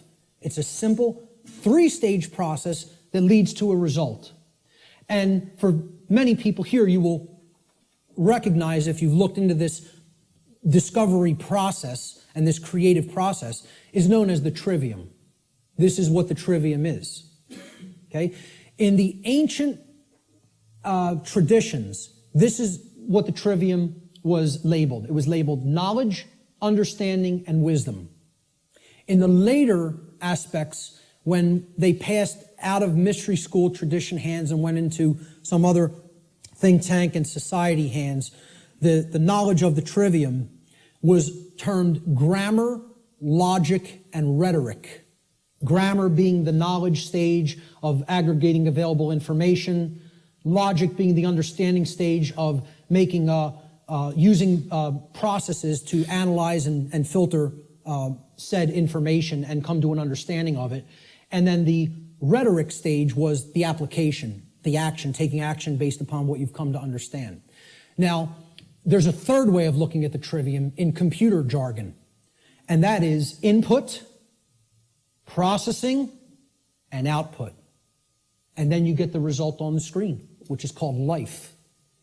All right? Any way you want to look at the trivium, I don't care. But understand it, know how it works. Okay? Because this is why a big part of why we're in the situation that we're in is that the trivium methodology of truth discovery has been completely obliterated from public consciousness. Completely obliterated. And I ask people how many people have even ever heard the word trivium. Raise your hand if you've heard the word. So a good portion of the people here have.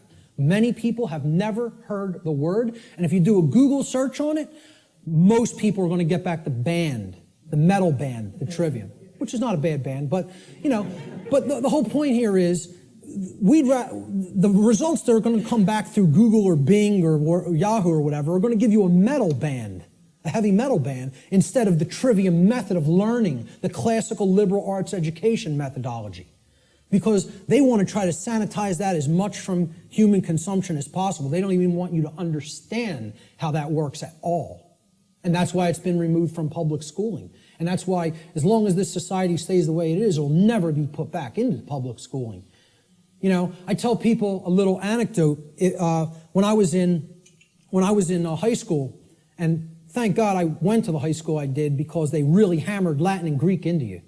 You were going to know your Latin and Greek when you came out of my high school, okay? For whatever other indoctrination they put into you, that's a different story. But I'll tell you what, you came out of there knowing your ancient languages.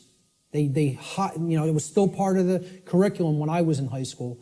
And, again, I think I came out better out of there because of simply the linguistics knowledge that I gained from it. And we read Gaius Julius Caesar's war journals in their original Latin and translated them. And in one of them, he's absolutely lambasting one of his centurions. Okay, they're on a campaign in Gaul, which is France now. And Caesar is, making his rounds of his troops, and they're getting ready to, push deeper into Gaul. And he finds, when they would have their encampments, they would have a lot of, slaves of the Roman Empire that they would take with them on their campaigns that would do a lot of the lifting of the equipment and the carrying of the equipment for the centurions to do battle in the next battlefield location. And the slaves would have to do all that manual labor. And Caesar says to one of his centurions, he's passing by their encampment, and he sees one of the actual centurion leaders teaching one of the slaves the trivium method. And he flips out on him in this journal. He says, I caught one of my centurions, teaching the trivium, and freaks out on him. How dare you teach a slave our method of learning? Soon they won't want to be a slave anymore. There'd be an uprising if they knew what we knew, if they knew our truth discovery methodology. He said, I forget how it really ended, but I think how it ended was he told this centurion, if I ever catch you doing this again, I will personally cast you into the wilderness of Gaul and let the Gaulians deal with you, who knew that the Roman Empire was trying to conquer their people at that point, which is basically saying it would be a death sentence, but I won't even carry it out. I'll let our enemy carry it out on you. That's how much he didn't want their slaves to understand their methodology for learning. And that's the trivium. And that's why most people have never heard the word. So you got to look into it and understand how it works. That's all I can say about it. It is how we build our reality, either efficiently or destructively. So let's look at some of the principles of natural law. Now, in my extended seminar, which goes over a 6-week class of lessons, I get into these principles deeply in an extended form. We're not going to do that today because time doesn't allow. I'm going to briefly touch on each one. Okay? The word principles, let's define it. Principle comes from the Latin noun principia. Principia means first, foremost, leading, chief, or most necessary. It is that which matters most. It is the first things that must be understood before anything else can be understood. Principles have to come first. And this is the problem. Our society does not put principles first. It puts trivialities first, and we're no longer a society that even cares about principles or first things. So first things first. First things or principles have to come first. So let's look at what the principles that underlie natural law. These are the things that are most important. That's what principles should mean to people. If we ask people to define what a principle is, first thing they should say, that's the most important thing. The most important thing in my life. Now, when in the natural law seminar, we did a homework assignment. We asked people what the most important thing was to them. Very few responded with principles. Most people responded with saying that people or the family was the number one response. The familial connection was more important to them than principles. Now, when people hear me say that that's backwards, they'll say, how cold are you? That's so cold, okay? What I'm telling you is that the familial connection, no matter what it is, between a mother and a son, a mother and a daughter, a father and a son, father and a daughter, husband and wife, doesn't matter as much as principles. I'm not telling you they don't matter at all. I'm telling you you have to put principles first. Otherwise, those relationships are just meaningless. They don't really have any real value unless they're based upon principles first, which is why so many relationships are dysfunctional. Principles have to come first before you can even build a solid relationship with another human being.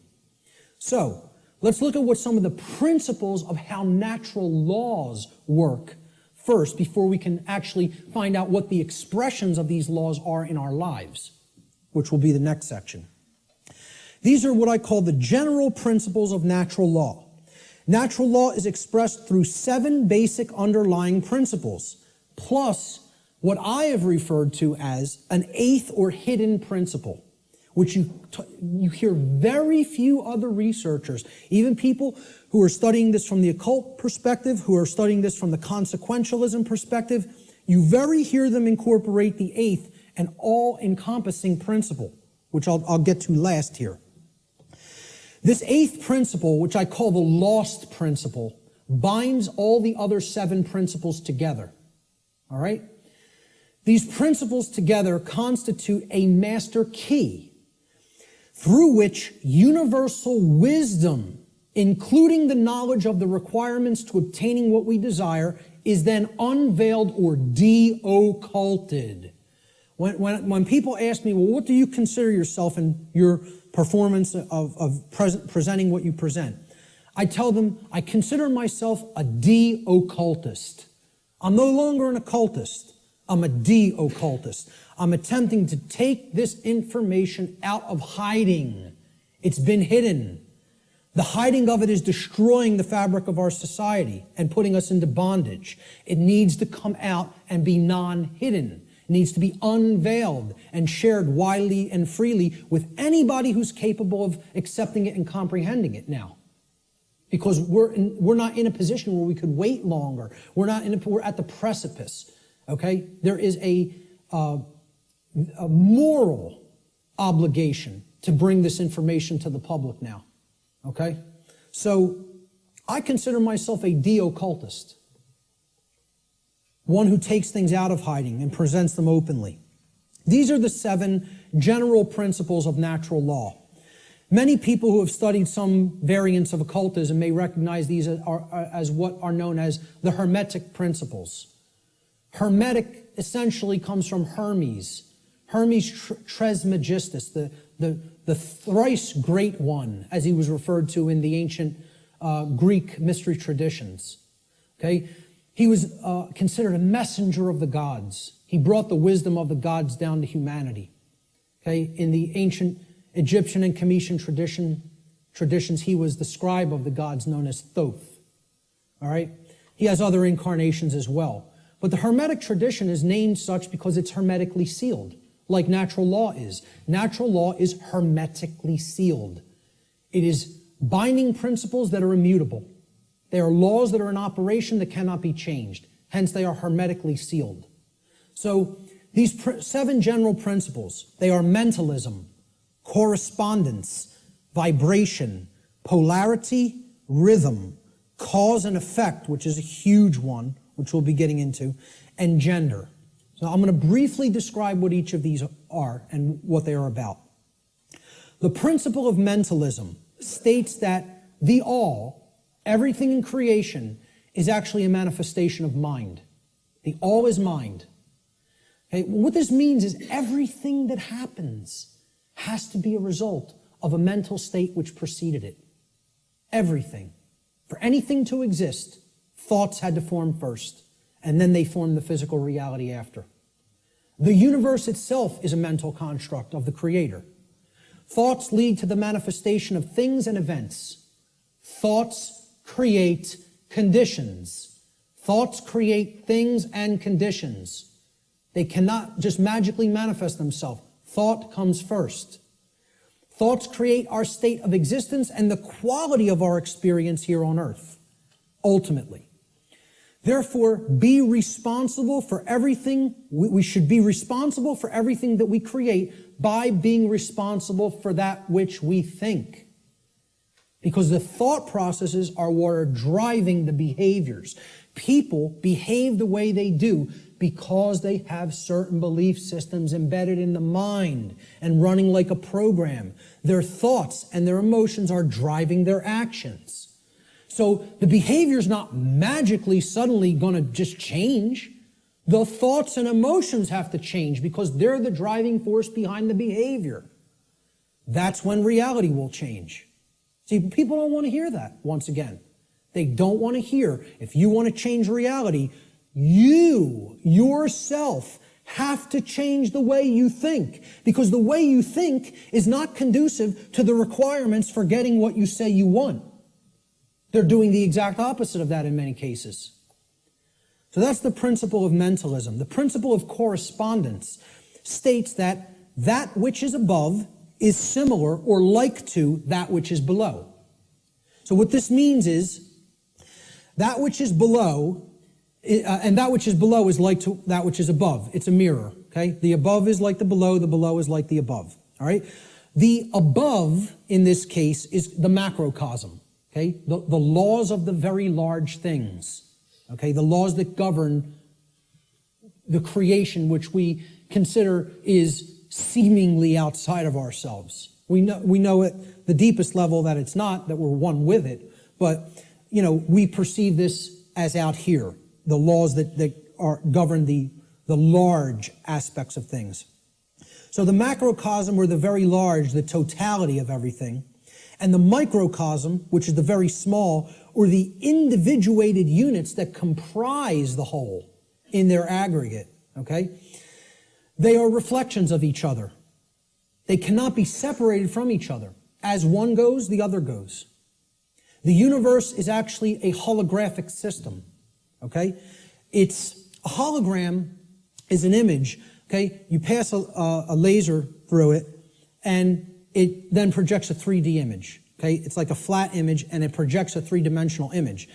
But the aspect, why they call it a holo, like holistic, hologram, holistic image, is if you break a hologram into multiple components by cutting it.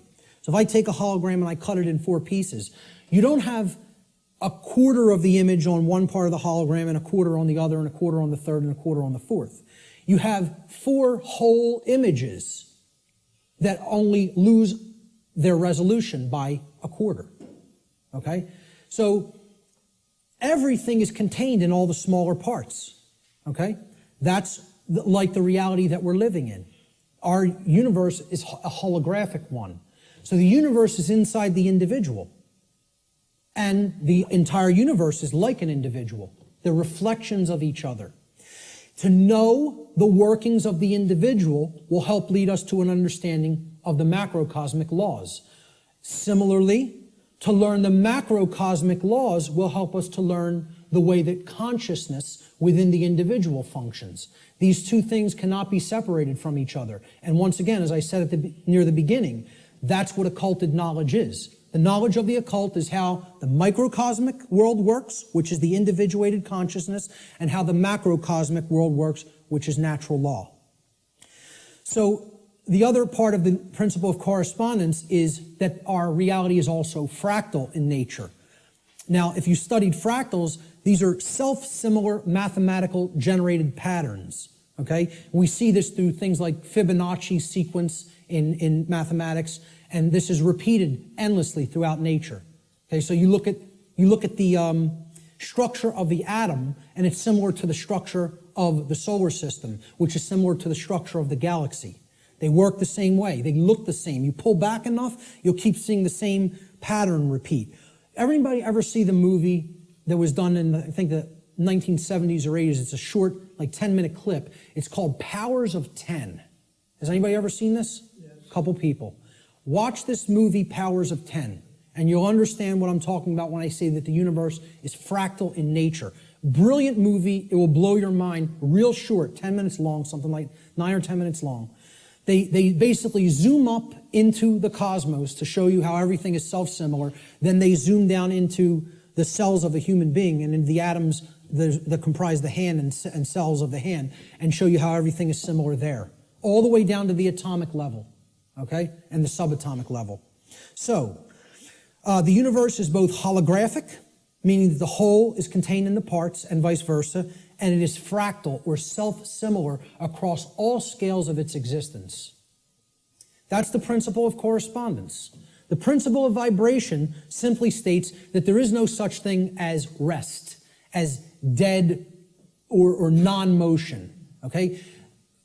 Death, in that sense, is an illusion, because true death would be the cessation of all motion and energy. There is no such thing. It doesn't exist. You cannot go anywhere in creation where something is at complete rest, okay? And I joke around about this. Barb tells me funny stories when she comes home from work, and she's trying to, enlighten some of the other RNs that she works with. And she was trying to explain to one of the other nurses, that desk has atoms in it, and they're not at rest. They're like in crazy, chaotic motion, especially the electron clouds of the atom. And if you look at it at a deep enough level, you would see it's like chaos going on, and it's all kinds of motion happening, seemingly at random. And the other nurse goes, "Barb, you're so crazy." What I say to that is, how could you have made it to nursing school and not ever have even considered the concept of the atom? Right. And it's amazing. She actually thinks perceived stillness is actual stillness, and didn't comprehend. If you zoom into that with a powerful enough microscope, you're going to see all kinds of motion, and nothing's at rest. And she thought Barb was the weird one for trying to explain that to her. Okay, so there is no such thing as true rest. It doesn't exist. If something's in existence, it's in motion. Everything moves, everything vibrates, and at the most fundamental level, the universe and every single thing which comprises it is ultimately pure vibratory energy that is manifesting itself in different ways, different frequencies, different vibratory forms. The universe has no true solidity as such, as we imagine solidity at the macrocosmic level. Matter is merely energy in a state of vibration. And what this is, if we truly understand this, and many sciences are now finally really understanding this and trying to propagate this knowledge out into the public, we will come to the understanding that this is a spiritual construct for experience to be gained, to have an experience and learn and grow in consciousness. That's what the purpose of this whole thing is for, So nothing is truly solid. It's again, like we say, we are spirit having a human experience. The whole universe is spiritual, having a experience in solidity. All right? That's how you have to look at the principle of vibration. The principle of polarity states that everything has a dual nature to it. There are polarities in everything that exists. Okay? Everything has poles. Everything has its pair of opposites. However, opposites, they are identical in nature, but they're different in degree. So let me give you an example of what that means. Are hot and cold really opposites? Or can we simply look at them as the presence of heat energy or the absence of heat energy? Meaning that they're the same thing, energy. And whether it's concentrated in a specific area, which would make it hot, or whether it's absent from a specific area, which would make it cold. Okay? that's what hot and cold are at the fundamental level. At our level of perception, they're opposites, but at the fundamental level, they're the same thing, energy or lack thereof. Just like those 3 stages of the trivium. Are knowledge and ignorance the same thing? Yeah, actually they are. Because truth is always present. It's a matter of whether it's taken in and processed or whether it's refused to be taken in and it's not processed. Okay? So it's just like that. They're identical in their natures, but they're different in their degree. Okay? Extremes can meet and blend and, play with each other, like as depicted in the yin-yang symbol, masculine and feminine. They need to be blended. And at some level of reality, everything that is seemingly contradictory may be reconciled. Now again, I stress the term at some level. At the unified field level, everything is consciousness, pure consciousness. However, at this level, there are differences in consciousness. At this level, there are things that are taking place that we need to understand. At this level, there are things that we need to set right and rectify because it does matter. It does matter. Okay? So, again, be careful with some of the New Age-isms that get put out there. Yes, can all paradoxes be reconciled? At some level. In this realm, we need to have our feet on the ground in the physical domain. This is the concept in the Hermetic tradition, which is where a lot of this understanding derived from. Out of ancient Egypt, what was known as Kem, the land called Kem, was what the actual Cometians referred to it as. The word Egypt is a bastardization of the capital, the Greek pronunciation of the capital city of Kem, which was Memphis at one point. And that city was referred to as Hygeptos in Greek. And that became Egypt in English. But the original name for Egypt was Kem. That's simply called black or dark in their language. It was the black land. And we get the word alchemy, which means, again, from. Okay? It means from the black land. Al-Kemet, which is where alchemy comes from. And that means out of darkness, this knowledge will come and bring light. Because a lot of these mystery tradition teachings do come from Kem. And also the people who took it from Kem and started to propagate it in other areas were the Greeks in the Greek mystery traditions. And again, there was light sides and dark sides to all these mystery traditions. Okay? There were some who used the knowledge wisely and tried to propagate it and tried to elevate human consciousness, and there were those who wanted to use it selfishly for their own benefit and to control others. So my point was that in the Egyptian mystery tradition, I lost my train of thought there. I'm sorry. I was talking about all paradoxes may be reconciled at some level, and I brought up the mystery traditions. I can't remember why I went into that, so I'll just keep going. Let's look at the principle of rhythm. Everything flows out and in. Everything has its tides. All things rise and fall. Okay, so everything has a rhythm to it or a swing to it. There's tendencies that exist in energy. The pendulum swing manifests in everything that we undergo, everything that we perceive. The measure of the swing to the right is the measure of the swing to the left. It's just an opposite. It's perceived as an opposite. Rhythm will compensate. Now, how this should be understood when we are talking about natural law is many people will say, well, that's just the way the tendency is moving us. It's just the way the tide is taking us, right? But that's not really accurate, okay? We can't look at these things as that the rhythms are set in stone and it has to be this way now, right? One of the things that a lot of the Hermetic tradition taught regarding these laws, these principles, were they can be overcome by higher levels of consciousness. Okay? This one was one of them. Rhythm is a principle that is a tendency for something to swing a certain way. Let's liken it to genetics. If you look at some newer biology, a lot of modern biologists are suggesting consciousness plays into whether a gene activates or not and expresses a certain condition. Well, this is the same way. There's something that can be done about the swing or the tide, okay? Let's look at it as you have a boat. You want to row the boat out to sea, right? You have to get past the tide. You have to get past the breakers and the waves.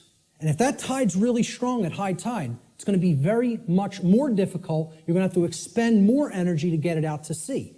If, however, you were taking it when the current's moving out to sea, okay, there's a flow that's moving outward deeper into the ocean, and you start rowing that boat then, you're going to be able to do it much more easily.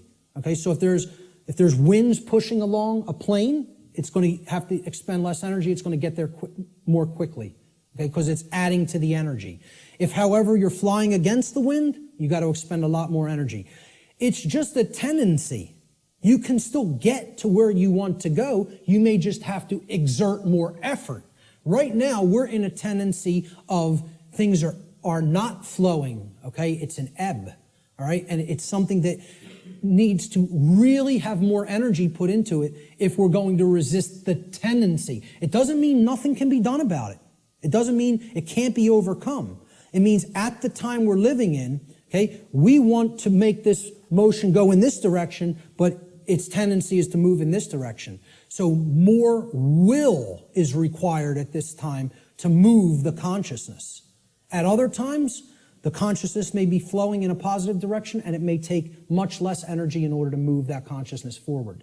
However, we're not living in that time. We are living at what many researchers have called the Kali Yuga, or the age of darkness and destruction. You know, this is the point that resists the flow in consciousness the most.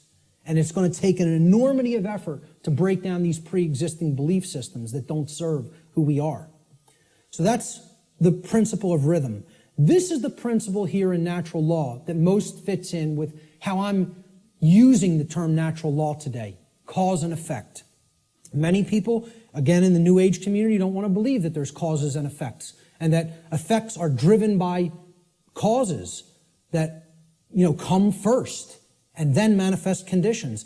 So the principle of cause and effect simply states that every cause has its effect and every effect has its cause. Every single thing that occurs happens according to law. All right? Chance is a name for law, a law not recognized. There are many planes of causation, but nothing escapes the law. So again, is there free will? Yes, there is free will. But is there free will to ignore law without consequence? No, there is not. That's the limit of free will.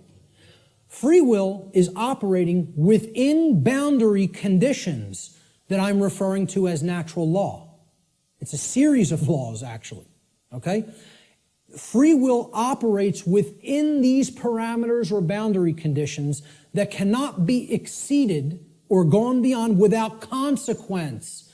Oh yeah, you can break natural law. Yes, you can break it, but you cannot break it without consequence. You cannot break it without consequence, negative consequence. And that's why this body of knowledge has in the past been referred to as consequentialism. It is the knowledge of how consequences are generated by our free will decision-making processes within the boundaries of natural law. So this is the law of cause and effect, the principle of cause and effect. And I think this image, I was searching for images that encapsulate cause and effect, and I found this cartoon, and I think it does it brilliantly. Most of all, because will the effect happen immediately? No, it will not happen immediately. There is a time lag. You set the cause into motion. The universe is going to intelligently bring to you, through a rearrangement of all the dynamics that it needs to rearrange, the effect of what you've generated by setting that cause into motion. And there is a time gap between the cause going into place and the effect coming around and hitting you. This is why the pattern recognition of cause and effect is more difficult, because it is separated by a time lag, by what we perceive as linear time. Now, if you did a wrong to somebody and immediately you were stung by a wasp, every single time you did a wrong to somebody, It showed up and bit you immediately within 2 seconds of you hurting somebody, stealing from somebody, lying to somebody, etc. Would you start to connect the stinging to the wrong that you did? I think most people would see the pattern. They would recognize the pattern. But since that doesn't happen, and there's a time lag to experiencing something harmful to ourselves once we do something harmful to other people, it's very difficult for people to see the connection through the time lag. And moreover, it doesn't exactly happen in a one-to-one ratio like this, okay? Karmic consequence is more complicated than all of that, all right? What's happening is that all of us are experiencing in the aggregate the wrongs that the human species is conducting on a daily basis, which we do not attempt to rectify and stop through our inaction. Karma is being accrued. People think that karma can only be accrued from action. No, it cannot. It can be accrued from inaction as well. And that's where many people in our society is. They're not taking any action, and they're willing to let evil run unchecked. So this is ultimately going to come back and bite us, and what we set into motion is going to actually topple over onto us if we don't change our thoughts, emotions, and behaviors. Nothing escapes law. We are bound by it eternally. Let me just go back. I'll leave it on this slide for a moment. For some people familiar with my work, you've seen me break down the Matrix trilogy. And the law of cause and effect is brought forward extensively in the second Matrix movie, The Matrix Reloaded. And the scene that encapsulates this the most is the character of the Merovingian, who tells to the heroes who want to be free from the Matrix and its control, okay? You are coming to me without an understanding of why you are in this position. You don't understand the causal factors that have led to the current conditions that are in place. Therefore, you are coming to me with no power to effect change. You are powerless. So why should I help you? You're powerless because you lack knowledge and understanding of what set these events into motion. Why? The question why, he says, why is the only source of real power. Without why, you are powerless. He's talking about cause and effect, and he says it specifically. Causality, he calls the only real truth. And this is the villain. The words of truth come through it's a big technique in Hollywood too. The words of truth are spoken by the villain in the movie or in the series, okay? But if you listen, and there is a twist, a dark twist to what he says. He says free will is like an illusion. No, it is not. That's where the dark occultist is trying to trip up the heroes. There are both free will and natural law. He tries to say free will. The Morpheus character says to him, everything starts with choice. And Morpheus is correct. Our choices set that causality into motion before it becomes an effect. And the Merovingian tries to tell him, no, there is no free will. That's where the dark occultist will give you the bulk of truth and then poison it with that one thing he wants to get you to accept. Okay? So the next thing that needs to be understood is the two planes. All right? There's the plane of effects and then there's the plane of causes. No power to affect any change lies on the plane of effects, which is the physical manifested reality. Again, what already is, nothing can be done about. What already is, you cannot change. You cannot change the past. You can change what it is starting now and make sure that it gets changed in the future. But right now, what is the truth, and all you can do is accept that or reject it. You can't change the past. So the physical world that is manifested up to this point happened because of things that occurred in the past. The causes happened in the past. Nothing you can do about that right now. Okay? The plane of effects or the physical world is where manifested realities have already occurred, have already taken shape, have already formed due to their underlying causal factors. The plane of effects constitutes that which has already occurred. As such, no power to effect change lies here, because that which has already occurred cannot unoccur. That which has occurred can't undo itself. It happened. It's already done. It has become that which is, or truth. Human consciousness seems to be trapped upon the plane of effects, meaning that humanity as a whole remains ignorant of the underlying causes which they themselves have set into motion and which lead to self-inflicted suffering in their lives.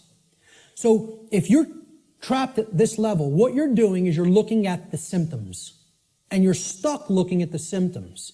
Okay? This is everybody.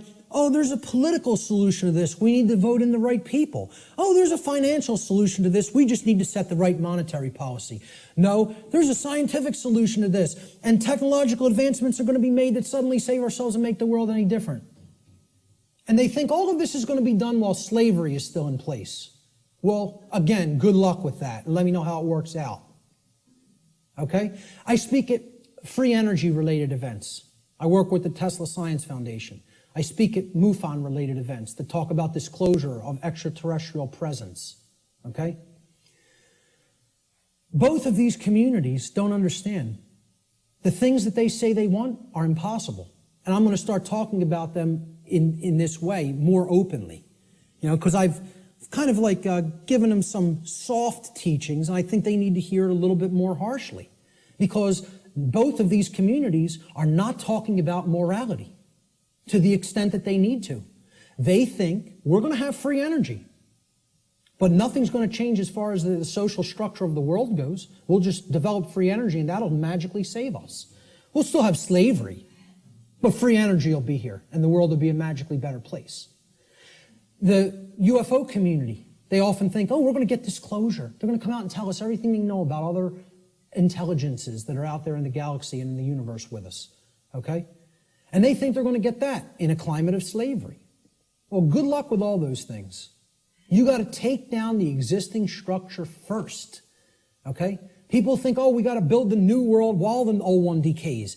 You have to destroy the existing power structure with the power of truth before anything new is going to grow here. Because this place is a garden full of weeds, of poisoned ideologies and completely erroneous belief systems that have no bearing on truth whatsoever and cannot get us what we say we want. Until those thoughts are changed, don't expect the results you want. So to the free energy movement, I say you're never going to get free energy in a climate of slavery. To the UFO community, I say you will never get disclosure in a climate of slavery. Slavery has to end first. Then you could get what you say you want. So, again, no power to effect any change lies in the world of effects. Cannot be done. You are rearranging the deck chairs on the Titanic while it sinks. You're not creating any change doing those things because the underlying causes aren't changing. And the underlying causes are how we think, how we feel, and how we behave. And no one wants to look at that. They want to think all those things can stay in place and I can magically get what I want. I want to keep my hand over the fire, but I don't want it to burn and blister. Well, enjoy. See, find out what you get when you do that, because that's what we're doing when it comes to natural law.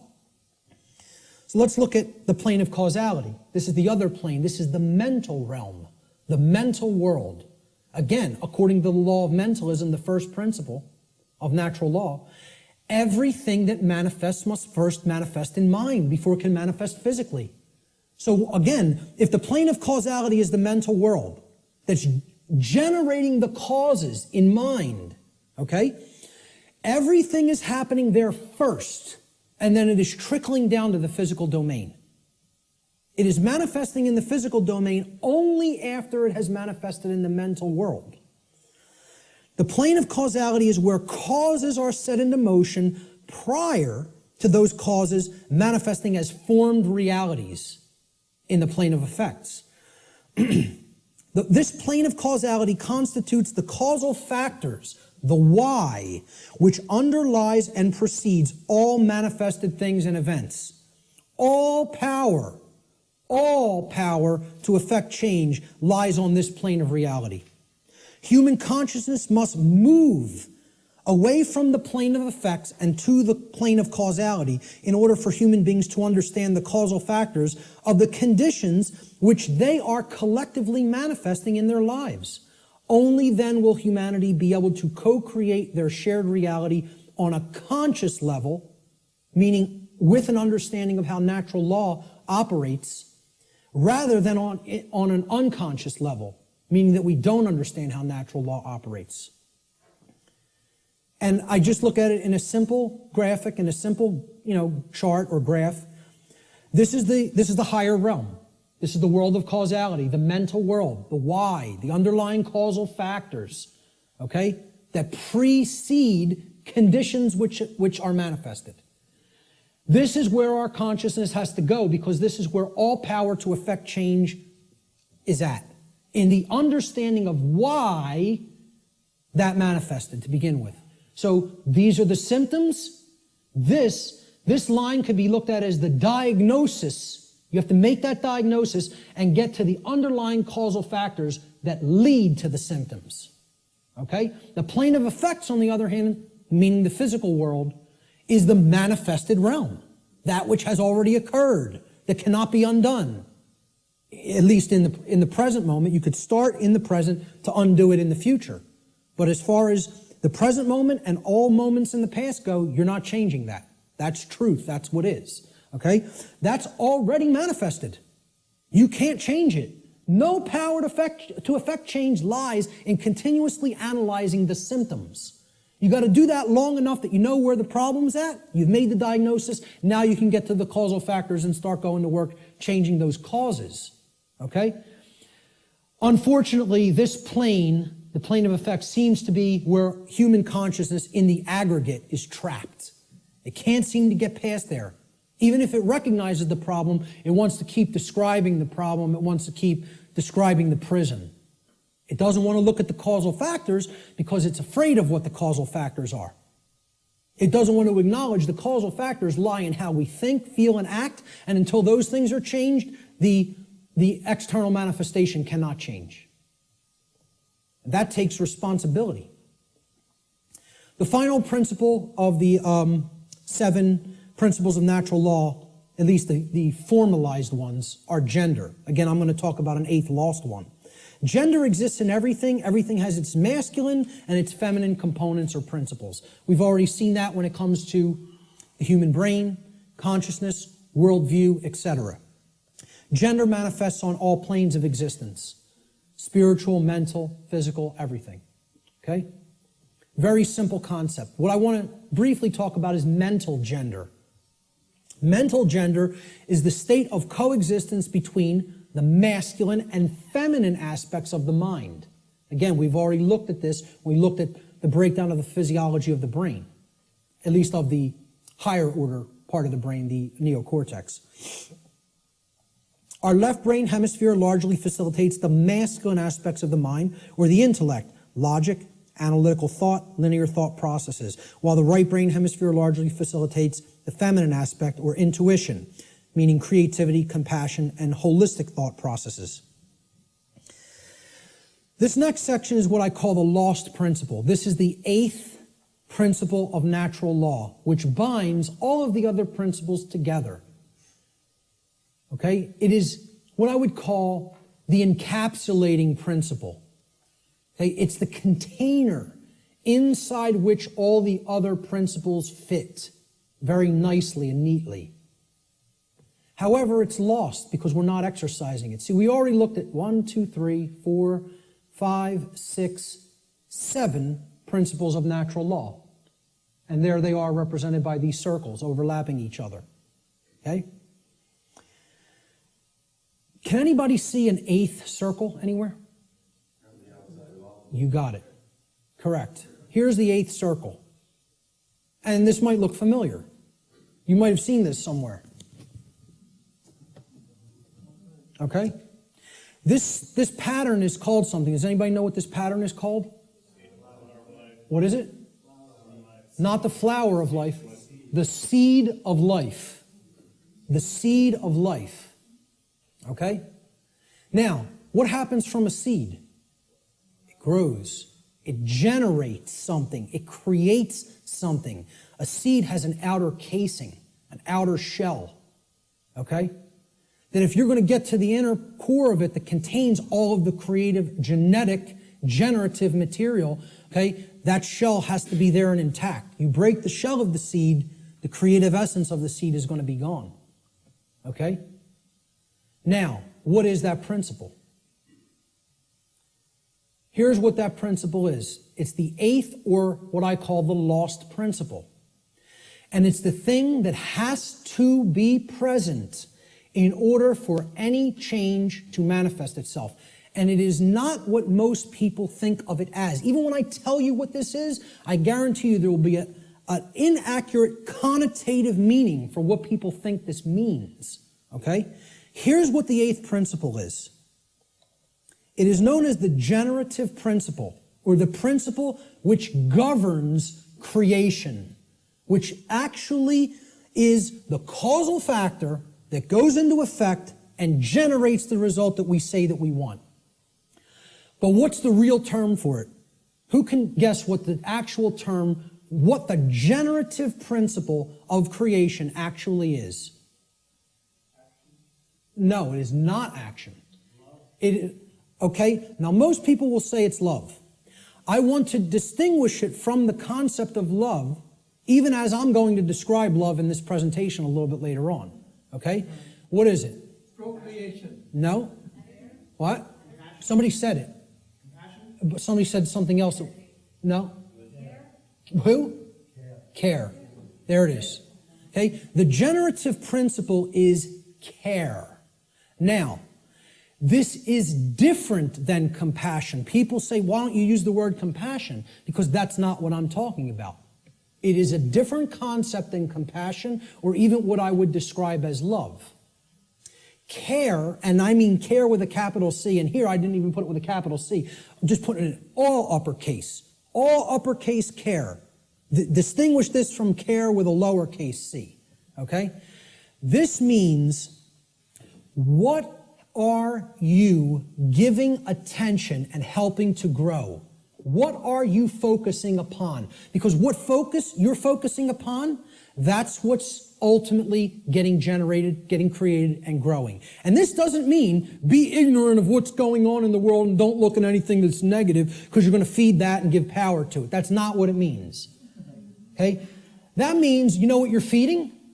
In that instance, if you want to do that, you're feeding ignorance. And that's what's going to grow. It's the exact opposite that the New Agers want you to believe that it is. By ignoring the negative, you are ensuring that more of it occurs. You are fueling it by ignorance, ensuring that it grows and takes over. Okay? What care has to be looked at here as is, this is what you're giving your energy to. This is what you're focused upon.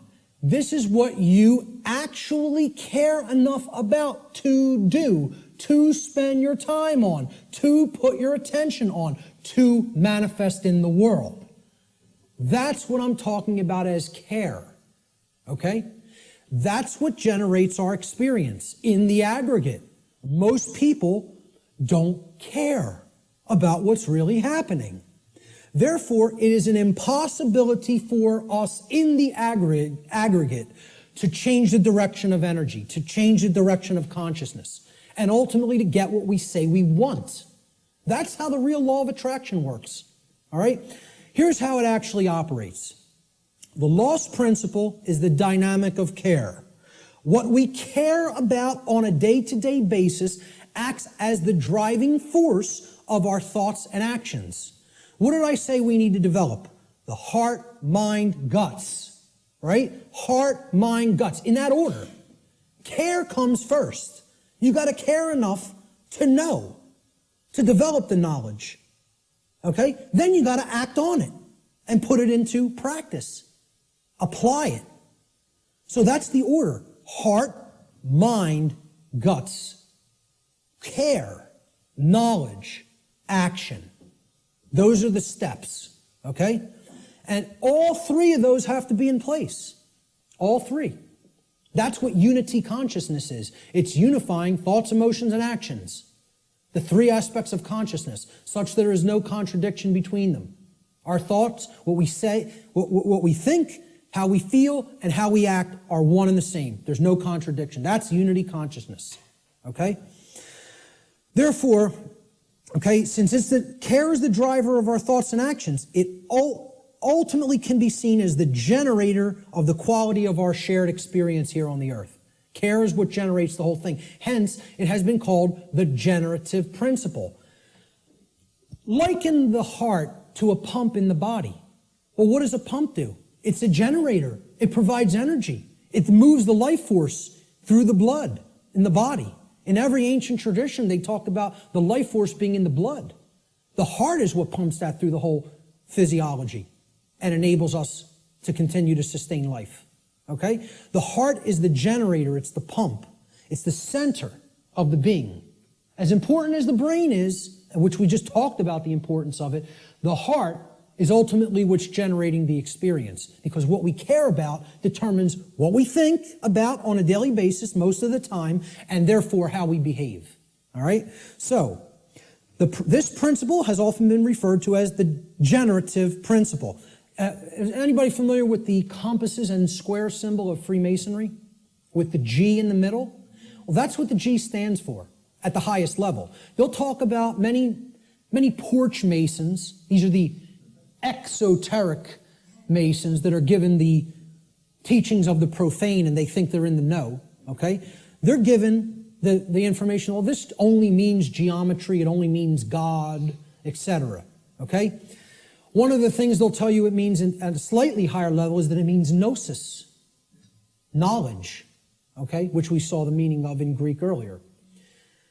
At a higher level, at illuminated levels of Freemasonry, which are above 32nd degree, they will give you what the real meaning of the G inside the compasses and square is. And it is the generative principle. It means genesis, creation, okay? And yeah, you can tie that right back to God. I'm not saying those things are different. And the forms that get created in the physical manifested world are geometric forms. So it is geometry as well. It's all these things. But at the highest level, it's the generative principle. That's what that G really stands for in esoteric Freemasonry. Okay? It's called the generative principle because that means to create. It comes from, the word generative comes from Latin. The verb generare, as we've already talked about, means to create. The generative principle is what we create through. And it's lost because people don't care. They don't have care. Hence, it's the lost principle. Okay? Here's how it works, folks. What we care enough to put our will behind. Okay? So again, heart, mind, guts. Guts is the will. The action, the masculine principle. That's what gets things done ultimately in the physical domain. What we care enough to put our will behind. And that's driven by the care. That's the generator or the pump that drives the will. Okay? What we care enough to put our will behind is ultimately what gets created or manifested in our world. The world is the way that it is because most people do not care enough, even if they say, they pay lip service, okay, and say that they want things to be different. They don't care enough to actually change it through their actions. Because when it comes all down to it, and I said this in my New Age, BS seminar or lecture, okay? What it comes down to is preventing action. Preventing action. That's what the New Age community is designed to do. They want people inactive because the dark occultists know that the thing that is ultimately generating our reality is behavior, as you saw in that simple four-part chart, that little building block chart that I put up there. Action is what's generating the reality. That gets generated through what we care about because our cares and our desires drive our actions. Okay? So most people will say they want things to change, but then when you say, what are you doing to make that change happen? Not a word. Silence comes back on the other end. Okay? So, they don't care enough to change it through their actions. That's what the generative or lost principle is about. And until that principle is regained, and people get out of their laziness, and most of all, get out of their cowardice. Again, in that New Age lecture, I'm talking about what it ultimately comes down to in the New Age movement, and I'll look at any New Ager in the eyes. They're cowards. Cowards. Ultimately, they know the evil that we're up against, and they intend to do not a damn thing about it. That's what it really comes down to. And anybody telling you it's different than that is lying to you. Okay? They're cowards. Period. And I'll say it right to any of their faces. Anything I say up here, anybody that believes in that nonsense, come and bring them to me. I'll tell them right to their face. Straight and open, just like I said it here. Because I don't care. I don't care about their nonsense. I care about what's real. Okay? So, I'm telling you, this religion has to go. It's got to go. If people are going to make real change happen, the idea that it can't be done, that it can be done without taking actual real-world action has to be purged from human consciousness. Reality does not work like that. Period. The end. And I can't make you accept that. I recognize I can't make anybody in this room accept that. All I could do is put it out there for your consideration, and if you have some common sense and really, really think about it, you'll understand what I'm saying here is absolutely the way it is. Okay? Many people want to deceive you through these religious notions, okay, which is all about getting people to stand down and accept their chains.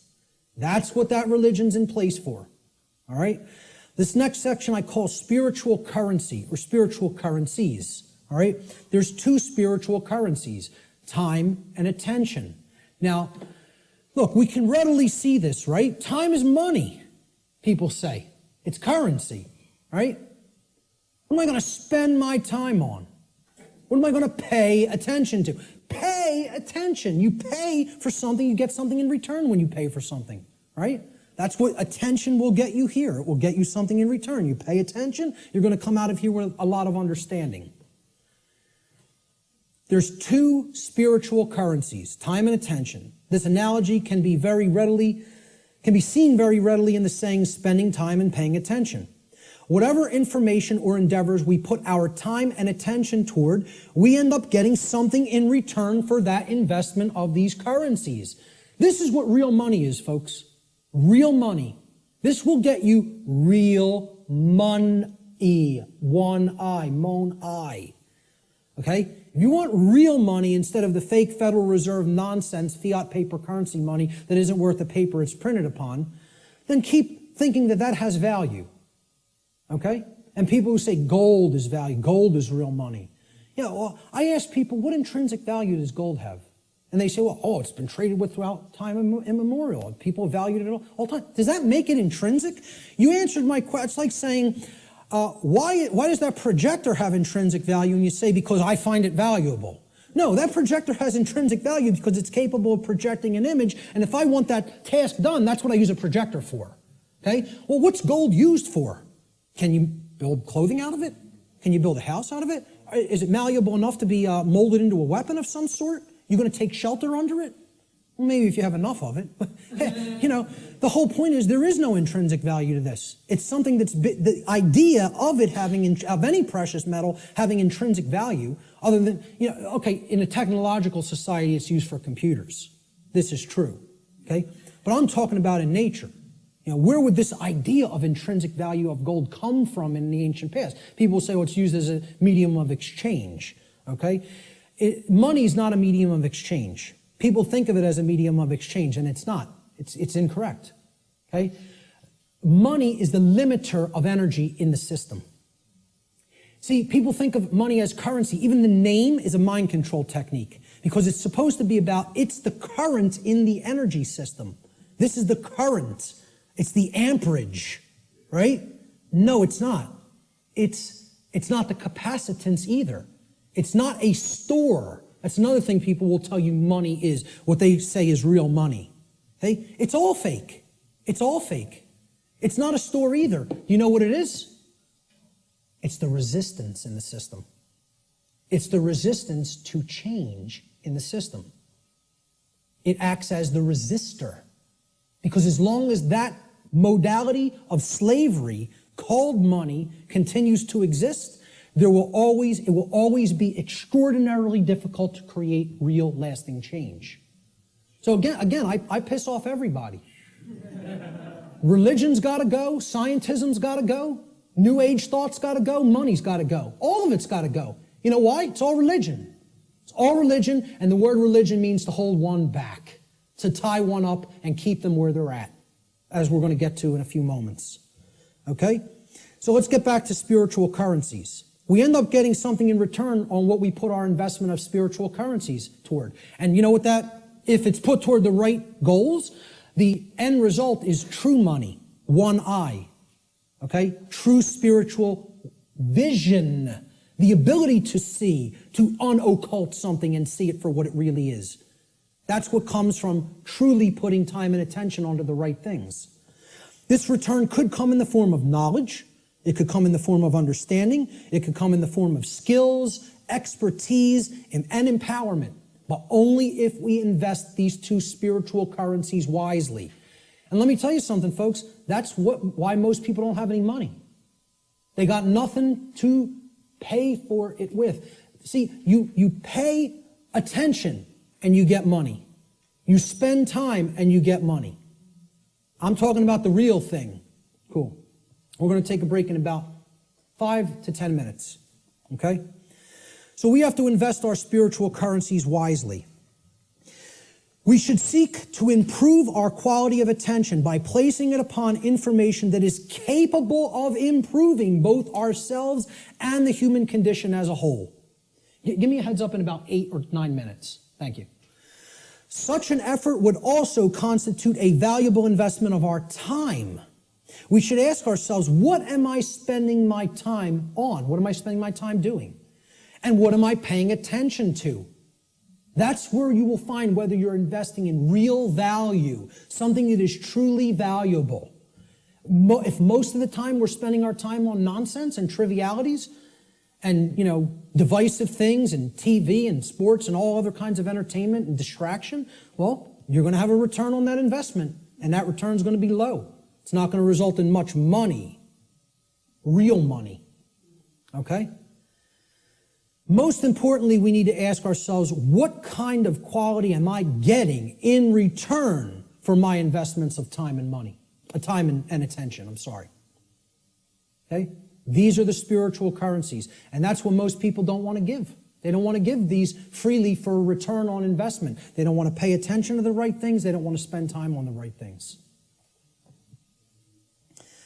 This is a simple chart of how our quality of our attention, okay, and again, this is in the aggregate, but it's created by all the individuals.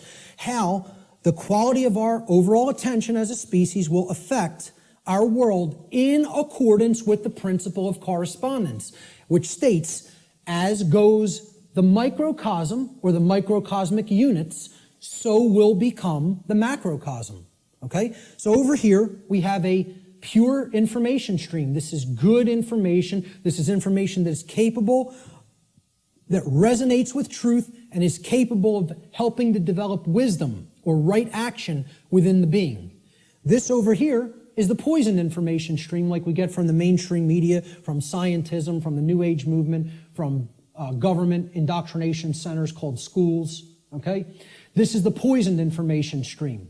Now, everybody's going to take in some form of a mixture of both of these streams. What the goal needs to be is to purify. Just like, hey, you take in bad food, you're going to have bad health. You take in bad information, the output through behavior is going to be bad. So you got to purify.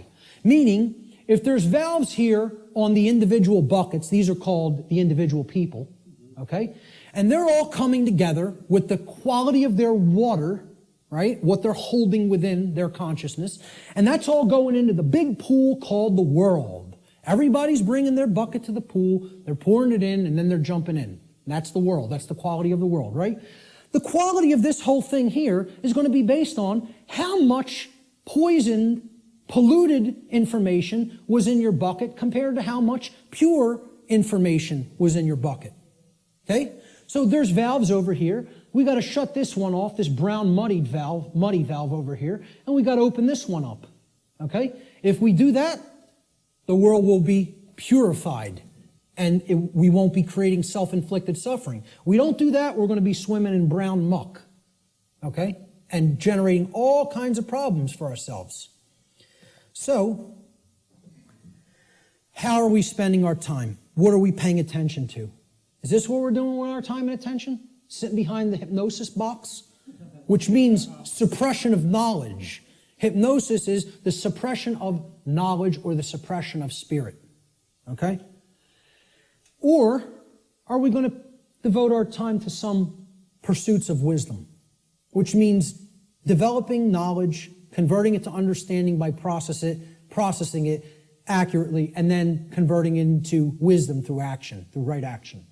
And, you got to read to do this. People don't want to hear that either. Okay? Reading is required. The ancient Romans had two words, the same word, okay? They meant two different things in their language. The word was liber, L-I-B-E-R. Liber meant free, as in not a slave. A free being would be described as liber, free. It's the basis of the English word liberty, liberty, freedom, okay? They had the same word also meant a different concept. So the word liber didn't just mean free. If it was used in a different context, does anybody know what else the word liber meant, L-I-B-E-R, meant in Latin? Book. It meant book. Does that tell us something? They associated the Latin word for book also meant free in their language. Okay? And again, liber is the basis for the word library. Okay? Library. Okay? Where you can go to become free if you read the right books. And again, the world is our library now. We've reunited all the parts of the big library that were cast to the four corners of the earth. The mystery traditions are available at your fingertips now, which hasn't been the case at any time in human history. And what are we doing? We're playing Farmville on Facebook. So we have to ask ourselves, what are we spending our spiritual currency on? And are we investing it wisely for a return of real money, which is actually spiritual enlightenment? I'm going to take a quick break right there, and we'll pick it up with the next section in 10 minutes. 10 minutes, right back here to continue. Thank you.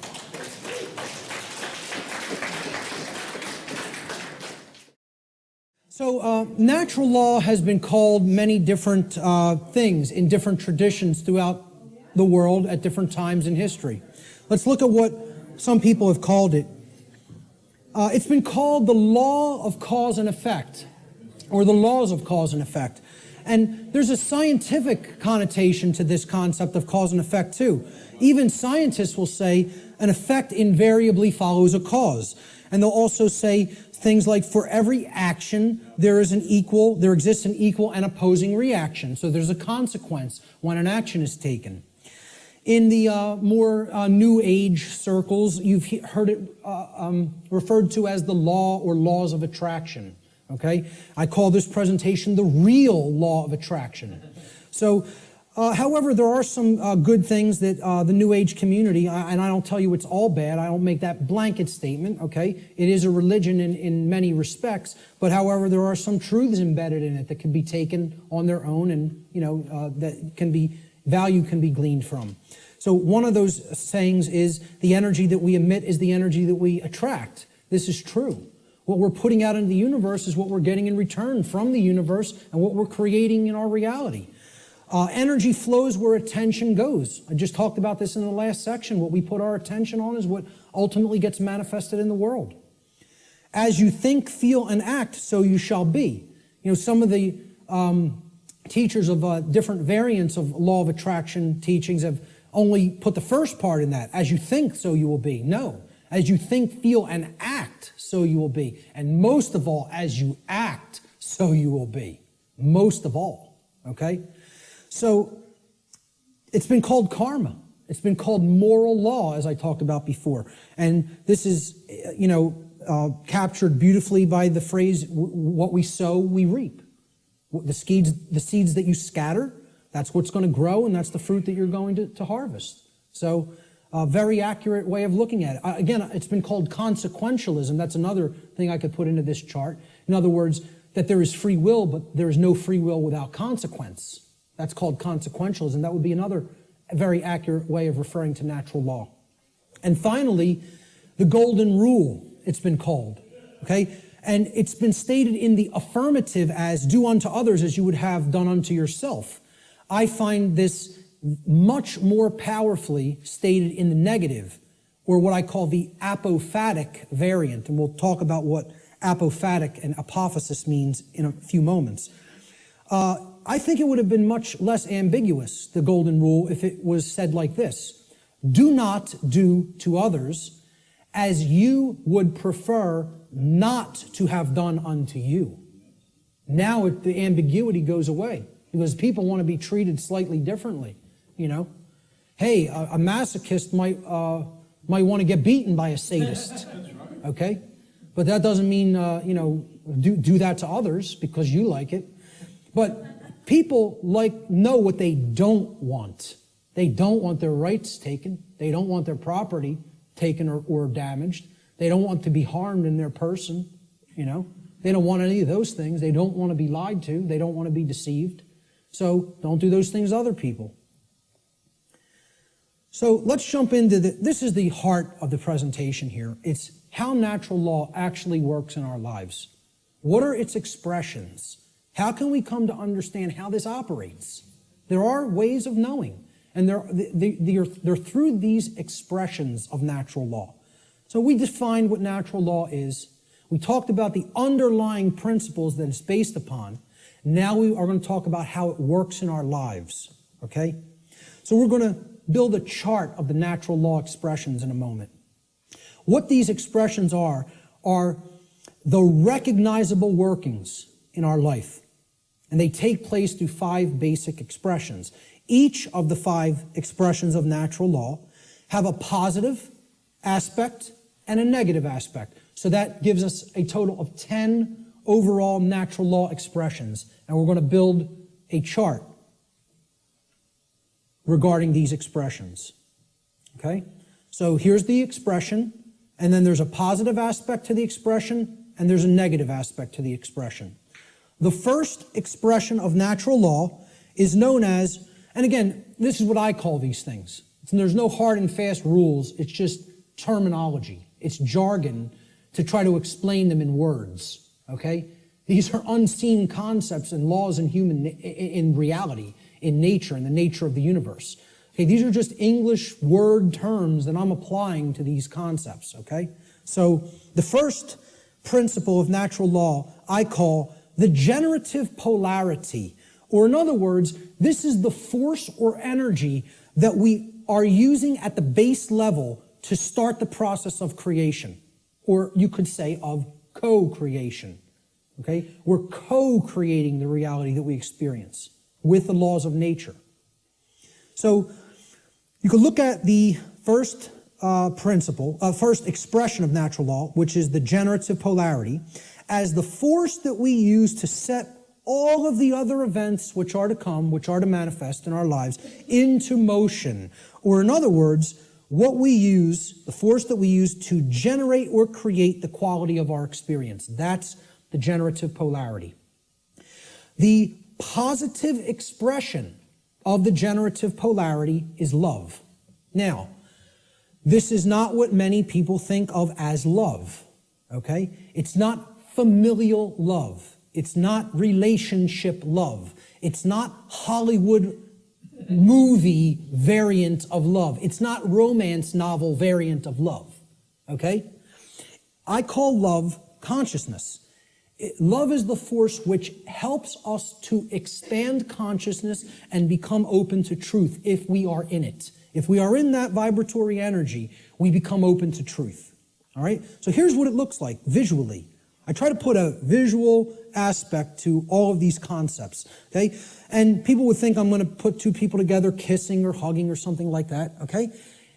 Love is inside each individual if it's present, okay? It doesn't depend on any other person. You can express love with another person, and there's no problem with that. I'm not saying that's a bad thing.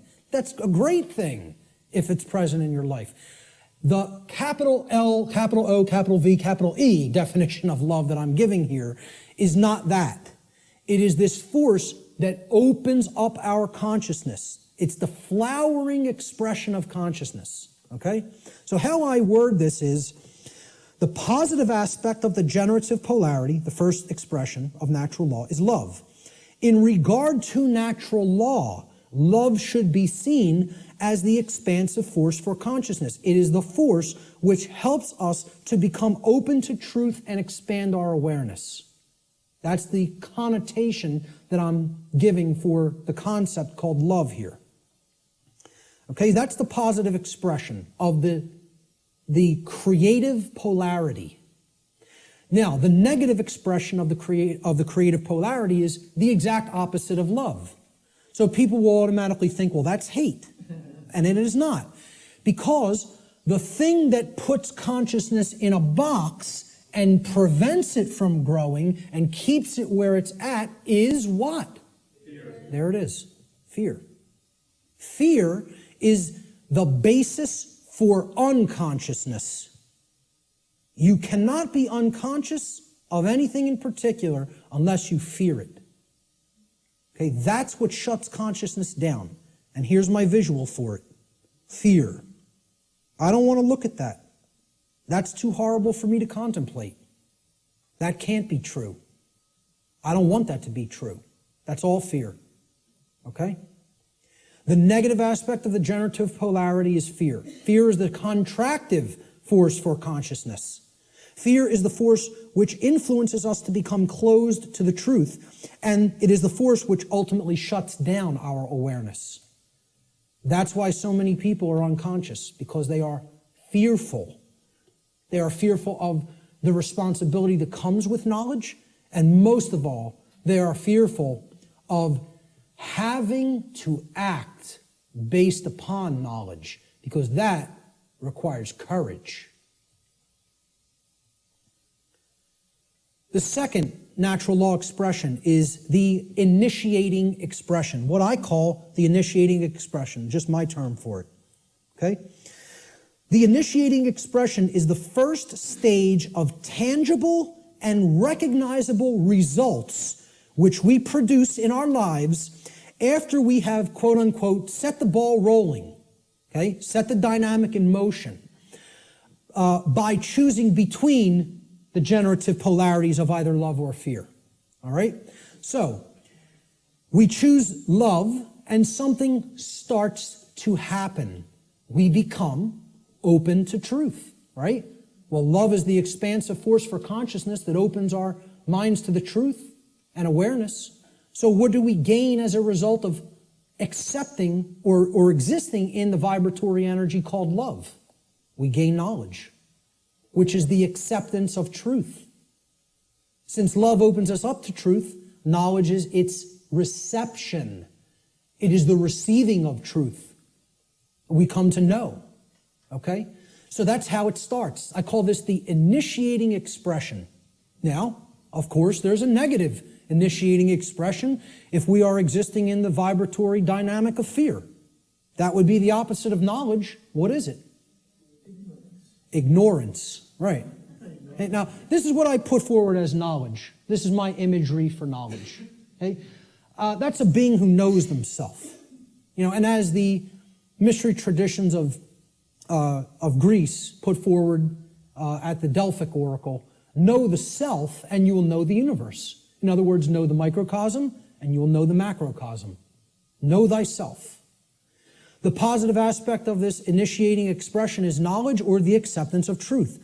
Knowledge positively influences the quality of our lives because it positively influences our decision-making processes that lead to understanding in every area of our lives.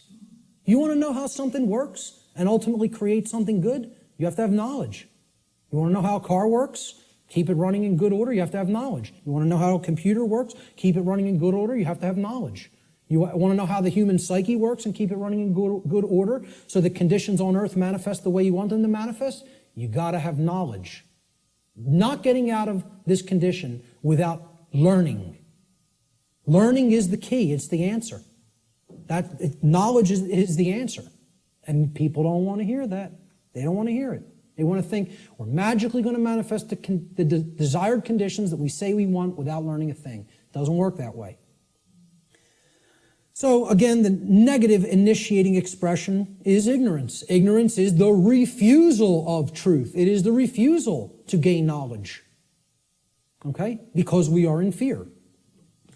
So here's what I put as the image for ignorance. You know, the population that is hypnotized, that wants to keep paying attention to nonsense and trivialities, feed themselves tons of GMO food that is crap for the physiology, you know. Pay attention to distraction, entertainment, mainstream news and media, you know. It's all there to just shut the consciousness down and keep people in a depressed psychological state and keep them in a state of psychological infancy. The negative aspect of the initiating expression of natural law is ignorance, or the refusal of truth. Ignorance negatively influences the quality of our lives because it negatively influences these decision-making processes that lead to understanding in every area of our lives. If you're ignorant about how anything works, you can't create the desired condition. It's just not possible. It's important to remember, again, that ignorance should be distinguished from nescience, which means not knowing because necessary information is not present or was unattainable. Ignorance, on the other hand, means not knowing even though necessary information is present because that information has been willfully refused or disregarded. And again, to keep us in ignorance, they don't need to hide the information anymore because it's not hidden anymore. It's out. And then once again, it's available at your fingertips for free if you have the desire to take it in. But now, the manipulation mechanism that is used is dissuade people from looking at it. Provide endless entertainment, provide endless amusement, provide endless distraction, and say there's nothing to any of that stuff. That's just some old crazy religion that you don't need to understand. It's no different than any other religion, believing that natural law exists. Okay? That's what people will insist on telling you. So people will be dissuaded from ever looking into it, and they'll disregard it of their own choice. Thomas Jefferson said that if a nation expects to be ignorant and free in a state of civilization, it expects what never was and never will be. Freedom and ignorance are antitheses of each other that can never coexist simultaneously. That is an impossibility in natural law. I'm going to put up a couple other quotes on ignorance. Samuel Adams said, "No people will tamely surrender their liberties, nor can any be easily subdued. When knowledge is diffused," that means it's everywhere present, "and virtue is preserved," meaning morality. On the contrary, when people are universally ignorant and debauched in their manners, meaning purely selfish and only worried about themselves, they will sink under their own weight without the aid of foreign invaders, meaning the society will turn inward on itself and collapse and destroy itself just based on the fact alone that the population is ignorant and they are ensconced in moral relativism and other forms of debauchery and just self-pleasure as their highest virtue, their highest desire. Socrates said that the only good is knowledge and the only evil is ignorance. And this is a quote I'd like to be remembered for. "Willful ignorance in the presence of knowledge is the measure of a bad person." And people will say that's extremely harsh. That's true. That doesn't make the statement untrue. The statement is true as well. It is a harsh statement. See, people in my family will ask me, why don't you have anything to do with me anymore?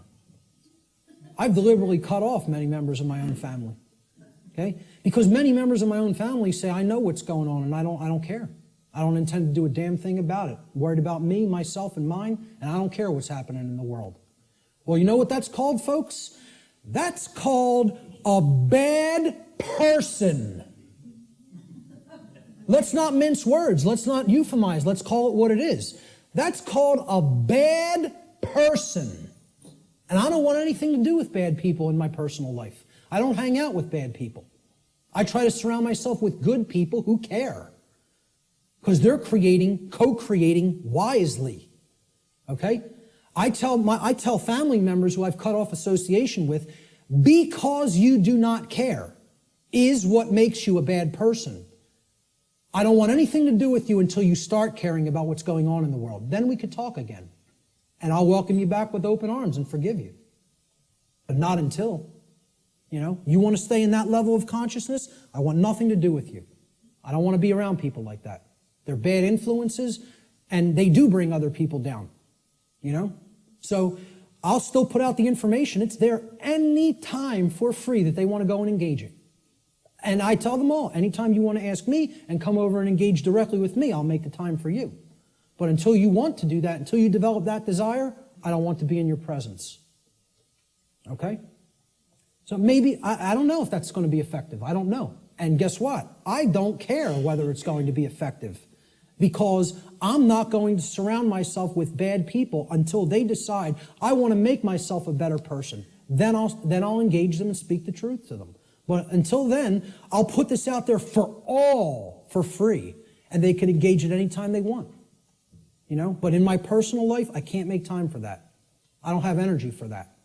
I barely have energy for this. An anonymous quote, I believe this was from some internet forum. I don't know what the gentleman's name was, but it was a great quote. Ignorance is the root cause of all evil. And since only knowledge eradicates ignorance, it is our duty and moral obligation, there's that term, to educate ourselves as well as the masses around us. That's a moral obligation if you're in a position of knowledge. And once again, that's why I do what I do. I don't do it because I like people. Believe me, Barb will tell you how much I like people. I don't do it to make friends. I don't do it to make money. I do it because it's a moral obligation and for no other reason. I don't serve people. I serve truth. Truth is the force which I serve. And I bend the knee to no other. That's it. That's it. So great quote on ignorance there. Great few quotes on ignorance. Let's look at the next expression. The internal expression is what happens inside of us, very simply. So now, we've started creating with a polarity. Something has happened in the world, either acceptance of truth or refusal of truth. Now something's going to take place inside of us, right? So look, this level is that knowledge level, right? This is the base consciousness level. You could look at, that's the foundation. Remember that 4-block diagram, right? You could look at this, here's the foundation. This is the foundation that lies underneath the trivium, right? Okay? That's as deep as it gets. Consciousness or unconsciousness, love or fear. That's what everything is a choice about, between, right? Now here's that first block. Knowledge or lack thereof. Knowledge or ignorance, right? And you can see these polarities are like that concept of, the polarity aspect of the natural law principles, okay? There's one thing that's real, and then this is the illusion, okay? These are two aspects of the same thing. This is consciousness, and this is its lack. This is acceptance of truth, and this is the lack of that, okay? So it's the same thing, but opposite in degree, which is why they're the same expression.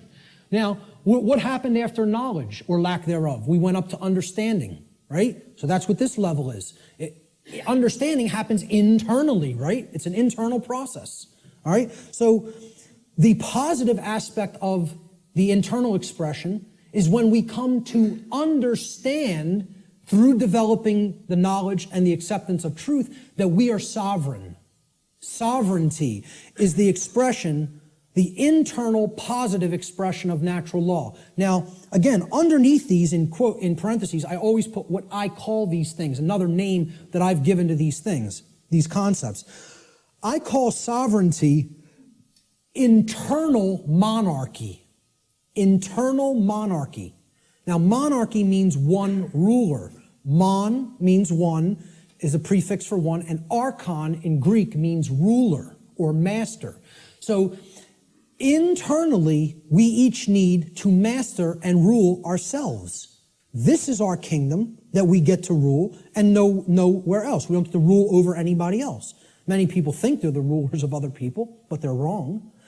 Each of us is a sovereign being. Sovereignty, as we're going to see, means that you're not owned by anyone else. No one else owns you if you're sovereign. Okay? So here's my expression, my visualization for sovereignty. Okay? Somebody who truly has the light. They have the light at their disposal. They're bathed in it. It's flowing within them. Okay? And light has always been associated in different mystery traditions as knowledge. It's been a symbol that has represented knowledge. This is the person who has the knowledge and has gone through the decision making and filtering processes with that knowledge to come to an internal understanding that they are a sovereign being. And I have news for everybody, whether you know it or not, whether you are familiar with the term or not, every person here is a sovereign, and you can never not be. It is an impossibility for you ever to be non-sovereign. It cannot be done. Cannot be done in nature. Okay? Every single human being on this planet is a sovereign being. And we're going to look at what a sovereignty actually means. The positive aspect of the internal expression is sovereignty, or what I call internal monarchy, meaning one ruler within. Internal monarchy, one ruler within. As a state of consciousness, sovereignty means that one has unified the three aspects of their consciousness, such that there is no internal contradiction between one's thoughts, emotions, and actions. We become a being that as we think, so we feel, so we speak and act. And there's no contradiction between those. We're not torn apart from within in this state of internal opposition amongst our own consciousness. Okay? Moreover, let's break the word sovereign down. That's where we're going to come to the real meaning of the term. Sovereign is derived from the Latin adverb super. Super means above. See, in classical Latin, there's no V in classical Latin, right? There was no V character. Actually, if you wrote a V like that, it was a U, okay? And why a double U looks the way that it is. It's two V's, actually. But that sound was U in Latin, if you see a V. There's no V sound in classical Latin. It doesn't exist phonetically, all right? So this phonetic variation that we express as V or V in English, in Latin was P or B. It was represented by a P or a B. So what we're really seeing here is suver, okay? But it was pronounced in Latin super, like super. Well, what does super mean? Super, you're beyond, you're above and beyond, okay? It means above or beyond, that's what it means. A superman is one who's beyond an ordinary man, right? The Latin noun regnum comprises the second part of the etymological root of this word. Regnum, it comes from rex regis in Latin, or regis. It means king. So regnum was the king's rulership. Regnum means his reign. It's where the word reign comes from in English, regnum, in Latin. It means rulership or externally imposed control. Okay? Not control in the context, I'm going to control my emotions, I'm going to control my behavior. No. It means I'm going to control you externally by imposing my will over your will through coercion. That's the context of rulership or control that I'm talking about here. So put them together. Super regnum, sovereign, means above or beyond externally imposed rulership or control by another. That's what it means. Sovereign means not a subject to another being, like a king, like one who considers himself a king. And it means not a slave to someone who considers themselves your master. That's all sovereign means, folks. Not a slave. And why I say every single person here is a sovereign is because there is no such thing, never has been any such thing, and never will be any such thing as legitimacy to slavery. That has never existed, does not exist now, and never will exist. Slavery is an illegitimate concept. None of us are slaves.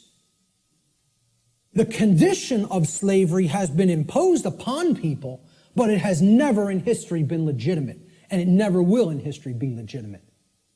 So there is no legitimacy to the concept of slavery, of the rightful rulership of another being through directly imposing your control through coercion. Doesn't exist. That's a big part of what natural law is about. We have to understand when we're saying this word, this is what is meant by sovereign, not a slave. Okay, we did a study where we asked people, are you a sovereign? Like 11% said yes. Maybe. I think it was 10 or 11%. Which I thought was almost encouraging, that 1 in 10 people knew that they were sovereign beings. It was amazing. But 90% of the human population doesn't feel that they're sovereign, doesn't know that they're sovereign. I'm telling you, it doesn't matter an iota whether you believe you are or not. I'm telling you it's an eternal truth that you are a sovereign and can never be non-sovereign. There is no such thing as someone else's legitimate rulership or ownership of you. Because there's no such thing to the legitimacy of slavery, and there never has been, and there never will be. So everyone is a sovereign. A sovereign is a monarch. Again, mon means one, and archon means ruler. So when people ask me, what kind of government do you want? I tell them I want anarchy, and I want monarchy. And they're like, how could you have those things simultaneously? Because if you have internal monarchy, you can have external anarchy. See, we need to have the rulership within, and we need to get rid of the rulership without. This is the kingdom we need to master, and we need to set aside the concept of mastery and slavery in the external domain, in the physical world. Sovereignty, sovereign is a monarch, which means a single ruler who rules only the kingdom of self. Sovereignty is a state in which one controls one's own thoughts, emotions, and actions, and by bringing them into unity or non-contradiction or non-duality, attains mastery over one's own consciousness. Sovereignty could be considered the equivalent of true self-control, true self-mastery, true self-love, or true self-ownership. It's all of these things. And ultimately, it means not a slave. That's what has to be remembered above all else. Let's look at the negative internal expression for natural law, which is confusion. Now, confusion results when we are in ignorance. That's the emotional dynamic, the feeling that takes place within the individual. This is the lack of understanding. Confusion only happens in a lack of understanding. When we have not taken in knowledge, because we are afraid, we are in fear, okay? Ignorance results, and then confusion happens internally. So look, remember, here's the essence, that's the foundation. This is that first stage, that first building block that we called knowledge or lack thereof. Okay? This is the second building block that we called understanding or lack thereof. This is true understanding when truth has been taken in and accepted. And this is the lack of understanding. Now, in that state of lack of understanding, we're confused. So there's no rulership within. Inside of us, there's anarchy, which means the absence of ruler. Of a ruler, not the absence of rules, which I'm going to get into later. Anarchy means there's no ruler, no master. So if there's no master inwardly, we have a big problem, because that means there's no self-mastery, there's no self-control, there's no self-discipline, and ultimately, there's no self-love. And that results in an understanding that we don't truly own ourselves. It would result in the absence of self-ownership, which is what we're experiencing as a species. That other people believe they own other people. This is what I found as a picture representing confusion. Someone who doesn't know themselves. Doesn't know themselves, completely attached to a ego identity. Their whole mind is all wrapped up. I believe I'm this businessman. I believe I'm this banker. I believe I'm this lawyer. I believe I'm this doctor. And that's my identity, and if something goes wrong with that, there goes my identity. There's who I am down the drain, you know? So this negative aspect of the internal expression of natural law is confusion, or what I call internal anarchy, meaning no ruler within. Confusion is the state of mind in which the being is ruled by fear and ignorance. Confusion could be seen as internal opposition within one's own consciousness. In other words, being torn apart from within in such a way that one's own thoughts, emotions, and actions are in perpetual contradiction with each other. A thought, emotion, and action are not in alignment. As we think is not how we truly feel and is not how we act. There's total contradiction and separation. No unity amongst those three aspects of consciousness. That's confusion. The fourth expression of natural law is what happens externally in the macrocosm in society. When you have a bunch of people who are in either this dynamic within their own consciousness, or a bunch of people who are in this dynamic in their own consciousness, a state results in the society at large, because the society at large is comprised of the aggregate quality of the individuals that comprise that society. All right? So if there's love present and knowledge has been taken in and it's been understood and we understand that we're sovereign and we're expressing self-ownership and self-mastery, what state manifests in society? Freedom. There it is. Freedom can only manifest when those preceding conditions are in place. It cannot magically manifest by any other means. If we say we want to be free, this is the path we have to take. Consciousness, acceptance of truth, and an understanding of our own sovereignty through self-mastery. It can't happen any other way. It's not possible. Okay? So, this is what the picture I chose for freedom. This is actually from the cover of probably one of the greatest books I think that's ever been penned by human hands. And I've read a whole lot of books in my life. And for me to say that, it's a high compliment. Okay? I think I'm a pretty good judge of books that can impart some wisdom to people. And I'm telling you, you need to read the book, The End of All Evil by Jeremy Locke, if you haven't already read it.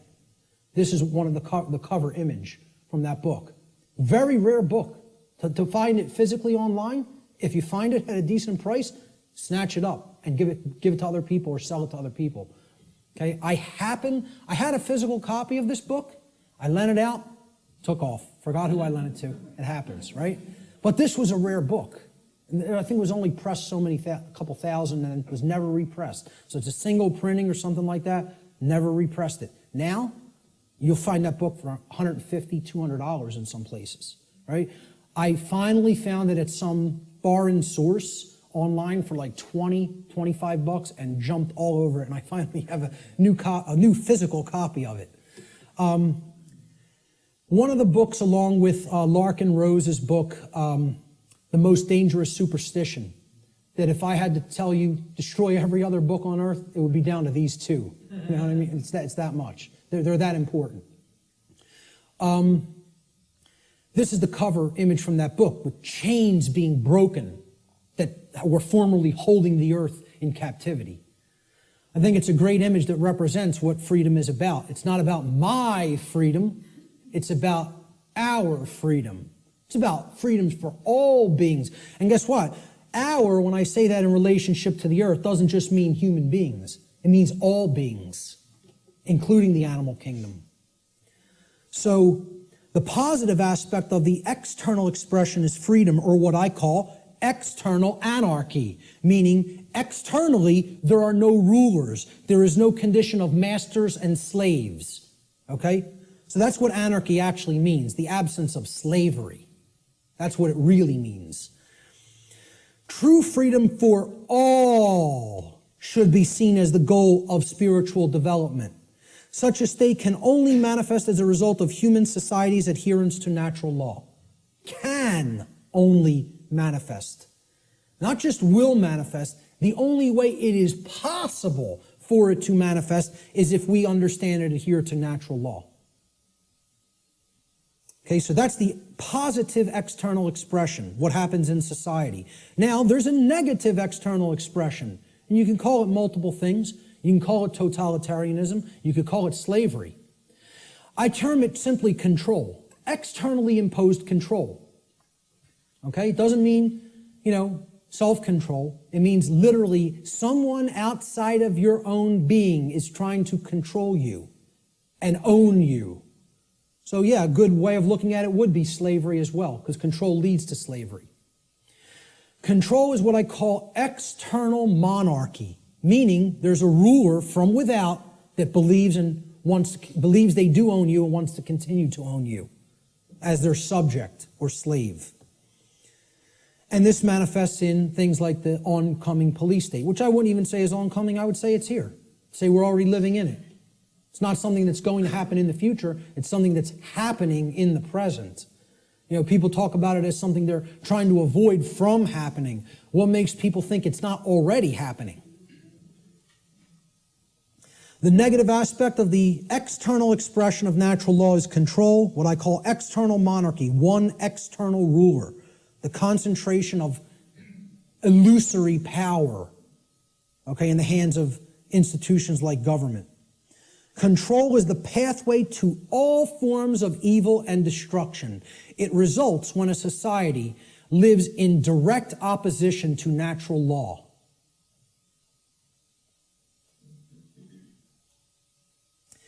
The fifth and final expression for natural law, how it operates in our lives, is what I call the manifestation, or the result that we create.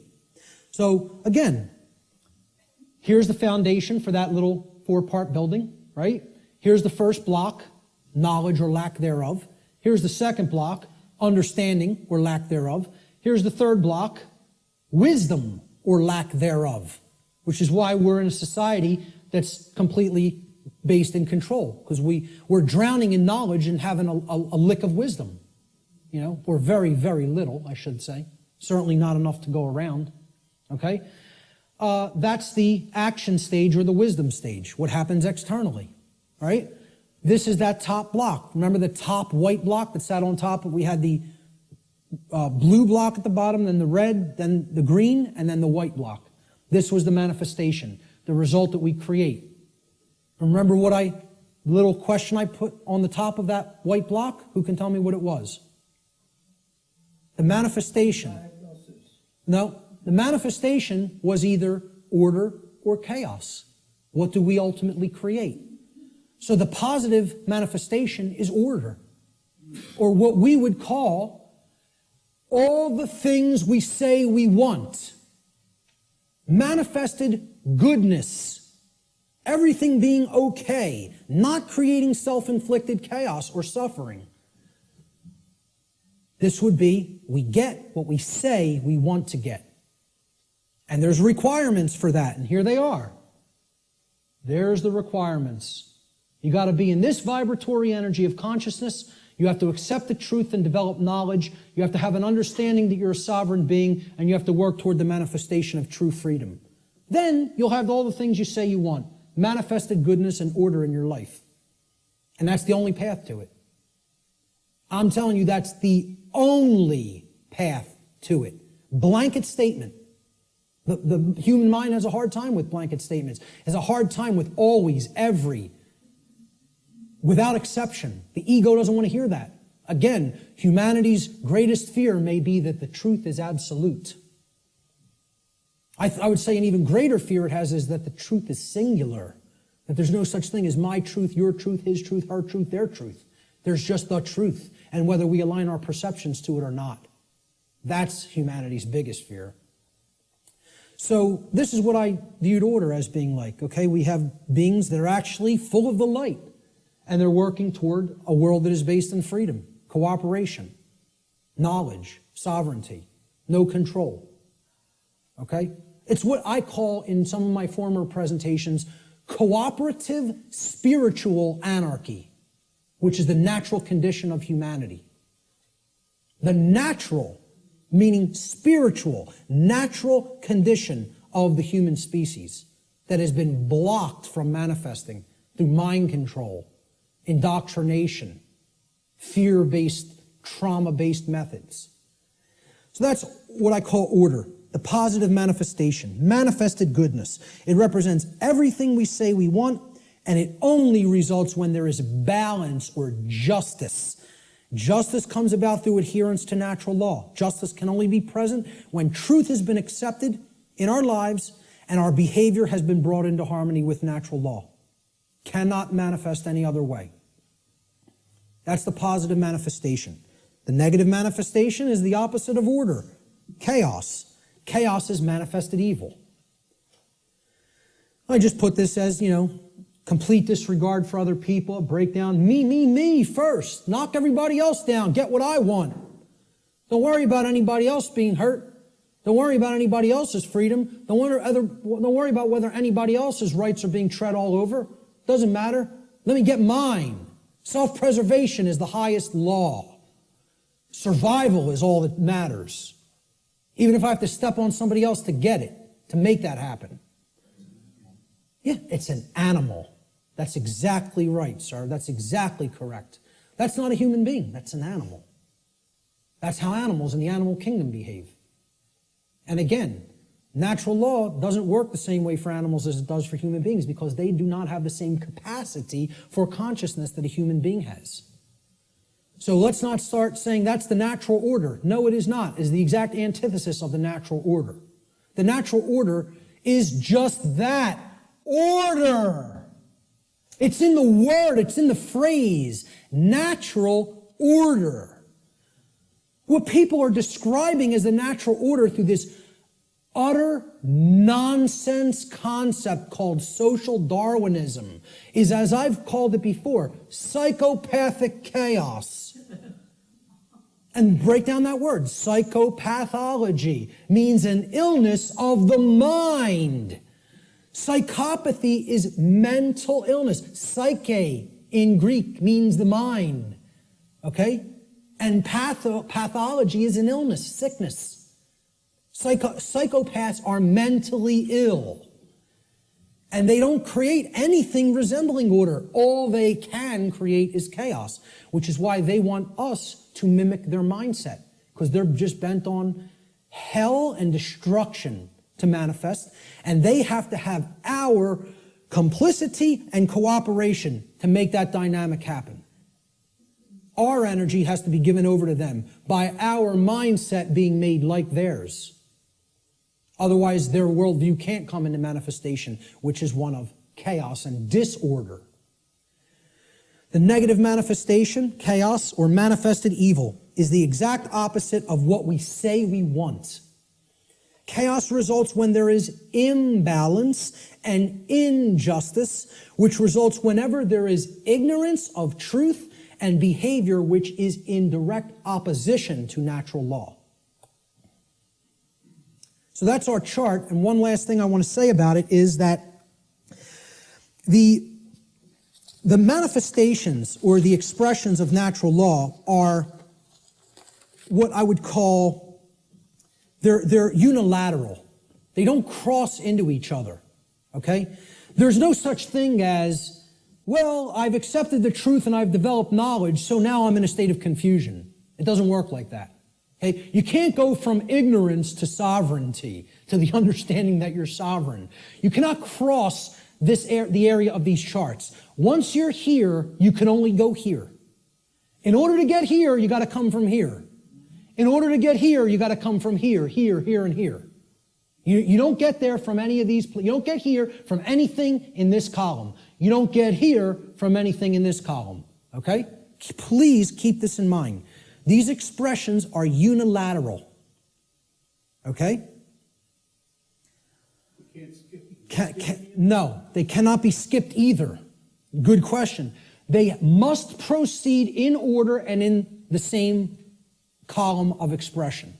So you can only get to order through freedom, which comes about through the understanding that we are sovereign, which comes about through taking in knowledge of truth, and which comes about through staying in a vibratory energy of love or higher consciousness. The openness to truth. That's it.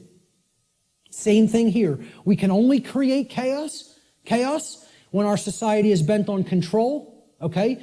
Because we are confused beings that don't understand our sovereignty and think other people can legitimately own us or rule us. And that comes from a place of ignorance or refusal of the truth, which is based in fear. Can only manifest that way. Blanket statement, too. And I will not retract on that blanket statement because this has nothing to do with what I think or feel or my beliefs. This is how laws operate in creation. Not a belief system, not a religion, has absolutely nothing to do. I did not develop this. I came to an understanding of it by seeking truth. I'm telling you, this is not my information, never has been my information, never will be my information. There's no copyright on it. I don't claim it. It's eternal truths that have existed forever and will exist forever, whether human beings are here or not. Take it and share it freely and widely to anybody that's capable of comprehending it, because it's the only way we're going to get out of this mess. Okay? Those are the expressions of natural law. Now, when I say living in harmony with natural law or living in opposition to natural law, what do I really mean? Well, what this has to do with is knowledge. And we're going to keep going back to this trend. This thread is not going away. Okay? And guess what? Every time I teach any of this stuff, whenever there's the new age community around or present, okay, and you'll encounter them from time to time, they'll insist, they'll even see it's like, you can tell knowledge is becoming a bad word to these people. No. When you say K-N-O-W, no, it's almost like they immediately have an avulsion, extreme negative reaction, and it is fear. But it's mind control, moreover, because they are being fed this poisonous untruth that there's not really any such thing as knowledge, and that knowledge is not the way out of this prison. And I'm telling you, it goes hand in hand with religious traditions, because they want you to externalize your power, externalize everything. And I'm not telling you, I'm not saying don't have a model for behavior, and okay, this person, Buddha patterned it. You want to pattern your behavior on the Buddha's life? Great. Live the great life. You want to pattern your behavior on the life of Christ? Whatever. And again, I'm not getting into this discussion here today about the actual historicity of the man Jesus, regardless of what you believe regarding that. I understand I could write books on astrotheology, okay? I understand that being may never have existed in the way a lot of people believe he did. So what?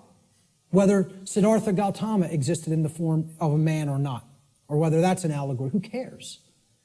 Understand the spiritual teachings they were trying to convey to humanity and then apply them in your life. Live by that ethic, that code, and great, okay? And have whatever religious notion you want, okay? What I'm saying is what this religion called the New Age movement and what many official organized regional religions, okay, do is they try to take the emphasis off knowledge. Because again, if you're not seeking truth and trying to develop knowledge, that's how this information remains occult. And that's how the control system stays in place. They want you to externalize your power to a deity or a guru. Once you do that, you're accepting your chains. You're saying, I have no power. Let me tell you something, folks. I'm not powerless. I am full of power. Why? Because I have knowledge of how things actually work. Nobody can tell me that I'm owned by somebody else and can get me to believe it because I have understanding of my sovereignty. If they can take that away from you by getting you to de-emphasize the importance of knowledge, of self-knowledge, they own you. That's when you're owned at that point. Okay? Knowledge is the way out of this. Knowledge, understanding, and then converting that to true wisdom through actions. Not believing in something, not accepting everything, not waiting on somebody to come down and save you, whether it be Zoroaster or the aliens from Zeta Reticuli or Ashtar Command or Jesus Christ. Okay? You keep waiting on an external Savior, you're going to be waiting in your chains forever. The knowledge of truth is what the Christ figure himself proclaimed would be the pathway to true freedom. Now, whether you put any emphasis on even exoteric Christianity, I'm telling you, that's the core of all the mystery traditions, is that until you take in the light, you'll never dispel the darkness.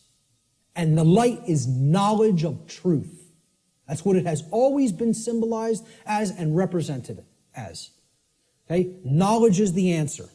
And here's what the biggest piece of knowledge that comprises natural law needs to be understood. There is a difference. It is a 100% completely polarized antithesis. These are diametric opposites that exist in nature. These concepts, right and wrong, do not exist as constructs within the human mind. Anybody who believes that is thrown completely off the path. They are engaged in Satanism. Let me just say it just openly, right out, in a way that is completely unambiguous. If you believe there's no real difference between these things and that they do not exist in nature, you are accepting Satanism. It's a satanic belief system that comes directly from dark occultism. And once again, you could say whatever you want about believing that or not. I was a priest within this religion. So if you go up to a Jewish rabbi, and you would expect he would have some knowledge of the Judaic tradition, would you not? If you went up to a Catholic priest, you would say, well, he has some knowledge of Catholicism and how it expresses the Christian tradition, would you not? If you go up to a Islamic, what do they call them? Right. You know, would you expect that this practitioner of his religion, who's in the priest class of his religion, would have some knowledge of Islam? Well, I'm telling you, I was a priest in Satanism. And I'm telling you, the concept of moral relativism is satanic belief. It is satanic ideology. It's one of it's their second tenet. They have 4 pillars. The 4 pillars of Satanism are self-preservation is the highest aspiration, and nothing comes above it. The second tenet is there is no such thing as the objective difference between right and wrong. Right is what's good for me, wrong is what's bad for me, personally.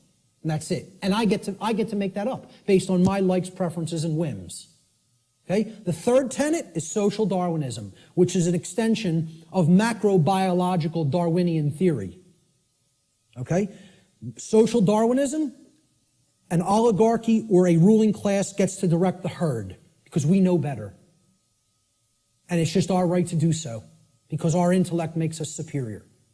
And the fourth pillar is eugenics. Since we are ultimately God, since we decide what's real and what's not real, and we give that perception to the rest of the herd, and we get to decide what's right and wrong, well, we're God here. And therefore, we get to decide who lives and who dies. That's the 4 pillars of Satanism. And you know how many people believe that nonsense? A whole lot. Way more than people in the priest class of this religion, because they are propagating these tenets everywhere in human society. So many people are Satanists and do not even know that they are Satanists. It is a secret, infectious ideology. And I'll tell you a personal anecdote real quick. And I'll tell you who it is now, because I don't care anymore. my own grandmother. All right? Let's make it personal. All right? Okay? And I hope she sees it. My own grandmother, I believe was in her late 70s or maybe early 80s at the time. Okay? I think she's in her mid-80s now. And I don't speak to her anymore. I took a printed sheet of paper that I printed out of my printer, printed it out of a laser printer, and I put a little piece of white tape. I taped a piece of white paper over the heading, the title of the document. And I asked her to read this. It had 4 paragraphs, right?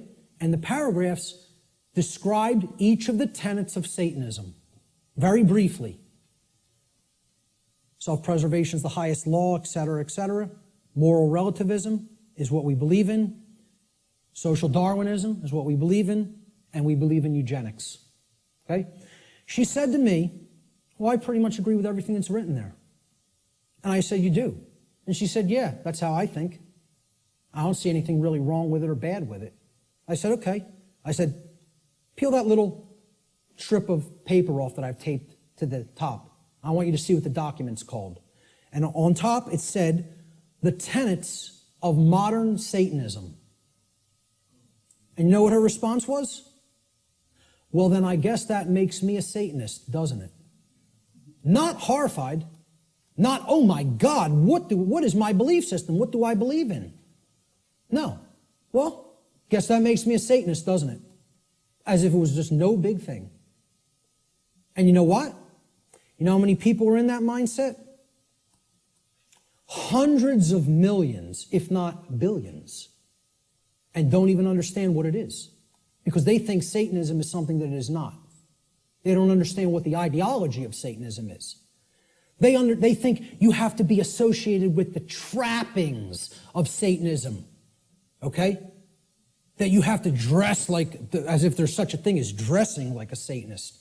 Or you have to have certain things on your walls in your house or in your garage if you're a Satanist. Well, let me tell you something. Satanists are the owners of banks. They own hospitals. They own schools. Okay? Yeah. Certainly that university right across the road.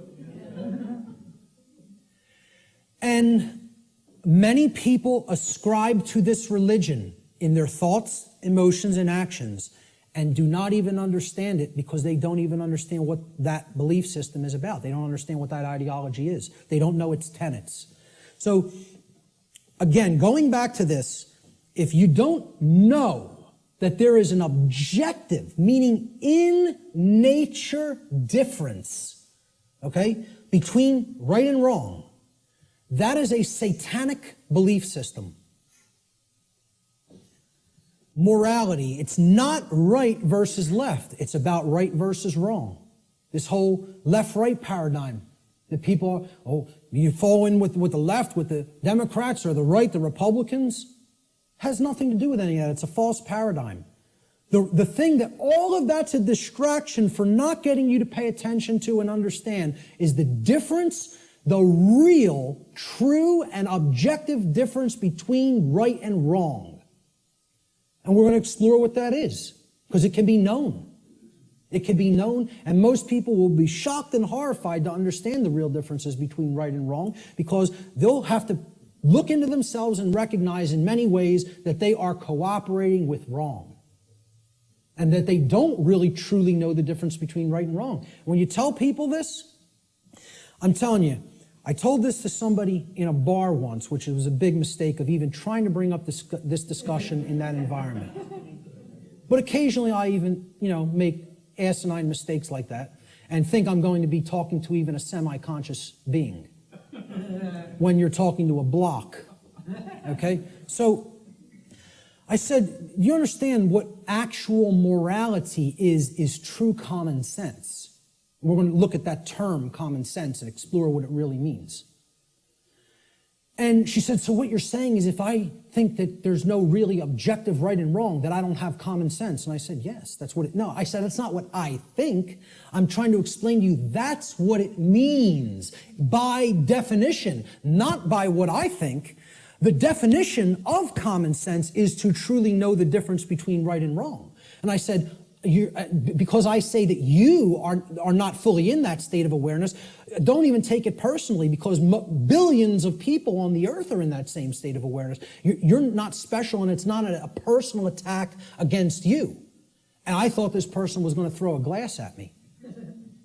Literally got so enraged because she's associating the concept of common sense with that you are functional and can adequately perform the daily activities of living. And that's not what I'm talking about as common sense, okay? Having common sense about, I can prepare my meals and eat for myself and wash my own clothes and, go to work. That's not what I'm talking about as common sense. That's your everyman's definition or connotation of common sense. We're going to talk about what common sense really is. Okay? A deep understanding of morality, which are the principles concerning the distinction between right and wrong behavior, lies at the very heart of natural law. This is the essence of it, folks, right here. And here's the difference between right and wrong in a nutshell, about as simply as I am capable of describing it. All right? Now, we use the words correct or right to mean correct and moral. When you say, okay, what's 5 plus 5? It's 10. You're right. Meaning you are correct. That is true. That is the correct answer. That is right. Okay? And then we say, was stealing that money from Jim, was that right? To mean, was it a moral behavior? So now, why would we use the same word, again, like the ancient Romans used the same word, book and free? Okay, those two different concepts were represented by the same word, liber, right? And there's a reason, because reading will put you on the path to true freedom if you read the right books. Okay? Why would in the English language, we have other words to mean the same concepts, but the word right means two things simultaneously. It means both correct and it means moral. There's a reason, because they mean the same thing. Correct is moral.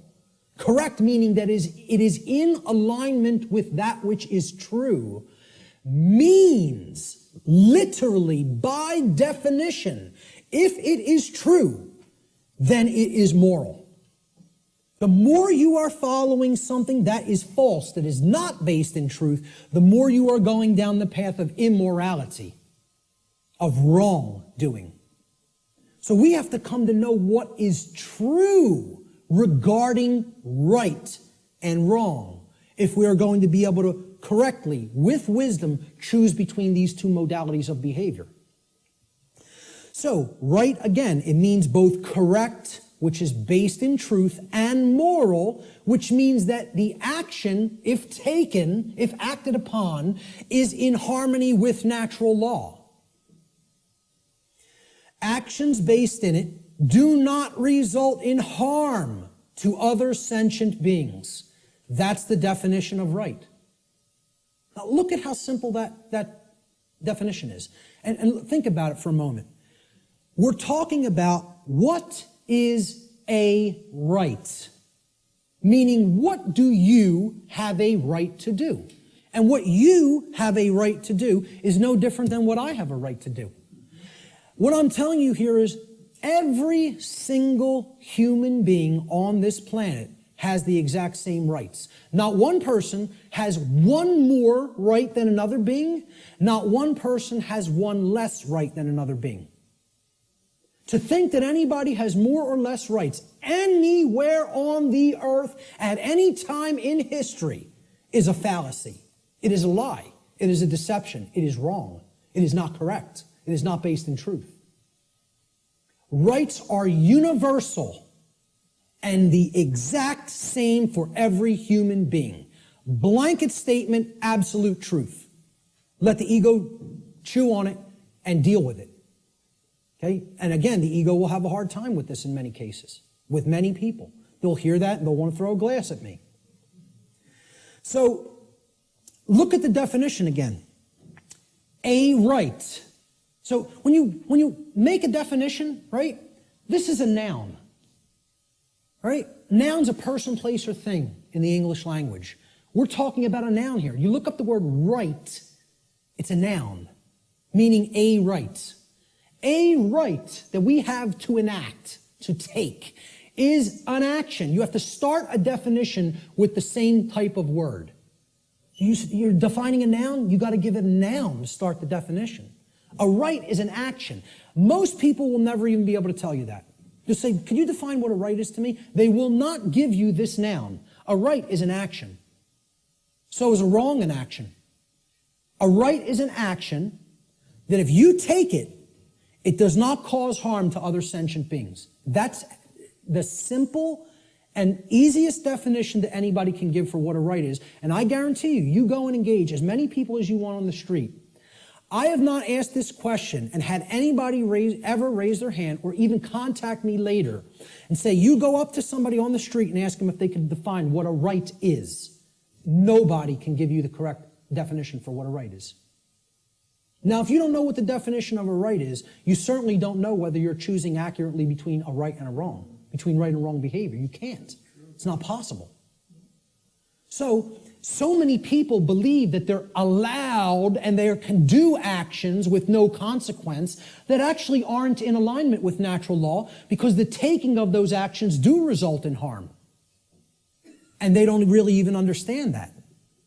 So let's look at what a wrong is. And we're going to deeply look into what a wrong is. We're going to focus on what wrongs are. Because in reality, to even start this, right, what have we based this definition on? Actions based in it do not result in harm, right? That's the negative of another definition. Well, it's the negative of this definition. So you can only actually define a right by knowing what a wrong is. A right technically cannot be defined outside of the negative. A right can only be defined apophatically, meaning understanding what a wrong is and then stating that it is anything that falls outside of the parameters of wrongdoing. Okay, and we're going to get to what those parameters are. All right? So, I'm sorry, I want to focus on wrong for a moment. Okay? Wrong, again, we say this, what's 5 plus 5? 9. Wrong, it's not true. Incorrect. Incorrect answer. It's not based in truth. We use the term wrong to mean both incorrect and immoral. Well, that was wrong what you did to that person by hitting him for no reason. You didn't have the right to do that. Immoral means in opposition to natural law. Because actions that are based in it result in harm to other sentient beings. That's the simple definition of a wrong. Now we can go deeper into the definition of what a wrong is and look at different types of wrongs, which is what I'm going to do in a moment. So this is the concept that is referred to as apophatic inquiry. Very, very critical to understand concept. And you have to apply this concept. What this essentially is it's a filtration process. This is the process of the middle process in the trivium, okay? It's weeding through the inconsistencies and saying, well, is this inconsistent? Is this inconsistent? Is that not true? And you're setting those behaviors aside and you're saying, here's the behaviors that are wrong. Don't engage in those behaviors. It's negative. It's a negative process. It's a destructive process.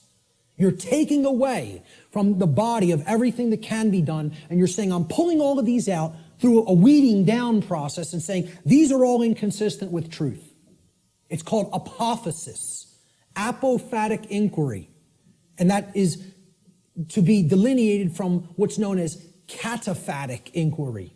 Cataphatic inquiry means you're reasoning in the affirmative. And you're not trying to weed down through a process of elimination to get to the truth. Okay? So cataphasis or cataphatic inquiry would be equivalent to inductive reasoning, whereas apophatic inquiry or apophasis would be akin to deductive reasoning. All right? Rights are most easily understood when they are considered through apophatic inquiry, or what is known as the process of apophasis. This process helps us to understand what a right actually is by understanding which actions are not rights because they cause harm to others. They're the cause of harm. Here's what apophasis is. It's been called apophatic inquiry. Okay? Really, look this up. Understand what apophasis is because it's part of the trivium process. All right? It comes from the Greek noun apophasis, written there in Greek script, which comes from the Greek verb apophanai. Okay, so apo in Greek means away from or the negation of, and phanai in Greek means to say or to speak. So when we put them together, it means to say no or not to say, or to say what something is not, in other words. That's what apophasis is. You're saying this is not this. It's the opposite of that. Okay? So it is a method of logical reasoning or deductive reasoning that is employed when you are given a limited set of possibilities in order to arrive at knowledge by way of the exclusion of known negatives. You're setting the logical inconsistencies to the side and saying, this is not what this thing is. That's called apophasis. Okay? You are describing what something is by explaining what it is not. This is called affirmation through negation, is another term that this truth discovery process is known as. Okay? So, what we're going to do is apophasis. We're going to do apophatic inquiry regarding right and wrong. So, what is not a right? What are ways that people can cause harm to other people or animals? Ways that we can cause harm to other sentient beings. One of the first thing, so what we're doing here is we're going to list the boundary conditions for natural law here, for breaking natural law. If we take these actions, we are breaking natural law because the action is a cause which results in the effect of harm to another being. All right? So these are what are simply, I call them the natural law transgressions, which means sins or wrongdoings. They're simply harmful actions that a person is capable of taking to another being, against another being. That's all. So of course, many people will get the first one. What's one of the main horrible wrong things that somebody can do to another person? Kill them. Murder them. Take their life. Okay? Murder. And I would distinguish murder from killing as well. Because occasionally, to defend oneself, killing may be necessary. But murder is always immoral and wrong. Okay? See, the fifth commandment in Hebrew, do you know what it says in Hebrew? It does not say thou shalt not kill. The term for murder in Hebrew is tirzach. The fifth commandment in Hebrew is lo tirzach, which means do not murder. Murder as a verb in Hebrew is a completely different word and a totally different connotation than the verb to kill. Because what they're saying is don't take life without any right to take it, meaning that you initiated the violence, and that's what murder is. It's the initiation of the taking of somebody else's life when you had absolutely no right to take that life. Now, if someone is coming after you, your rights, there may be times when you do have to take defensive action and forceful action, up to and including deadly force. We're going to talk about that later. But murder is the first natural law transgression. And if you want to go down to a subsection of this transgression, you could list it as a totally separate wrongdoing. I'm keeping it in the same basic category.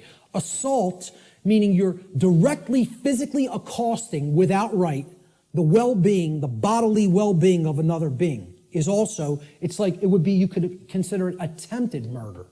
Because assault is something that you do without right. If someone assaults somebody, they have no right to commit assault. Never exists. The right to commit assault does not exist. The right to commit murder does not exist in any circumstance, ever. Blanket statement.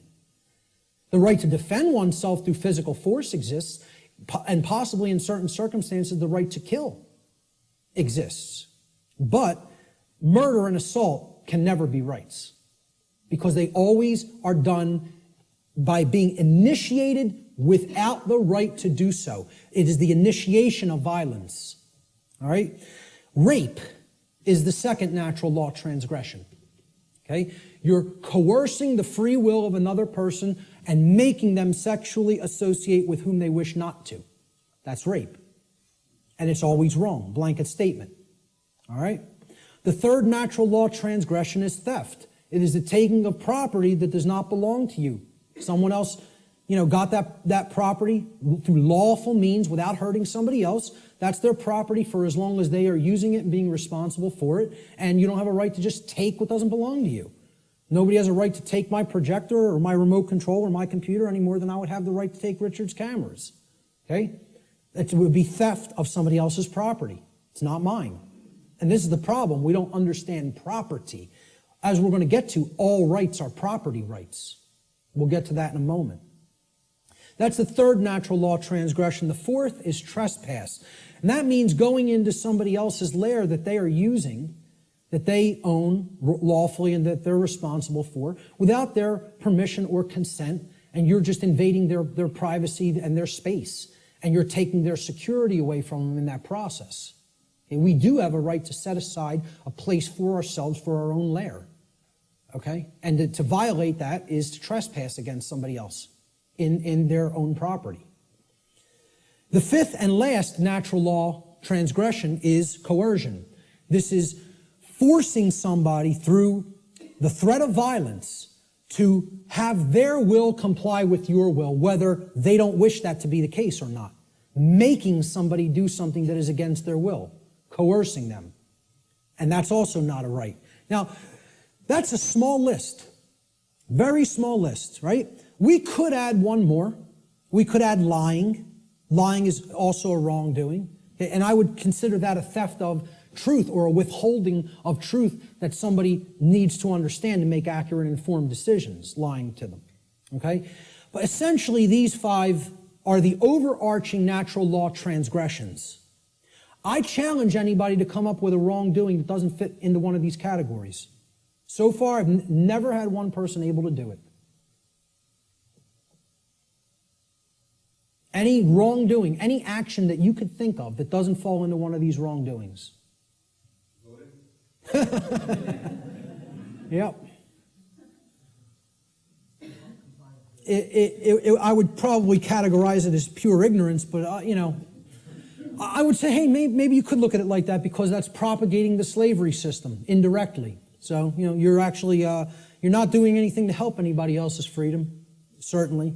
I don't know if I would categorize that as a natural law transgression because, it's giving consent and propping up that system. It's not technically what I would call an action, but it's more of like giving consent. Hey, you could say that is a wrongdoing, I guess, because giving your consent is tacitly saying yes to control, and that's ultimately affecting everybody else's freedom negatively. So, possibly. But in general, what I would say is if you could think of an actual physical action that doesn't fall into one of those categories, let me know. Because that's a pretty comprehensive list, and it's only like, 6 words. So, now, what if I told you I could narrow it down? What if I told you I can get rid of 5 of those words and take it down to 1? Okay? These are the wrongdoings. Let's try to narrow it down, right? Okay? Every harmful action that a human being is capable of taking is a form of theft. Now, many people will hear that for the first time. I've never heard that said. There is no action that you can take that causes harm to another person that is not a form of theft in some form or fashion. I challenge anybody to come up with an action that isn't a form of theft, that is an action that is a wrongdoing that isn't a form of theft. You won't be able to do it. I've put that challenge out on my podcast. Say, email me if you know. No, not one person. The only one person challenged it and tried to say lying. I say, okay, that's really taking the truth from somebody, thieving truth. And whether you want to look at it as you're simply dissuading them from looking at the truth too, deceiving them, or not offering correct information, still you're taking away their ability to make correct judgments based on the availability of information. So it is a form of theft. Some form of property. Now look at that word. Property. Proper, meaning right, is always being stolen when a wrongdoing is committed. All rights are property rights. All wrongs are theft of property. Once again, I challenge anybody. It's an open challenge. If you can find me a right that is not a property right, or a wrong that is not the theft of some form of property, please do it. Please let me know. Okay? Life is a form of property. So taking life you had no right to take, murder, is stealing property that wasn't your own, because that was that person's life, possessive. They own it. And I didn't have a right to just go and take it for no reason. Rights are a form of property, meaning actions that you may do because they are in harmony with natural law and do not cause harm to others. I don't have a right to stop you from taking. If you're not harming somebody else, nobody has a right to stop you from taking a right, taking an action. You may perform any action which does not directly result in harm to somebody else. Okay? Rights are a form of property. Freedom is a form of property. Somebody doesn't have a right to take somebody else's freedom and hold them against their will just because they don't like what they're doing. They have a distaste for what they're doing. Or they want them to comply with their behavior, with their commands. Okay? They want them to make their behavior comply with commands that they're being given. So, if you really break it down, let's look at the wrongdoings once again. Murder. Is that not the taking of somebody else's life? Assault is the taking of their right to remain unharmed in their person. You're taking their health if you assault them, right? Their homeostasis in their body is being put under assault. And that's robbery. That's somebody taking something that isn't theirs to take. Rape. You're taking somebody else's free will to sexually associate with whom they choose to sexually associate. And therefore that's a property theft, because that's their property, their free will. Theft itself says it right there. You're taking physical possessions that aren't yours to take from somebody else. Stealing. Trespass. You are taking someone's security in their own lair, as we talked about, which you don't have a right to take. That's also their property. Coercion. What are you taking? Somebody else's free will, which isn't yours to take. That's a gift from the Creator, which belongs to each individual. And if somebody's coercing somebody by telling them, you must do this because I said so, and if you don't do this, I will come and do some form of harm to you, that's not a right. That's a wrongdoing, coercion. And it's a form of theft. Exactly. Sure. You must buy this. Imagine this. Great. We're going to take 5 more minutes, and then we're going to take an hour and 15-minute break. So all of these things are forms of wrongdoing, and they're all ultimately one wrongdoing in different forms. They are all theft, every one of them. There is only one wrongdoing. There's only one way anybody can wrong anybody else. Stealing. That's it. Every form of wrongdoing is a form of theft against another being and their property. A living being or their property must have been harmed in order for a violation of natural law or wrongdoing to have taken place. Any action which does not cause such harm is a right. There's the apophatic definition of a right. Through understanding what a wrongdoing is. And I'm telling you, billions of people, not millions, not hundreds of millions, billions of people on this planet do not know this. Could not tell you this. Because this is it. This is it, folks, right here. This is the crux of natural law. What is a right? What is a wrong? And I couldn't sleep last night. After we got home, I never have problems sleeping. Ever. Ever. I'm just going to tell you this before we break. I was laying in bed last night before I went to sleep for the night.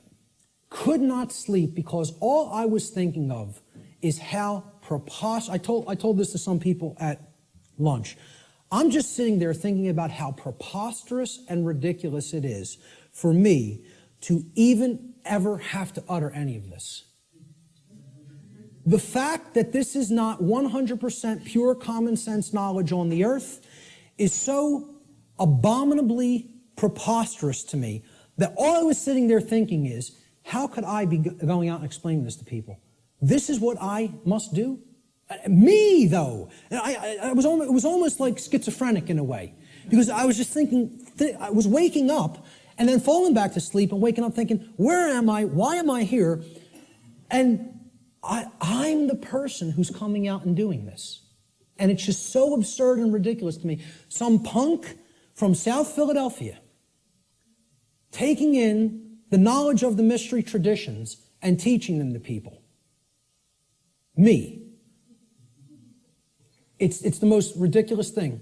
I can't even imagine it, you know? I still can't. I can't imagine that it's necessary, you know? That's the position that our society is in. It's so profoundly sad that I can't believe it.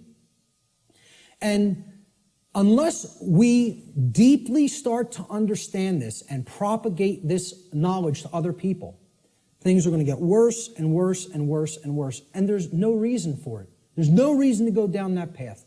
We want to choose the way of maximum pain because we don't want to give up thoughts that we're addicted to just because the pattern has been there for as long as we can remember. We would rather go down the path to the grave and the abyss rather than admit we were wrong and just say, I need to give up this negative way of thinking. You know? I'm going to leave it right there and just say the bottom line to what this section comes down to is if someone hasn't been harmed, no wrongdoing has been committed. No victim, no crime, in other words. Many people insist, there doesn't have to be a victim for there to be a crime committed. You know how many people are rotting away in a jail cell right now as we speak who have never harmed another living being? You know how many people? Tens of thousands. Okay? And no one has any right to hold them. Unless you've harmed somebody else, nobody has a right to stop you from continuing to take the action that you are taking. Okay? We're going to talk about some of those things in the last section. So let's take an hour and 15-minute break, and we'll be back here at about 5:20.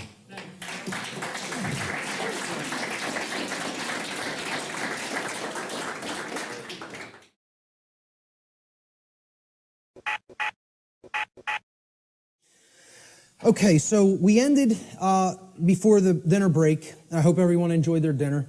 At the concept that if there is no victim, if no actual wrongdoing has taken place resulting in harm to someone else, there is no crime. And many people are, being jailed for victimless crimes that they've actually never actually harmed another being, and yet their freedom has been taken away. Another aspect about this concept of the difference between right and wrong behavior is we have to understand that there is no such thing as the ability to delegate a wrong to someone else. No one can say to someone, you may harm him, unchallenged or unaccosted, okay? That you're allowed to do that morally, okay? No more than anybody can say a group of people may commit a wrongdoing and they have the moral right to commit it, to commit that wrongdoing. There's no such thing as that, okay? So this is what many people who believe in things like government believe in, that we can delegate to a group of people who are calling themselves a government something that is not a right and all come together and agree upon, they now possess this right. Rights can't be granted by human beings to other human beings. Everybody is born with the same rights because rights don't come from human beings. Rights, like the laws of nature, come from the creator of the universe. They don't come from human beings. Human beings don't make up what right and wrong are. Right and wrong are inherent to creation and are up to us to discover and recognize what they are and then live in accordance with those principles. So if a specific action is not a right for any individual, that action cannot be, quote, delegated, granted, or licensed to any other individual or group and magically called a right. It does not become a right. If it's wrong, it remains a wrong, no matter how many people believe they can do it or delegate it or otherwise. Similarly, a right can't be turned into a wrong. If it's a right and you're not harming somebody by doing it, somebody can't magically say, well, that's a wrong and you're not allowed to do that. And yet we have things that go right hand in hand with that, and it's called government. An action that is a wrong would forever remain a wrong under natural law. So how do we know what rights are? Part of knowing rights is understand that natural law, the difference between right and wrong, always holds true regardless of a population's belief system. Like natural law being in effect, the difference between right and wrong are not dependent on anybody's belief. They are eternal truths that need to be understood. So this means it does not matter how many people agree that a wrong can be turned into a right or that a right can be turned into a wrong. Such things can never be done in reality. We can believe we can do that and act like that, but in reality, it cannot actually be done. A right forever remains a right, a wrong forever remains a wrong. People can only believe that they can claim such reversals and that this will magically make it so. Unfortunately, most human beings erroneously believe that it is morally possible for them to create and delegate rights, quote unquote, which do not exist, or to take away actual rights from people which do exist. They believe we can do that. So when in doubt as to whether an action is or is not in harmony with natural law, the visualization exercise that I always ask people to do is to imagine a scenario of a planet, a world, where there is only two people, where only two people exist on an entire planet, okay? If the behavior in that circumstance, in that visualized instance, is either a right or a wrong in that instance, it remains a right or a wrong in any size population, regardless of how many people may believe otherwise. Okay? So if a right is a right for one person to do toward another, okay, or if it's a wrong, the action is a wrong for one person to take toward another, population is irrelevant. People will say, well, yeah, if there was a couple of people, that would be okay. But if in a world of 7 billion people, we can't let people do that. Well, this has nothing to do with what right and wrong is. You know, as if they're changeable.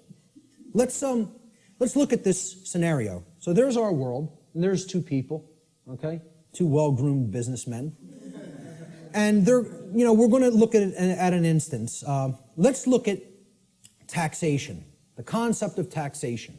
Is taxation of any kind a right or a wrong? Is it morally acceptable and justifiable, or is it something that is actually a wrong? So let's look at what taxation really is. And again, we're not going to euphemize. We're going to talk about it straight on. So here's what taxation is. It's not what I believe it is. I'm getting down to the heart of the matter and describing what it actually is. Taxation is the claim that a specific group of people who call themselves government have been given a, quote, right. They've been delegated a right, okay? We've written down a law, and we say this people calling themselves the government and the IRS have a right to do this particular action, this activity, okay? This behavior. They've been given a right to confiscate, unwillingly, I might add, an arbitrarily chosen percentage of the product of another individual's labor. Now, let me just start with this, right? You ask anybody, how many are you going to voluntarily pay more taxes? Nobody will raise their hand. And you say, why not?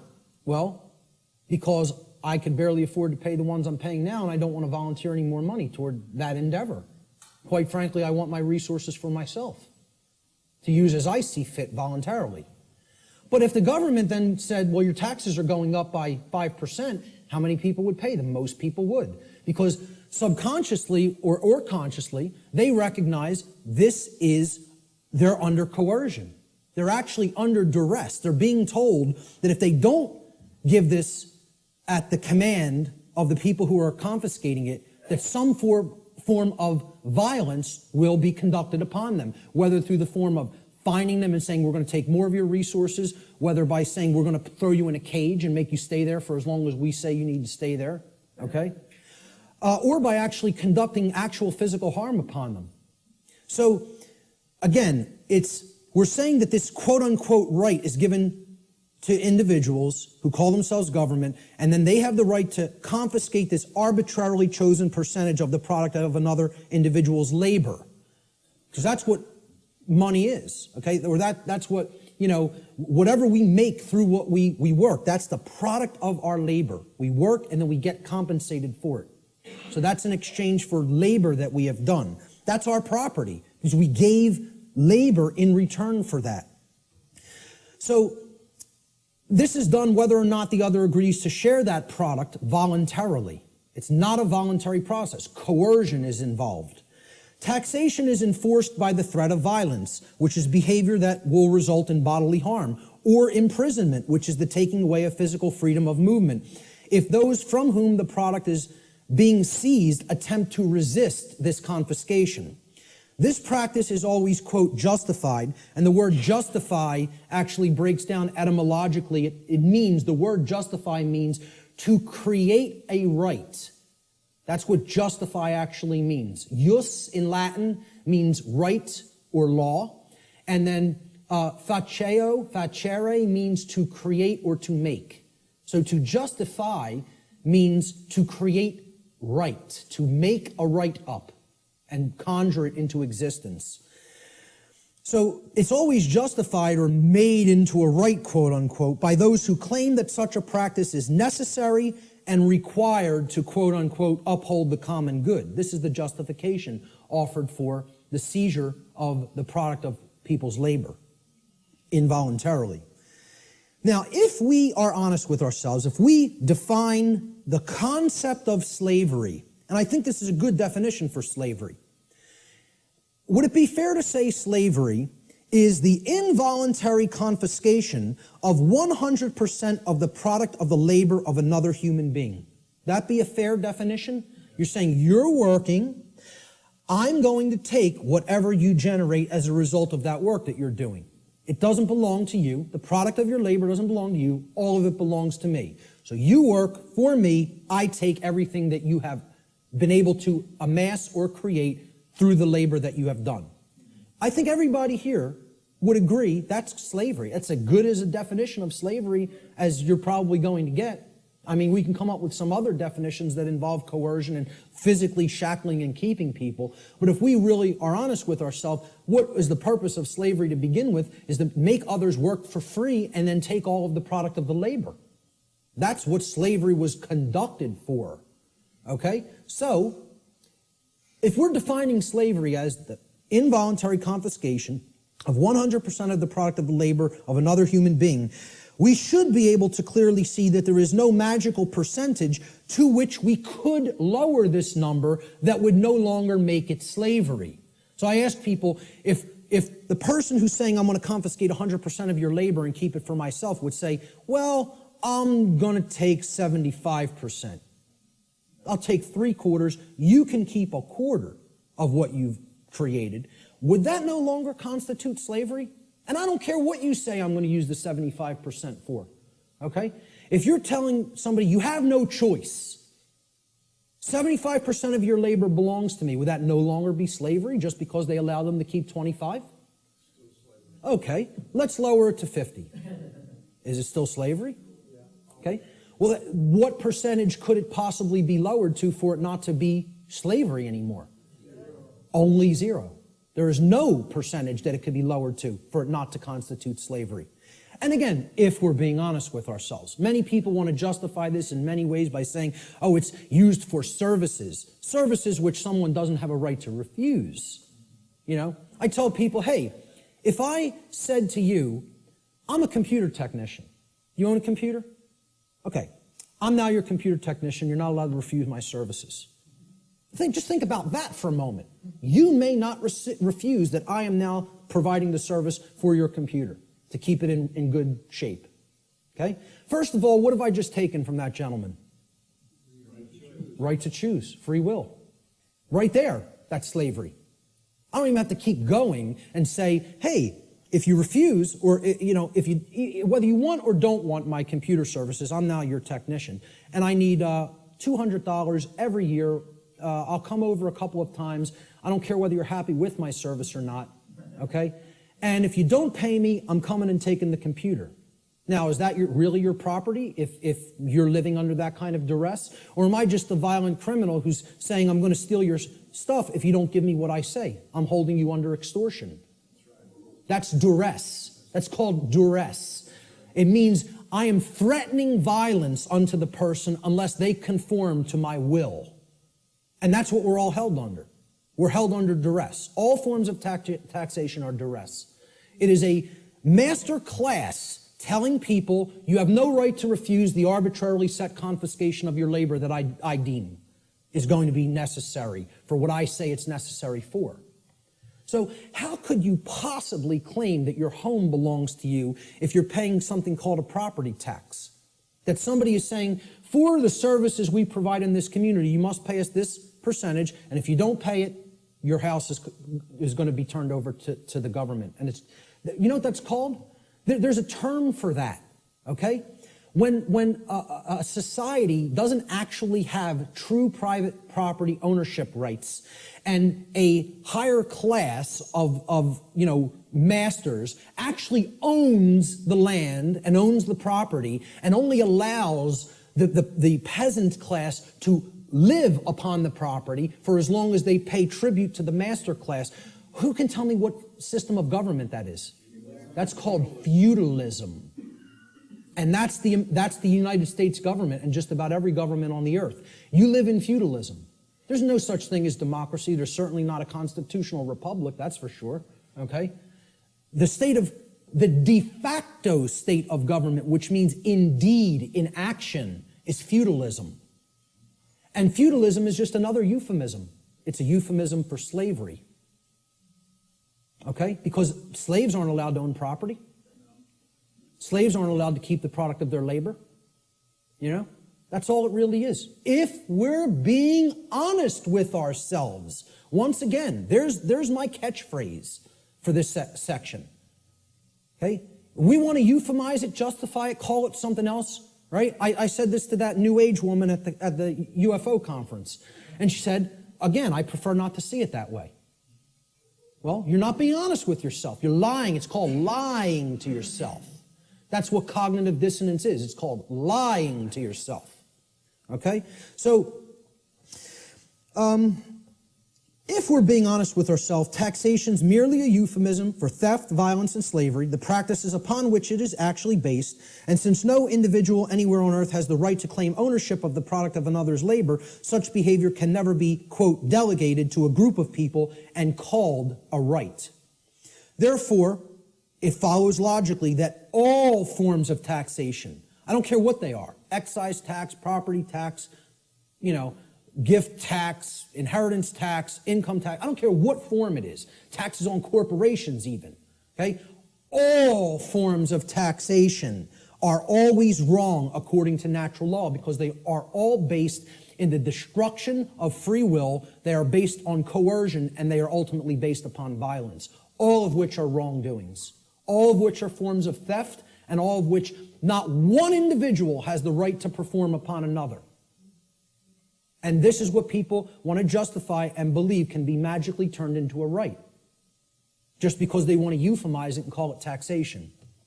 Let's look at another example. Prohibition, one of my pet peeves, okay? I'm big into health, into eating right, okay? I'm huge into juicing. It's one of my favorite things to do. Purification of the body is part of purification of the mind, all right? But I'm going to tell you, I'm 100% for anybody being allowed to put anything into their body because they own their body. If I want to break up this remote control in little pieces and eat it with a sprinkling of pepper, then that's my right to do so, regardless of what the chips may do to my intestinal tract, okay? There's a reason I have the right to eat this remote if I want to. You want to know why? My body is my property. It belongs to me. Now, we did this in the natural law seminar. We asked people, do you own your own body? almost every single student in the seminar, now, of course, they immediately answer, yes, I own my own body. The students grasp this, okay? The people they were asking the questions to, okay, because the students were doing the tabulation of, accumulating the answers from people that they asked the questions to. And one of the questions I asked them to ask people is, do you own your own body? Almost every student in my first natural law seminar, when they asked people if they own their own body, they came back to the next class and almost every student said, almost everybody they asked that question to paused for a long time and thought about it. Had to sit and think about this question. Could not immediately spit out, absolutely, my body is my property. And because I think people want to overthink things and say, well, am I going to own my body forever? I'm going to die one day. Does that mean I don't own it now? What's the over-intellectualization and mystification of this concept? I tell people, I recognize fully I'm going to die one day and this flesh is going to crumble and pass into the earth, okay? Does that mean I don't own my body right now? I'm using my body right now. That's why I own it, specifically. Specifically because my consciousness inhabits this body and I'm using it as the vehicle for the expression of my consciousness is the very reason I own my body, okay? And people can't spit that out. It's like unfathomable to me. The ridiculousness of some of this, that the human mind could be worked into the situation that it has been, is almost incomprehensible. So let's go forward with prohibition, okay? It's the claim that a group of people who call themselves government have been given the right to prevent others from putting any given substance into their own bodies, and if others refuse to comply with those terms, that they will be fined or imprisoned. And it should be self-evident that if an individual's body is actually their own property, and it is, then that individual always maintains the natural right to decide what will or will not be put into their property, which is their body. Why can you put what you want into your car or your home? Because you own it. It's your property, okay? Technically, it should be. I mean, technically it isn't really, but my whole point is nobody else can tell, no other individual can tell you what you can and can't put into your home, okay? Could I tell you, hey, I don't want you putting that jacket in your car. You're not allowed to put it in there. Well, who am I to tell you you're not allowed to put that in there? It's your property, okay? So why would we accept that? Not accept that, but we would accept I can't put something in my own body that I deem that I want in it, okay? Because people can't separate the act of imbibing the substance or putting the substance into the body, okay, from the action that people may subsequently take. And they're two different things. So somebody might go out and want to get smashed tonight and do a bunch of drinking, but if you then go out on the street and start clubbing somebody with the nearest available blunt object, you don't have a right to do that. You had a right to go drinking, okay, any more than you would have a right to go snort some cocaine or bang some heroin into your arm, okay? I don't think those two things are particularly good ideas, but I support your right to do it. But hey, if after you do those things you go and hurt somebody else, you got to be held accountable for the actions you just took. That's what personal responsibility is all about. And these two things need to be delineated from each other. We have to clearly be able to separate the act of the right to put something into my body and me still being personally responsible for what I do with my body. Okay? So, understanding that this is a claim made to tell people that I'm going to make the decision about what you put into your body, we can easily see this claim of this right to command what will or will not be put into the body of another person. What it actually amounts to is a claim of ownership upon the body of another person. If I'm telling you you can't drink orange juice, I'm making a claim, your body belongs to me because I'm going to decide what goes into it or what does not go into it. Okay? So if I say carrots are off limits for your consumption, sir, and they may not be ingested, I've just made a claim that I own your body. Well, what's the claim on the ownership of another person's body called? Slavery. If we're not euphemizing it, and if we're being honest with ourselves, okay? Prohibition is merely the claim of ownership upon another person's body is called slavery. Therefore, prohibition is merely a euphemism for slavery that is backed by violence, regardless of the justifications made by those who claim such practices are, quote, necessary for the common good. That's always the justification. Since no individual anywhere on earth has the right to claim the ownership of another person's body, such behavior can never be delegated to a group and magically termed a right. Therefore, all forms of prohibition are always wrong according to natural law. Doesn't matter what the substance is. Doesn't matter what it is.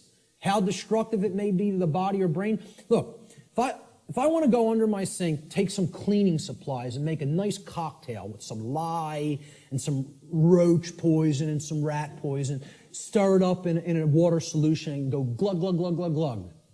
That's my right. Want to know why? Because I own my body. I own my consciousness and my body, period, the end. So if I want to do that, that's my right to do so. Okay? Nobody has a right to tell me what I can and cannot put into my body. Yet we accept this because of these justifications that, oh, it's for the common good. Forget what rights are. You know, it's for the common good. We need to accept slavery for the common good. Yeah, it works out like that. So how about licenses and permits? These are claims that a group of people who call themselves government. And again, we're going back and visualizing. Imagine one person trying to make this claim to another person. Nobody would find it legitimate. Nobody would find that one person may make that claim to another person. Yet we think these other people called government have rights that individuals don't have. That's what we think. That's called mind control. Mind control is getting people to accept some people have rights that other people don't have. That's what it is. You know? So go back to that visualization exercise. Can one person make that claim over another and have it be legitimate? Of course not. So if nobody has that right, how could that right be delegated to somebody else? It can't.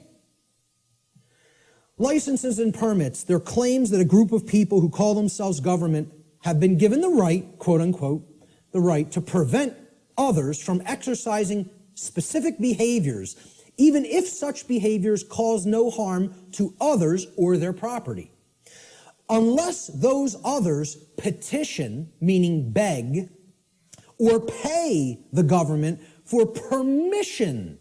That's what a permit is. It means permission to be allowed to exercise those behaviors.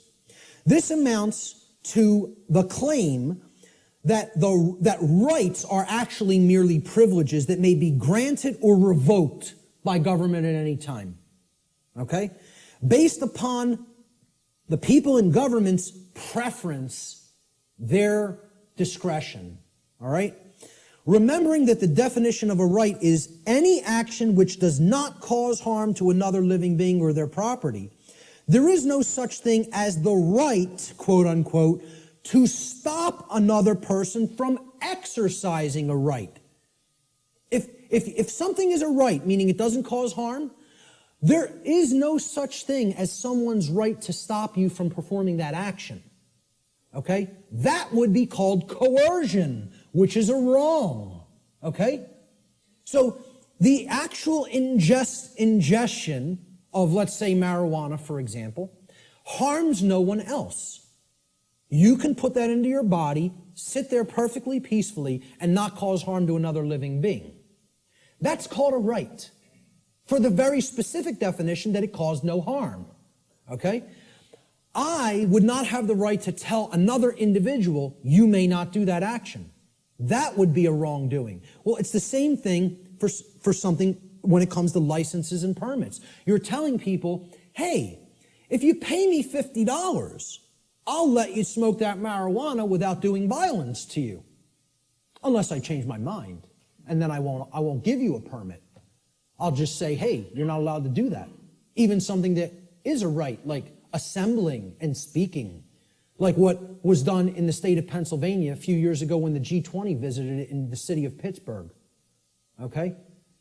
The city telling people, we have revoked the right to assemble and speak and petition for grievances. You don't have the right to come and speak. No protests will be tolerated or we'll hit you with sound and water cannons. You know? And people just laid down and accepted it. The whole city of Pittsburgh. You know? Because, we're going to go and ask them for a permit. And they just said no. No. You don't have that right anymore. We find you on the street, you're getting blasted with a sound cannon and deafened. Some people went permanently deaf. Permanently deaf. Lost their hearing from what happened in Pittsburgh, Pennsylvania. You see the stuff that was happening in, it wasn't Egypt, where they were hitting people with water cannons recently and killing some of them. It was in the Middle East somewhere. Turkey, correct. You know? Hitting people, some people died getting hit in the eye with such pressure it hits the brain. People dead from water cannons. They call these non-lethal weapons. Because they're telling you, you may not speak. You may not assemble. We're going to revoke that right, really. See, there is no right to stop someone from exercising a pre-existing right. That's you making the claim, I own your rights. That's what that's really doing. That's saying, I'm God, I get to grant what a right is or revoke what a right is at any given time. It's basically what it is. It amounts to someone claiming to be God. The claim over the rights of another person is called slavery. Even more so, it is the claim to be God, the claim that the rights of another flow from you.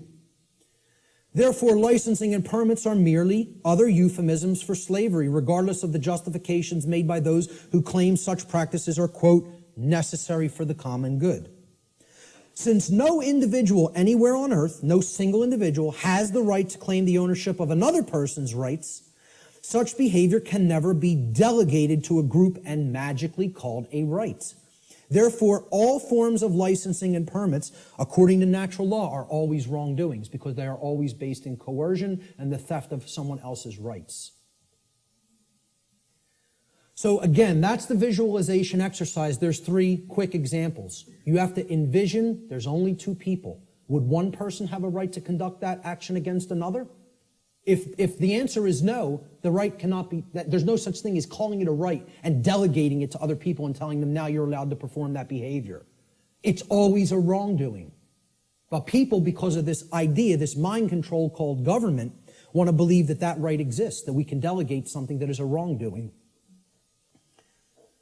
Force versus violence. We need to understand that these concepts are complete opposites of each other. They are not the same. The terms should never be used interchangeably with each other because not only are they not even remotely similar, they're direct, diametrically opposed opposites.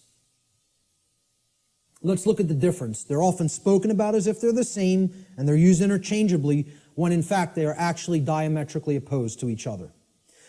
Force, the definition of force, is the capacity to do work or cause physical change in the physical world.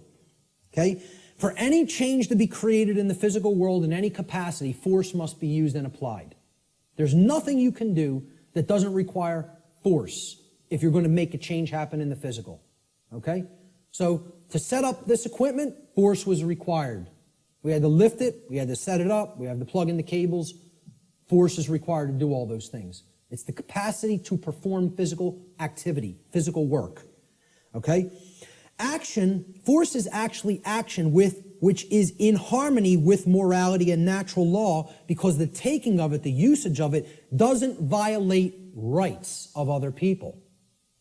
So as soon as you're stepping over the line into coercive usage of force, that becomes violence. The initiation of force for coercive reasons, for coercive applications, becomes violence. That's what makes it violence.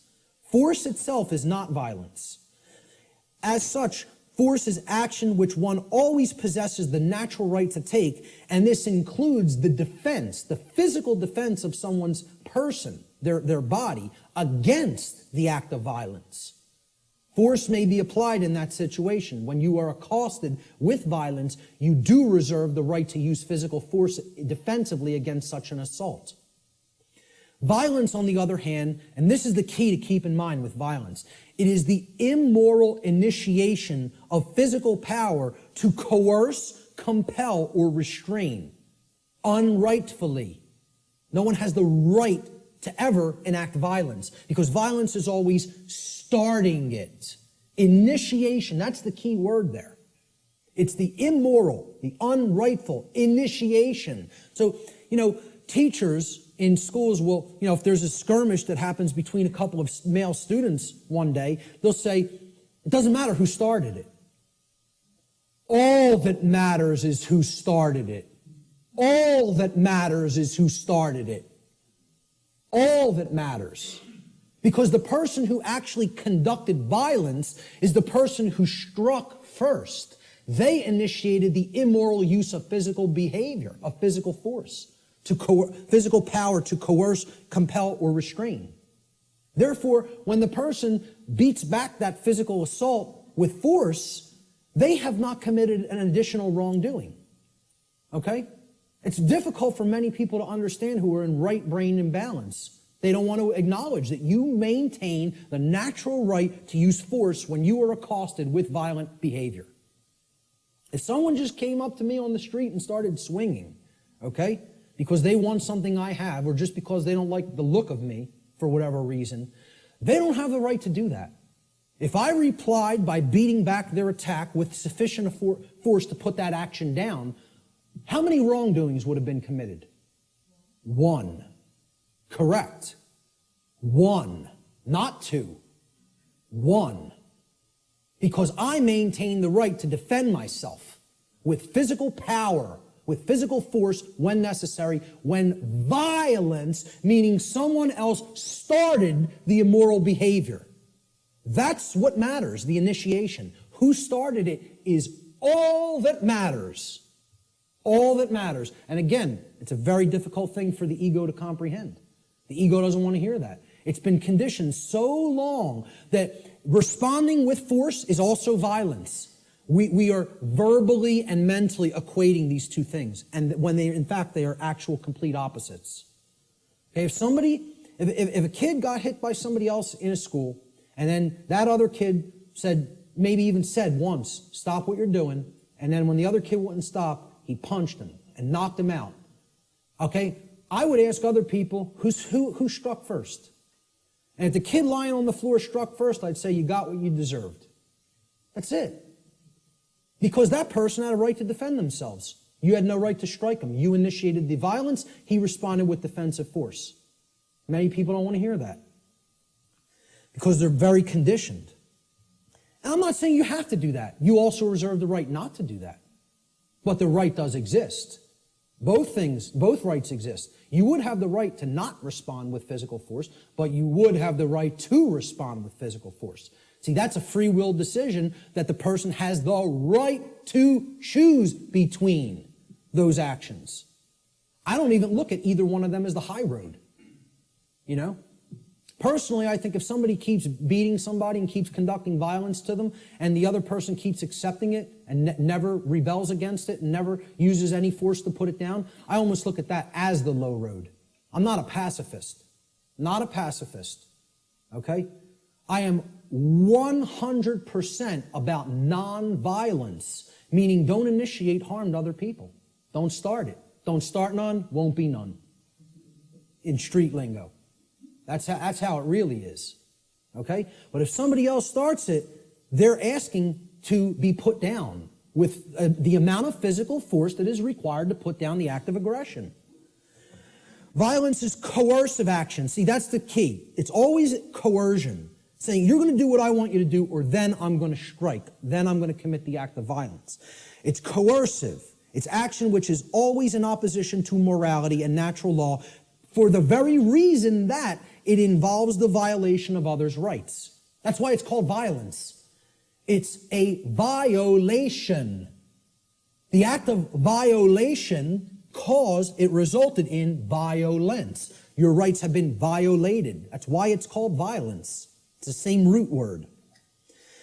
Violence is action which one never possesses the right to take, ever. There is no such thing as the right to commit violence. Doesn't exist. Because violence is the immoral initiation of physical power to compel, coerce, restrain, which no one has the right to do. No, you don't have the right, no one does have the right to initiate that type of action. Force, on the other hand, there is a time and a place to exert that force in a defensive capacity. All right, so we'll talk about that here. This piece of trash comes up to somebody on the street and says, give me everything that's valuable. I want your shoes. Oh, they're leather? Take them off. Take the wallet out, all the jewelry. Give me your purse. Give me your wallet. Okay?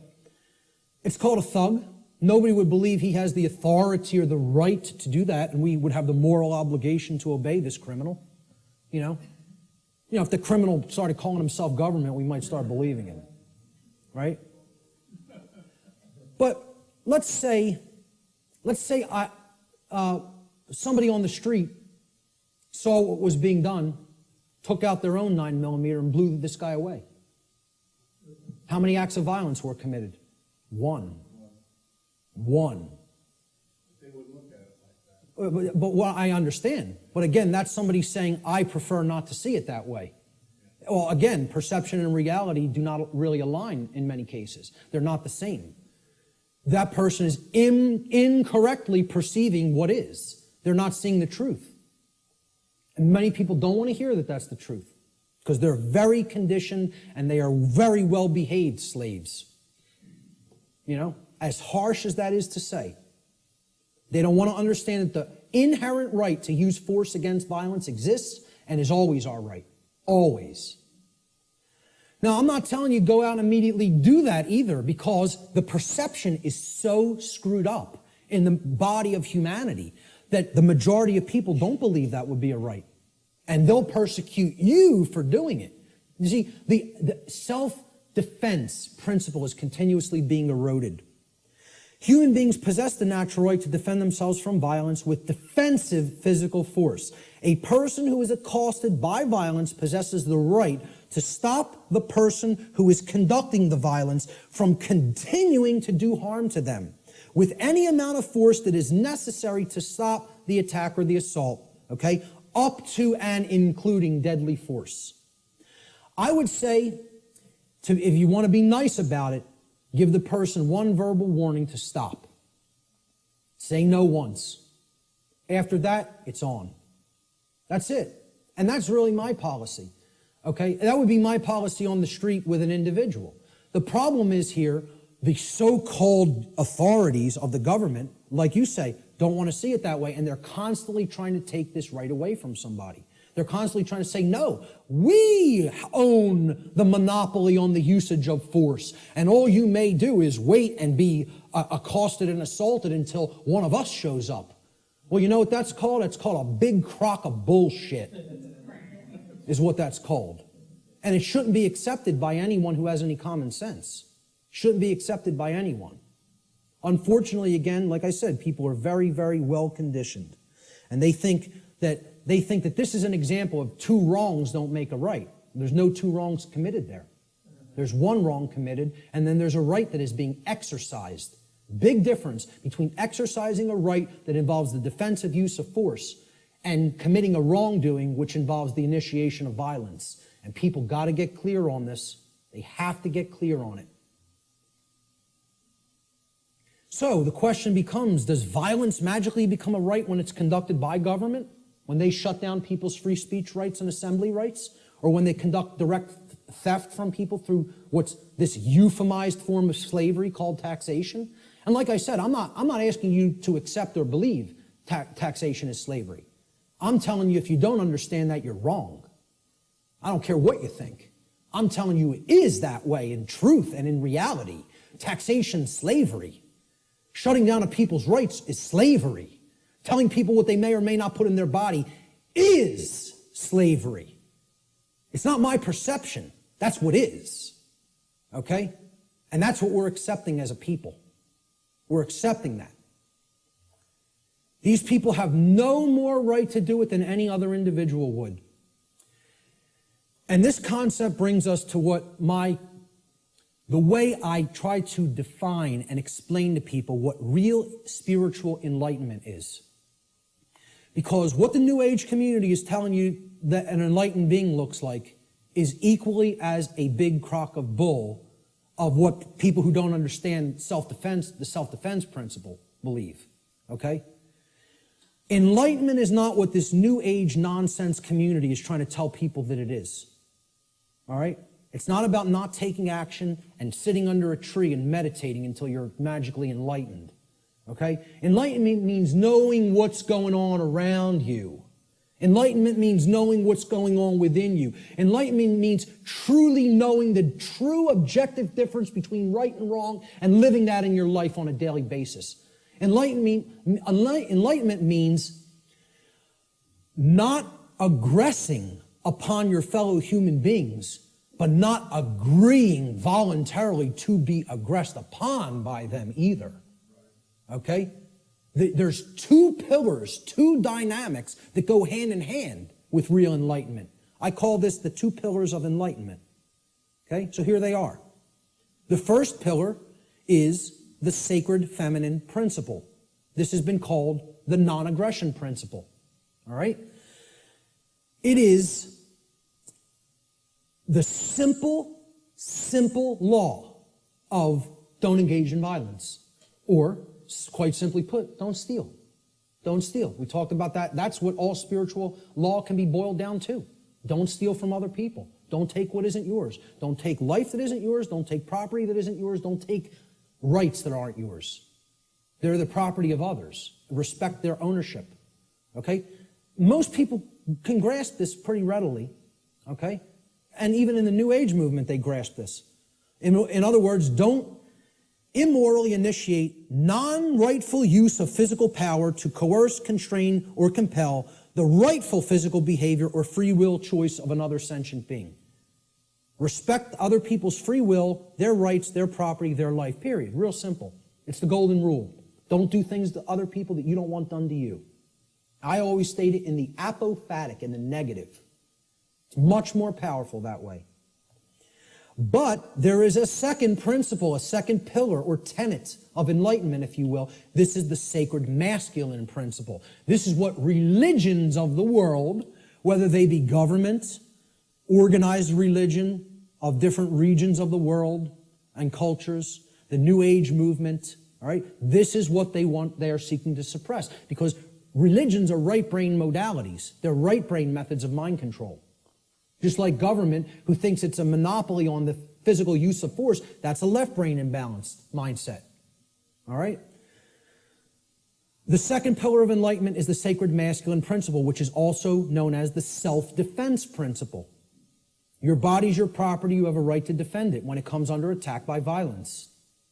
This principle states, sentient beings have the inherent right to use force to defend themselves from violence conducted upon them by another. This is the part many people don't get. You know, that's why we're not rebelling against our slave keepers, our slave masters who are masters of other people in their own sick, distorted, psychopathic minds and are nothing but thugs and criminals that people magically believe have the moral authority to continue to do what they're doing just because they euphemize slavery and call it government now. That's the sacred masculine principle. There is no such thing as an enlightened being that doesn't fully grasp both of these principles. Anywhere. Never has been. There's no such thing as half measures. You got to get them fully, both, or you're not there. And that's the problem. We're not all the way there. If people were already there, they wouldn't be tolerating what we're putting up with. More aggression against people's rights is being conducted in this country than when the founders of this nation actually separated from England. And they would have been horrified. I tell people, look, not to get nasty, but I tell people, if the founders of this country could magically come back to life somehow and see what's going on in this country, they'd take a piss on people. That's what they would do. That's how much disrespect they would have for what we're putting up with. You know? Again, just to say it the way it really is. That's what they would want to do to us. Because they would tell us, we warn you about all this. We warn you about it all. And you know what you did? You ignored it. Ignored it. So what did all those people who died in that revolution die for?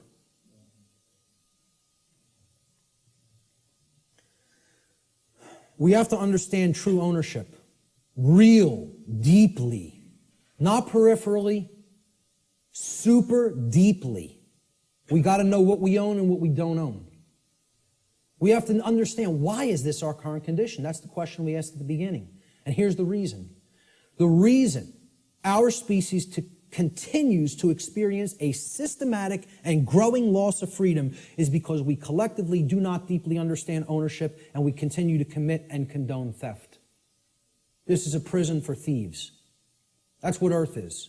It's a prison for people that don't want to respect ownership. They want to take things that aren't theirs. And that's what we're here to learn. We're here to learn that there's only one natural law. Stop stealing from other people. Stop taking things that you don't own. Stop condoning theft of things that other people don't own. Don't condone that activity, that behavior either. So what is ownership? What's the definition? What does it entail? To own a thing means that regarding that thing, an individual maintains three basic things regarding it. The first is rightful possession. It means you acquired it without doing harm to somebody else. So you rightfully own it, lawfully own it. Okay? You're in possession of it. You have it in your possession. It is yours. The second thing is you control its usage. Okay? So your house, you control its usage. Your car, you control its usage. Your clothes, you control their usage. My computer is mine. I control its usage. I'm using it. Okay? Control of the usage of something means that you own it. And most of all, maintaining personal responsibility for that possession is the third aspect of ownership. So to own something means I'm in lawful, rightful possession of it. I control the usage of that thing, and I maintain personal responsibility for it. All right? And this is what we have to understand. Natural law can be essentially reduced to one single spiritual law. I gave you the working definition, the soundbite definition before. Here's the super simplified two-word concrescence of all of this information. Natural law gets boiled down to two words. Don't steal. That's it. You want the key out of the prison? You got to understand property. You got to understand all rights are property rights. Stop taking the property of other beings. Stop condoning the taking of the property of other beings. The end. You know, I should just get up here and say, don't steal, the end, everybody go home. Should be that simple. That's the key, folks. That's the key to the prison door. And what we're really talking about here is common sense. That's what conscience is. People don't think of conscience as common sense. You know, they don't think of conscience as knowledge. Conscience is knowledge. It's not action, it's not behavior. It's knowledge. Again, knowledge is the way out of this. Okay? And this is the knowledge that has to be developed. Conscience comes from the Latin prefix con, meaning together, and the Latin verb sciere, meaning to know or to understand. You put them together, to know together, to understand together. Conscience is common sense. Common sense knowing. Common sense knowledge. Literally. From the etymological breakdown of the word. Con, together, science, to know. That's why the problem is people don't have common sense. That's why I'm sitting there almost laughing hysterically that I need to try to teach common sense to people. The ridiculousness of it. What we all need to be doing is doing that work, you know? I know you guys get a lot of this. We need to start reaching out to other people. I'm going to talk about that in a moment. Conscience, the definition of it, is the definitive knowledge of the objective difference between right and wrong according to natural law. Objective. Definitive. Okay, it's not up for debate. It exists inherently and objectively. It can be understood, known, discovered. This is different from action. Conscience is the knowledge, then we act upon it. Okay? So it's different from understanding something and acting upon it. Right? To have conscience is to have common sense. It's to know the difference between right and wrong and understand that difference deeply. Then we're going to convert that into action. We exercise conscience. The exercise of conscience is actually action. The exercise of conscience is the free will choice of right action over wrong action once the definitive knowledge of the objective difference between right and wrong according to natural law has been acquired and integrated into the being. We acquire that knowledge first, understand it, then we act in either accordance with it or disharmony with it. If we act in accordance with it, it's called the exercise of conscience. That's action. The law of freedom. This is one of the basic laws within the body of natural law. It's real simple. The law of freedom states that freedom and morality are directly proportional. It's a mathematical equation that works 100% of the time flawlessly. As morality increases, freedom increases. As morality declines, freedom declines. This means the more moral a population is, the freer it becomes. The more immoral a population is, the deeper into bondage and slavery it goes. Another way of saying this is to say that the presence of truth and morality in the lives of the people of any given society is always inversely proportional to the presence of tyranny and slavery in that society. The more truth and morality there is, the less tyranny and slavery there is. The less truth and morality there is, the more tyranny and slavery there is. That's the law of freedom. And many people don't want to understand that. That these two things are inextricably interwoven and connected and can never be separated from each other. The presence of truth and morality in a society and the presence of freedom or its lack in a society. True freedom can never exist in a society that embraces moral relativism, which is the idea that there is no inherent and objective difference between right and wrong. So that humanity may just arbitrarily create or decide right and wrong for themselves. That's the ideology called moral relativism. As I've said before, it is the second tenet of the satanic religion. And it is deeply entrenched in this country and in the world. In our polls that we conducted, the psychological little tabulations that we did asking several people questions, 2/3 of people were moral relativists. 66%. Think about that. 2 out of 3 people believe there's no such thing as an objective difference between right and wrong and feel these are just constructs that exist by human beings and we get to make up what's right and what's wrong. 2/3 of people. That's where we're at. That's where we're really at. Natural law versus man's law or government. Here's the differences. Natural law is based upon the principles. It's based upon principles and truth, meaning things that are inherent to creation and are not made by humankind. Natural law can only either be harmonized with due to knowledge and understanding or rejected due to ignorance. So it's not something that is based on compliance because of we fear the punishment that would result of not understanding it. Okay, if you don't understand it and live according to it, the result is inescapable. Because men and women are not actually creating the result. Okay? The universe is bringing that result to us, intelligently and dynamically. All right? In other words, once again, this is about consequences. You behave a certain way, there's certain consequences. You change the behavior, you'll change the consequential results. Natural law is universal, which means that it exists and applies anywhere in the universe regardless of physical location. There is no place you can go in the physical universe to escape natural law. Let me know if you find a way out of this universe and into another where natural law no longer applies, and we'll take a look at it together. But until you figure out the way out of this universe and into a place that's not governed by law, you're bound by natural law. Okay? Natural law is eternal. It will exist for as long as the universe exists, and it is immutable. Exists and applies for as long as the universe exists and cannot be changed by anything humanity is capable of doing or any other species in the universe is capable of doing for that matter. Man's law, on the other hand, let's look at how this contrasts with natural law. It's not based on principles and truth. It's based on dogmatic beliefs that are programs that are running in the human mind. These are constructs of the mind that operate like programs. Man's law is complied with due to the fear of the punishment that will be conducted upon people who attempt to not comply with it. It's most of the only reason people ever comply with the law of man. And that's a very low state of consciousness, fear.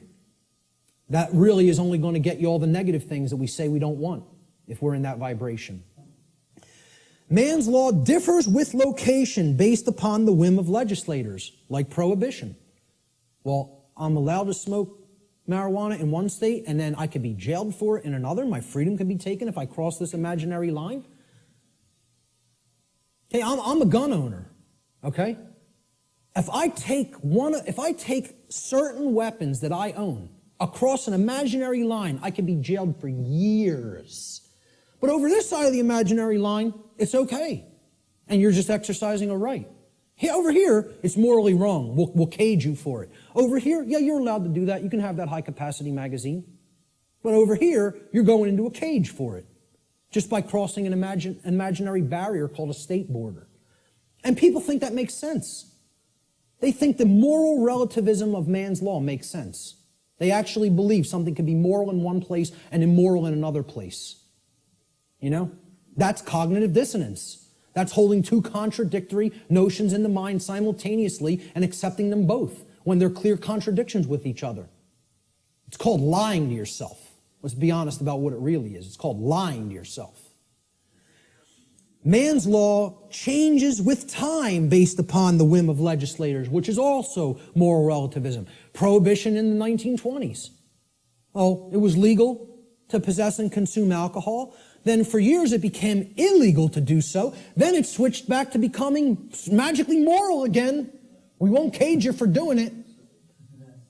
Well, it changes over time based on our preferences and likes and dislikes. Yeah, we get to make up what law is, what right and wrong are. It's called moral relativism. All right? And it's one of the tenets of Satanism. So what does this mean for the law of man, actually? You know, the people seem to have so much respect for. You know, oh, we're a nation of laws written by men. You know, we don't give a damn about moral law. We don't really give a damn about what's right and wrong. You know, but we have so much respect for the law of man, which people actually believe is somehow based in morality, when it's nothing of the kind could be further from, couldn't get any further from the truth than that. It's based in moral relativism, which is about the whims of the legislator at any given time or place. You know, you listen to certain forms of music in certain countries in the Middle East, you could be jailed for years just by putting a certain song on. Imagine this. And we would think that's unacceptable and deplorable.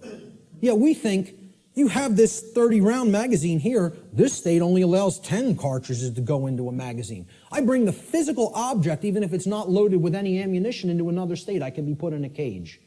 Physical piece of plastic. You know, it's just total nonsense. Either something is a right and you're allowed to own it and you need to be responsible for it, or it's not a right because you're harming somebody. You know, it doesn't get any simpler than that.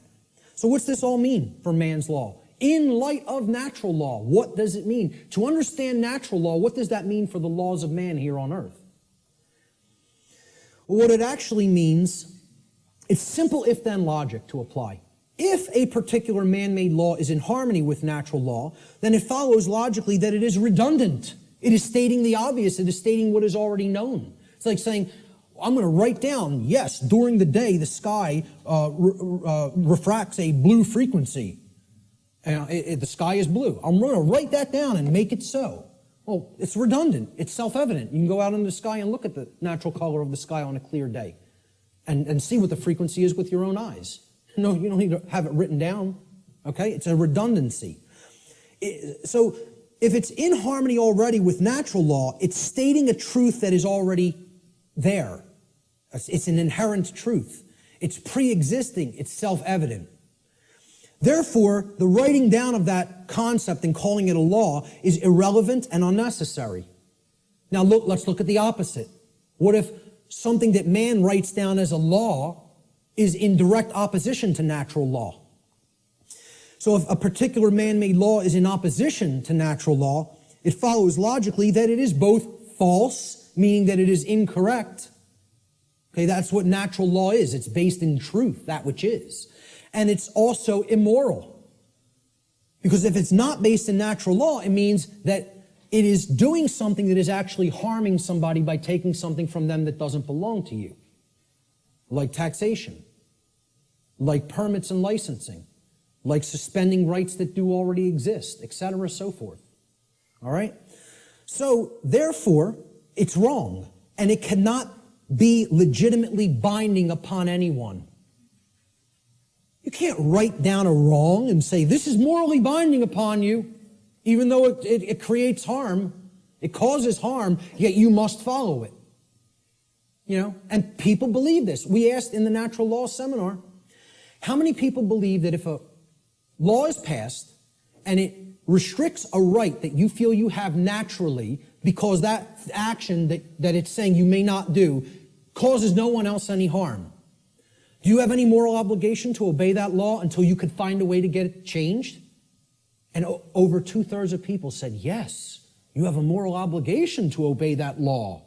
Because these people have the moral right to issue commands and write down laws that constrain you, even if that behavior actually doesn't harm anybody and therefore is a natural right.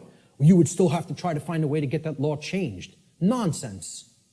Nonsense. No one can be legitimately bound to a dictate of man that prevents somebody from exercising a natural right. It's called mind control, is what it's called.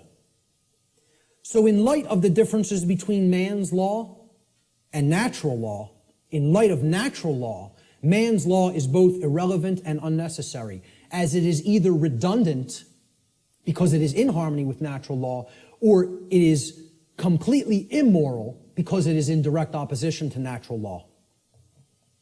This is a system of slavery that is not needed. There is equality under natural law, perfect equality. Everyone has the exact same rights. No one has any more or less rights than anyone else. Also, since rights are not created by humanity, and since they are the birthright of humanity, gifted to us by the creator of the universe, no human being or group of human beings is actually capable, in reality, of granting rights to anyone else, nor is any human being capable of revoking rights from anyone else. Everybody has the same rights. No one can make up a new right. No one can grant a right to somebody that is actually a wrong. Does not exist, never has existed, never will exist. This is an illusory belief system. All right? I'm not telling you people don't believe that can be done. I'm telling you in reality, in truth, it can never be done. Chris Leispooner phrased it pretty well. He said, government is nothing but men acting in concert. The morality and value of government, like any other association of men, will be no greater and no less than the morality and value of the men comprising it. Since government is nothing but men, its inherent, quote, authority to act is in no way greater or different than the, quote, authority to act of any individuals in isolation, like that example of two people on the planet. Government has no magic powers or, quote, authority that is not possessed by private individuals. Let he who asserts that government may do that which the individual may not do assume the onus of proof. That means the burden of proof, and demonstrate his contention. And you know what? There's nobody on this planet that can do that. Because when it comes down to it, if you're telling somebody else they may either commit a wrong against somebody else or prevent someone else from exercising a right, that's a lie. And that does not exist. Not in reality. It exists in a diseased mind is where it exists. Only in a sick mind is where that belief exists. You have to be imbalanced in the mind, in the psyche, to believe that that's true. It's a mental illness. I mean, that's what it really is. The word government, you break it down. People say this word every day almost, and yet they've never looked at the etymological roots of the word. It comes from the Latin verb gubernare. Once again, no V in classical Latin. No V, okay? So again, V's were rendered as either B's or P's in classical Latin language. So you could write this in what would be more modern Latin as gubernare with a V. But in classical Latin or ancient Latin, there is no V, so it would have been rendered with a B, gubernare. Now, what's the election of a governor called? It's called a gubernatorial election. Gubernatorial. Gubernare is in there. Okay? Gubernare means to control. The verb gubernare in Latin means to control. The Latin noun mens, which is where the second part of the word ment is derived from, means mind. Okay? So you put these together, and the word government actually literally, from its etymological roots, means to control the mind, or in other words, mind control. Now, I'm going to put something else up here for a moment. The etymological origin of the English suffix ment, M-E-N-T, is often debated in this etymological breakdown. All right? And I've gotten stuff about this constantly, and I've told people I'm not interested in hearing about it anymore. I know where this comes from. I know why the creators of the English language made it so. Made it like this. Okay?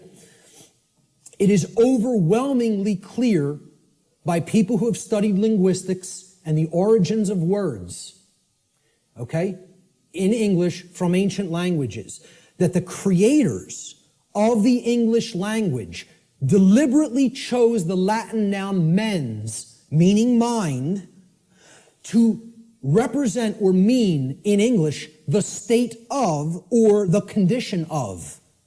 And this was done in direct keeping with the first principle of natural law, as we've already discussed, the principle of mentalism, which demonstrates that in order for any particular thing, event, or circumstance, any state or condition to exist in manifested reality, as it currently does, which is known as the plane of effects, it must have first existed in the plane of causality or the mental realm, the mind. Okay? We've already looked at that principle of natural law. So, anything that ends in ment, the original etymological derivation means that it was made that way first by a state of mind which led to its creation in physical reality. Okay? Any word you can think of that ends in M-E-N-T, meaning the state of or the condition of, means it happened in mind first, and therefore it led to the state of or the condition of in physical reality. Okay? So, when I say that government means mind control, it literally does, and that is an accurate etymological breakdown. Okay? The word mens was deliberately chosen for specific reasons. And I just explained the reason of that meaning, the state of or the condition of. And many people want to hotly contest that. I'm telling you outright, they're wrong. They don't understand why that was chosen. Mens, meaning mind, was chosen deliberately to mean the state of or the condition of. Government is based on this illusory and false concept called authority. People think certain people are authorities, that they actually have rights that other people don't have. The right to command, compel, coerce, and tell people, this is right, this is what you're going to do, and if you disagree, I have the power to actually compel, coerce, or constrain you against your will, if you're not harming anybody, even in the taking of that action. Authority is based upon an equal illusion that is called jurisdiction. Now, if we break down this word, it comes from the Latin noun. Jurisdiction comes from Latin, jus juris. Jus juris in Latin means law. Juris is the possessive case. And the Latin verb dictere. So, jus dictere, juris dictere, jurisdiction. Okay? Dictere means to say or to speak. Thus, jurisdiction literally means to say what the law is. Or in other words, we get to make up what the law is. The law is not something that exists in nature and is based upon right and wrong and truth and morality. No, we get to make it up. We're God. We get to say what's right and what's wrong. And therefore, since we make the law, We're the owners of these people. They're in our jurisdiction. You know, we own them. And we get to make up what they're allowed to do and what they're not allowed to do. Authority ultimately is an illusion, again, of a diseased mind, a diseased psyche, based entirely in violence and built upon the erroneous and dogmatic belief that some people are masters who have the moral right to issue commands and others are slaves who have a moral obligation to obey the commands of the masters. I don't care what you want to call it. You can euphemize it any way you want. I call it what it really is. Slavery. That's what it really is. Doesn't come down to anything else. You can call it whatever you want, euphemize it, try to make it sound as nice or as pleasant as possible. It's all one thing. It's called slavery. It's always immoral, and it needs to be ended. That's it. And we have to develop the knowledge and the courage to end it. The knowledge, the care, and the courage to end it. The belief in the legitimacy of, quote, authority, this illusory nonsense notion, is the belief in the legitimacy of slavery.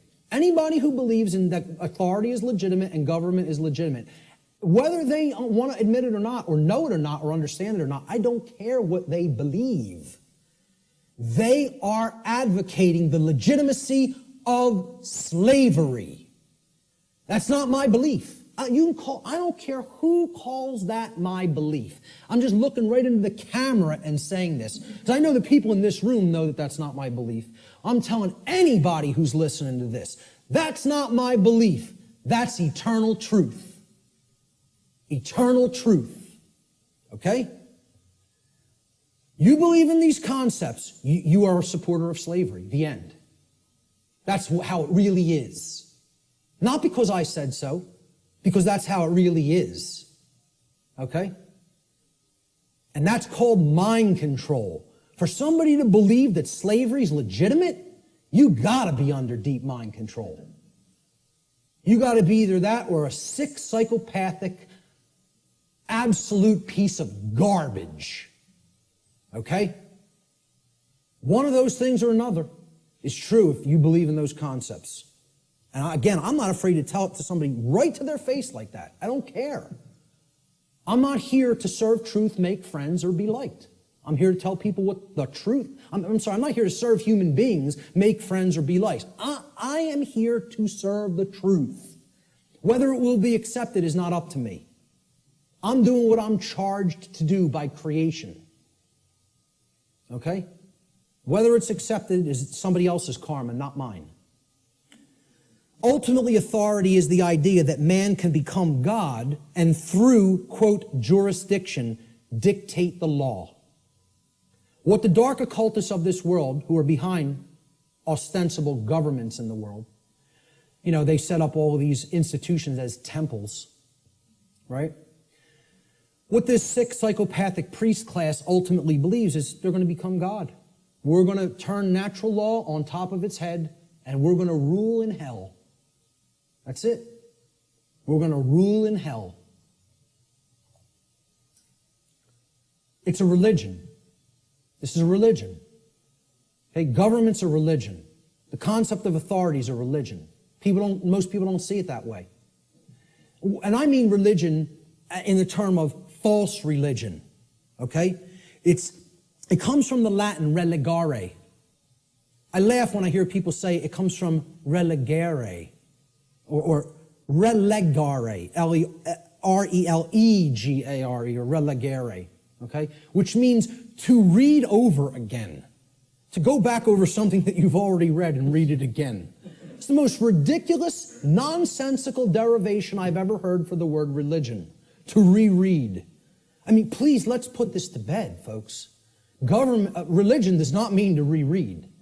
It doesn't come from relegare or relegare. I can't remember which infinitive is used for that verb offhand, but it comes from religare, hence religion, R-E-L-I-G-A-R-E. All right? Relegare means to tie back, to hold back, or to thwart from forward progress by tying or binding. Tying up so that you can't move forward. That's what relegare is, and that is the etymological root of religion. Because a false religion is a system of control that is based in unchallenged dogmatic belief, which keeps the mind in a prison in order to hold back the progress of consciousness. And that's where the bulk of humanity is at, in a brain cage. They're in the mind cage, okay? There is a positive connotation of religion. It also means to reunite with. And what we need to reunite ourselves with is the truth and common sense and natural law and a knowledge that there's no such thing as legitimacy to slavery. That's what we need to reunite with, you know? And then we'd be living with true religion. We'd be practicing true religion instead of fake religion. We got to stop trying to make our religion truth. And we got to start making truth our religion. That's what needs to be done. So what's the one true divide that exists in humanity? People say, oh, this is separation talk. We're all one. No, we're not. There is one true divide that does exist in reality. And here's what it is. The one true divide that separates humanity into two distinct types of individuals. The criteria for this divide is whether or not an individual believes in, quote, authority, and therefore believes that there is legitimacy to slavery. The two groups of people are the people who know slavery is never legitimate and people who believe that it can be legitimate. That's what actually separates humanity. See, all the other things, divide and conquer. Race, religion, sexuality, income, religious belief systems. These are all divide and conquer techniques. There's one real difference, whether somebody believes in slavery or not. And of course, people have called this difference statists and anarchists, right? So here's a couple of memes that I picked up on Facebook. Statism is the brilliant idea that we give a small group of people the right to kidnap, imprison, harass, steal from, and kill people so that we can be protected from people who kidnap, harass, steal from, and kill people. Yeah, that makes a whole lot of sense if you ask me. I think it's going to work out brilliantly with that system in place. Okay? An anarchist, I couldn't find any good pictures of anarchists because they're all fake anarchists who want to destroy property and think that they're somehow doing the world some good. You know, the black bloc. They're really communists in disguise. Okay? When you really boil down to it, they don't know what anarchy is at all. They're just some, Marxists who thinks that that ideology, that junk ideology is some kind of a pathway to freedom. It's a bunch of left-brain clowns who have no understanding of natural law. Now go put your polka dot jumpsuit and some floppy shoes on. And go get yourself a nice clown nose. Seriously, because that's what those people are. They're a joke. They're a joke. They don't know the first thing about what freedom is. Not the first thing. Okay? So, I was looking for good pictures of anarchists. So I was going to put, maybe myself, Larkin Rose, Freeman, Frater X, people who get all this stuff. Who I personally like their work. Michael Tessarion, etc. David Icke. But I said, hey, let's put a meme up there that really expresses it. So I found this picture of Jesus, a meme that says, I'm an anarchist, but most of my followers are statists. People who are these fake-ass Christians who believe they somehow are following the teachings of Christ. And they believe in government. They believe in financial institutions. They believe in organized religion. These are the three things that killed Christ, if you even accept the historicity of the event. Who was Christ waging basic conflict with? The Pharisees and Sadducees, the organized religious order and controlling religious orders of his day. Okay? What really got him into deep trouble, he was pissing them off, but they were already on the wane. The old world order was on the way out, and the new world order was already on the way in at that time. He got himself in real trouble when he went against the financial institutions, the money changers at the temple, taking people for a ride for temple coins, right? And he flogged their ass. He took out the switch on them, right? Not somebody who never got angry, who accepted evil and said, oh, it's just an experience, none of it matters. Took out the switch and beat their ass for usury. Okay? And then who finally put them to death? The police of their day. The Roman Empire. Roman centurions. The operating standing army and police of their day. The government. So who is he waging spiritual warfare against? To try to bring righteousness into the world. And again, I don't care whether you accept it as historical fact or spiritual allegory. I could care less. Believe what you want. Doesn't matter. All that matters is the teaching. He was waging spiritual war against the three entrenched, mind control, religious establishments of his day. Organized religion, organized finance, and government. And people don't see it that way, so-called Christians, because they're not interested in the real teachings.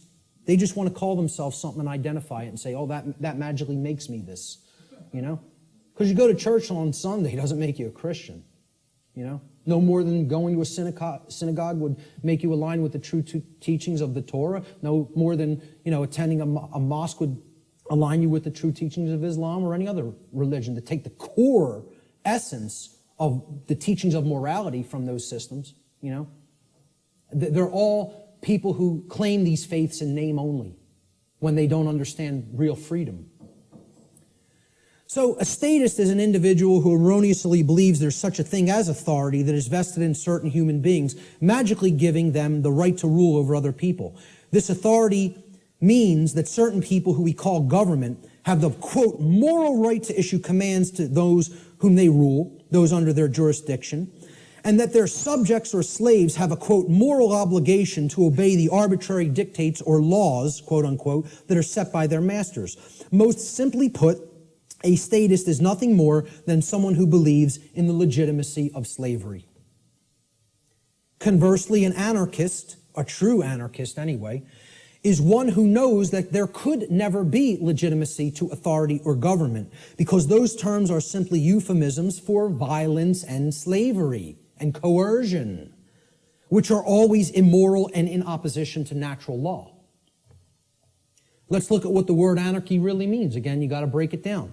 From the Greek prefix an, which means without or the absence of, and the Greek noun archon, they're written in Greek script, which means master or ruler.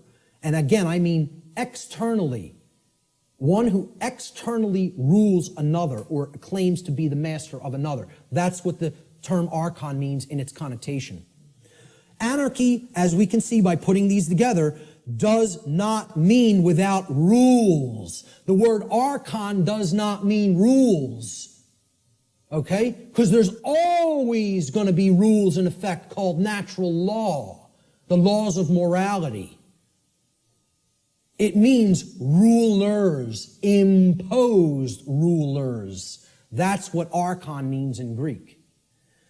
It literally means anarchy now, putting it together. An, absence of, archon, master or ruler. The absence of masters or rulers. Externally imposed masters or rulers. Meaning, when we put it together, okay, it means without rulers, without masters. Now, if you give people that term, no masters, no rulers, no masters, no slaves, what word are they going to associate those phrases with? Freedom. But if you tell people, what does anarchy mean to you? What do you associate it with? What are they going to tell you? Chaos, which is the exact opposite. That's in that other column. Okay?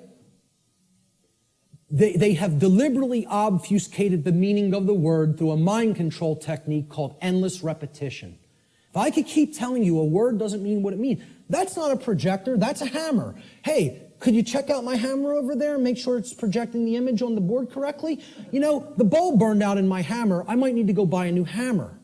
If I kept doing that endlessly for years and years and years, people would start calling that device a hammer.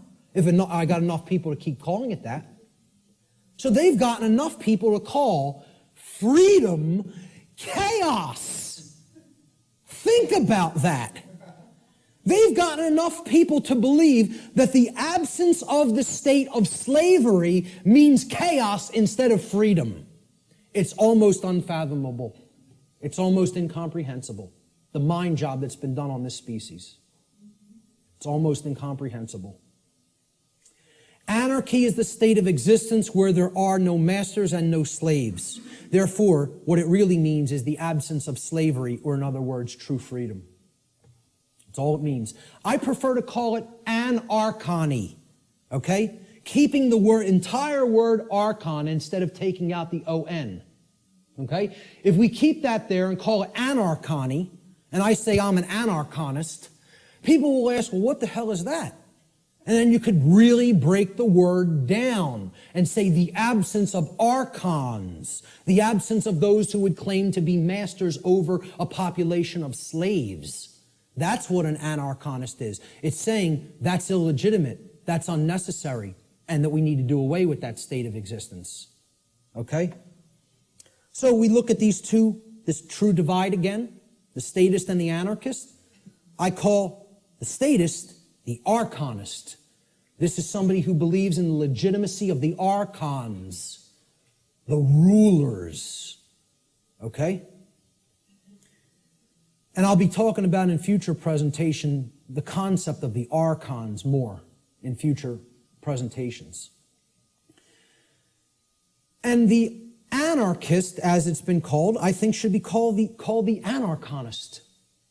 Because that's somebody who knows that there's no legitimacy to the mastery over other people, or the rulership externally over others, keeping them as slaves or subjects. There's no legitimacy to that. And that's the one true divide that separates all consciousness here on the earth. The real divide and the real enlightenment comes. Do you understand there's no legitimacy to slavery, or do you continue to believe that there's legitimacy to slavery? That's the divide in consciousness that has to be bridged. The fear of chaos. This is what keeps this system going. Chaos can't be viewed as something to fear. It's got to be viewed as a teacher, a harsh teacher, but a teacher nonetheless. See, chaos teaches us through the apophatic process what not to do. Okay? That's a bad idea. Okay? You probably shouldn't do that. If your desire is not to burn your hand to the point where it's blistering and flesh is starting to peel off of it. If you don't care about whether that happens, by all means, keep it right on that stove. Okay? Right on that electric stove. But see, if you say, I don't want to be burned, there are requirements for obtaining that condition. It means you can't keep your hand on something that is extraordinarily hot, or natural law will take over and burn your flesh. Doesn't require your belief. That's how it works. Well, this is humanity. Humanity is the little child that is a little slow, and they want not to be burned, yet simultaneously they insist, no, I want to put my hand on the burner while the range is on and not be burned simultaneously. Well, good luck with that, folks, because it doesn't work that way. You don't want to be burned, the hand can't be kept there while the stove is on. The end. You don't want negative, self-inflicted suffering and chaos in your life, you got to align your behavior to natural law, which means you got to know the difference objectively between right and wrong, and willfully, through your free will, deliberately choose the right action over the wrong action. Then you won't be burned. But as long as you have your hand on that stove, which means you're in opposition to natural law, enjoy the burn. Enjoy it. Right? Get used to it till the flesh melts off the bone and then the bones turn into dust. Because that's what you're going to get. That's how it works. And again, nobody wants to hear that. They don't want to hear that the natural laws don't care about you. They work flawlessly all the time and bring you the result that you're creating. The control and slavery system is actually about the limitation of free will through the destruction of possibility. See, all they've done right? The old world order used to be religion and priest kings, right? We're in between you and God. We're the intercessors, the intermediaries. We make the law, you're our subjects, you're our slaves, you obey, or it's our wrath. All they've done is take the concept of a singular ruler, which was the old world order, and they've converted it into the concept of now there's a ruling class called government that gets to make up what we tell you may or may not do, okay? And they're up here at the top of the pyramid now. That's all. They turned it from a monarchy to somewhat of an oligarchy. But it's the same concept. We're the moral masters that you have a moral obligation to obey, and you're the slave class, that has an obligation to obey our commands. That's it. Nothing changed. All they did is say, well, no, people don't no longer believe in the priest king, so we need to create an institution where this quote-unquote authority is seemingly diffused through many people. It's always been nonsense. It's always been mind control. It's not going to be anything else other than that until it goes away. True freedom includes infinite possibility because infinite possibility, by definition, includes the possibility for chaos. For real freedom to exist, we have to accept, hey, things might not go right all the time. We live in a physical domain, a physical world. Hey, there could be dangers, Nothing could ever be sanitized or made completely safe as far as physical world activities are concerned. There's always going to be the possibility something could happen, go wrong, somebody could get hurt, chaos could happen. Okay? If you live in that state of fear that that's going to happen, what is that? Is that high consciousness or low consciousness? It's low consciousness. Low consciousness can only create what? Chaos. The fear of chaos itself can only get you more chaos because it's based in fear. As we see, just keep referring to that expression chart, Go online. I have slides of it online. It's in videos I've done. Print it. Read it. Look at it. Print it and stick it up in your home. Understand how that chart works. Those expressions that I went over, those 10 expressions. The possibility, of chaos from manifesting, the possibility that it may manifest has to be embraced without fear if we're going to be truly free. It must be embraced. You have to say, I am going to allow for the possibility that chaos may occur. Because that's getting out of the consciousness of fear. That's what will lead to freedom. Removing that fear. The fear of the possibility of chaos is actually equated to the fear of true freedom.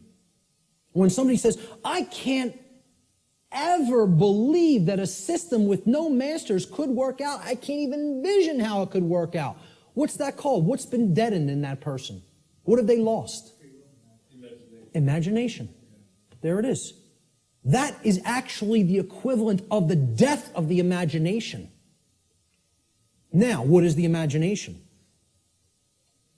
The imagination is the powerful ability of the human mind to envision a different state or condition than the one which is already manifested in the present. So imagination must first be present in the mind in order to create a different state of existence than the one currently being experienced. And this is because, according to the principle of mentalism, for any different state to manifest in the physical world, the plane of effects, it must first exist within the mind or the plane of causality.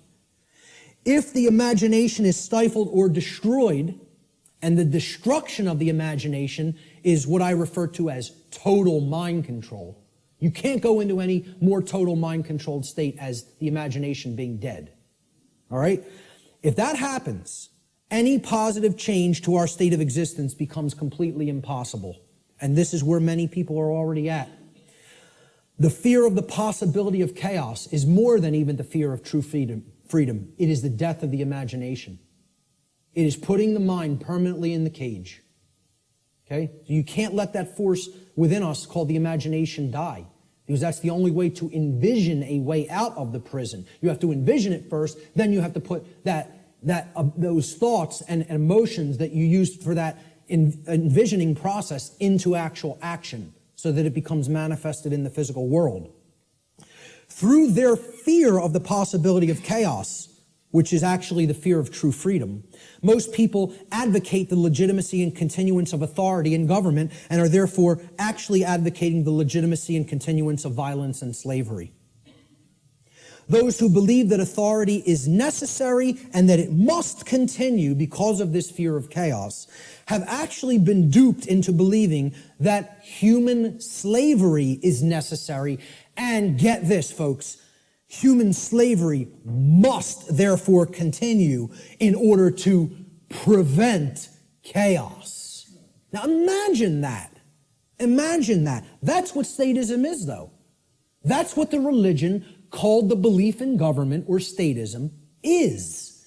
It is the belief that human slavery is necessary and must continue indefinitely in order to prevent chaos from manifesting. Now, tell me how that could possibly work. Can violence and slavery, which is actually what government is a euphemism for, statism and government are just euphemisms for violence and slavery. Okay? Can violence and slavery ever possibly prevent chaos? Why? What? Why can't it? Because they are chaos.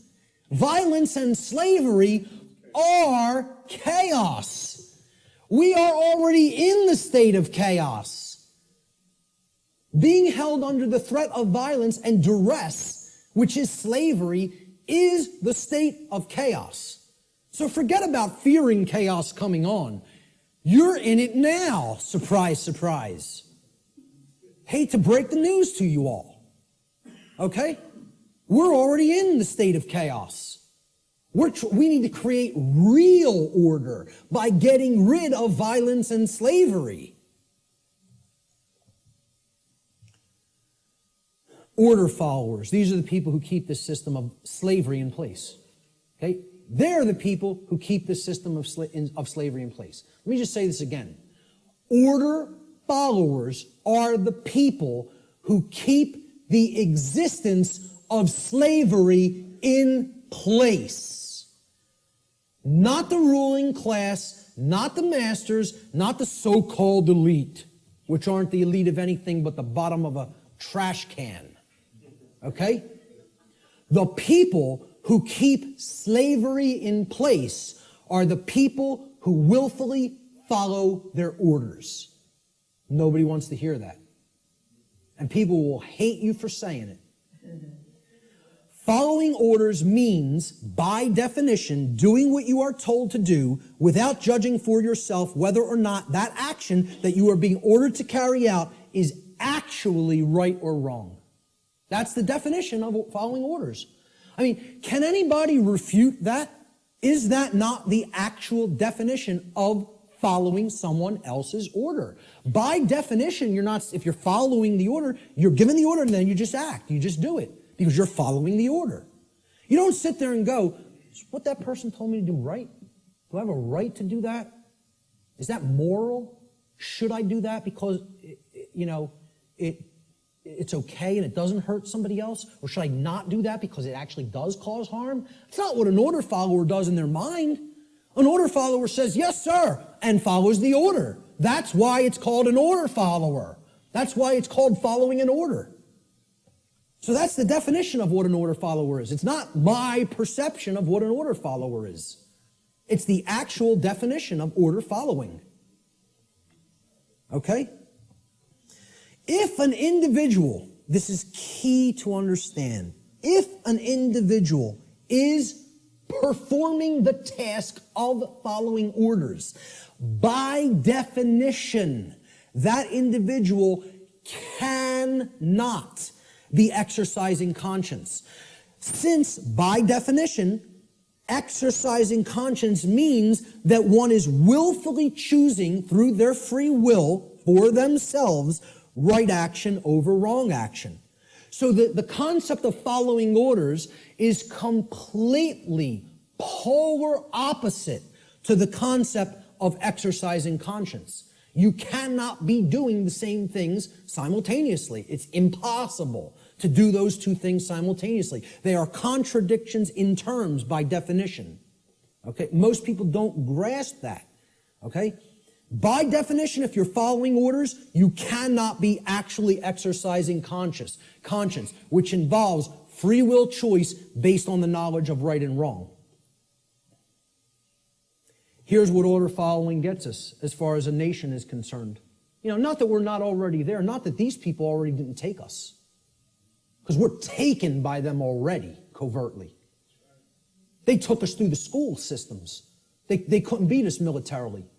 So they said, well, let's send our ideologues over there and get into the minds of their children.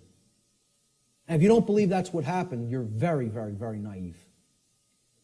Not only the Nazis, but the communists as well. Because really, it's all just forms of socialism. That's what feudalism is. Worldwide socialism is, there's no such thing as private property. State owns everything. Rights don't exist. Property rights don't exist. Everybody's a feudal serf again. It's called neo-feudalism. I don't care which branch you come at it from. You want to come at it from the left, that's called communism. You want to come at it from the right, that's called National Socialism. Communism's international socialism. They're both the same force. It's called feudalism. Let's just call it what it is. It's called feudalism, which is in itself just another euphemism for slavery. They want neo-feudalism, which is the New World Order of slavery. Okay? And it's already here. It's not something that's coming. It's here now. The object is to get out of it. This is the result of following orders. That's what following orders gets a society. Following orders should never be seen as a virtue. Following orders is evil. I don't care whether you're, I don't care if somebody who is considered a holy man gives me an order and I follow it, I've just committed an act of evil, as far as I'm concerned. If I'm acting based on solely what somebody else has told me to do, that's evil. There's no morality in it at all. At all. At all. It's not a virtue. It's evil. Okay? Let me just make that so abundantly clear and state it so unequivocally. There's no such thing as any possible moral following of orders. The two terms are contradictory. All right? I was just following orders is never a valid excuse or justification for immoral criminal behavior, and this lame attempt to abdicate personal responsibility should never be accepted as a valid excuse for such behavior. And why it's done is through justification. And again, that means to create a right, from jus, meaning right or law, and the Latin verb facere, which means to make or to create. And this is what they say. I was just following orders. I was just doing my job. I was shutting down your protest.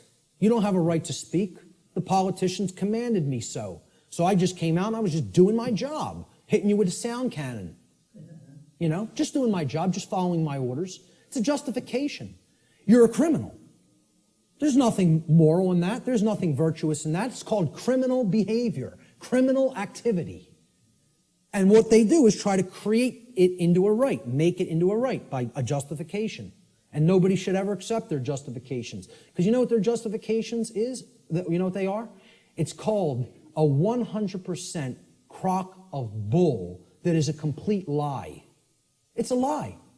They're just straight up looking you in the face and saying, I'm not responsible for that. I just did it, but I'm not the one who's responsible for it because I was acting on orders.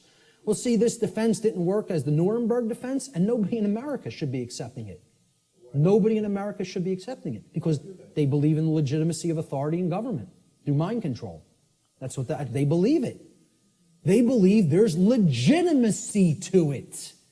Most people actually believe that there's legitimacy to this criminal behavior because a class of people calling themselves government have magically been imbued and gifted with such rights, quote unquote. They believe they have rights other people don't. They themselves believe it, but worse is that the people who are actually affected by that criminal behavior, they believe they have the authority to do it. Gandhi said, you assist an evil system most effectively by obeying its orders and decrees. An evil system never deserves such allegiance. Allegiance to it means partaking of the evil. A good person will resist an evil system with his or her whole soul, which means saying no. Moral culpability. What does this mean? The determination of who is ultimately at fault or deserving of blame. Again, this is a legitimate and real concept. There is fault. There is blame. We got to get over this new age nonsense that nobody's at fault, nobody's to blame. You should never say, hey, you shouldn't have done that. That caused a lot of chaos and trauma for other people. You're not to blame. It just happened.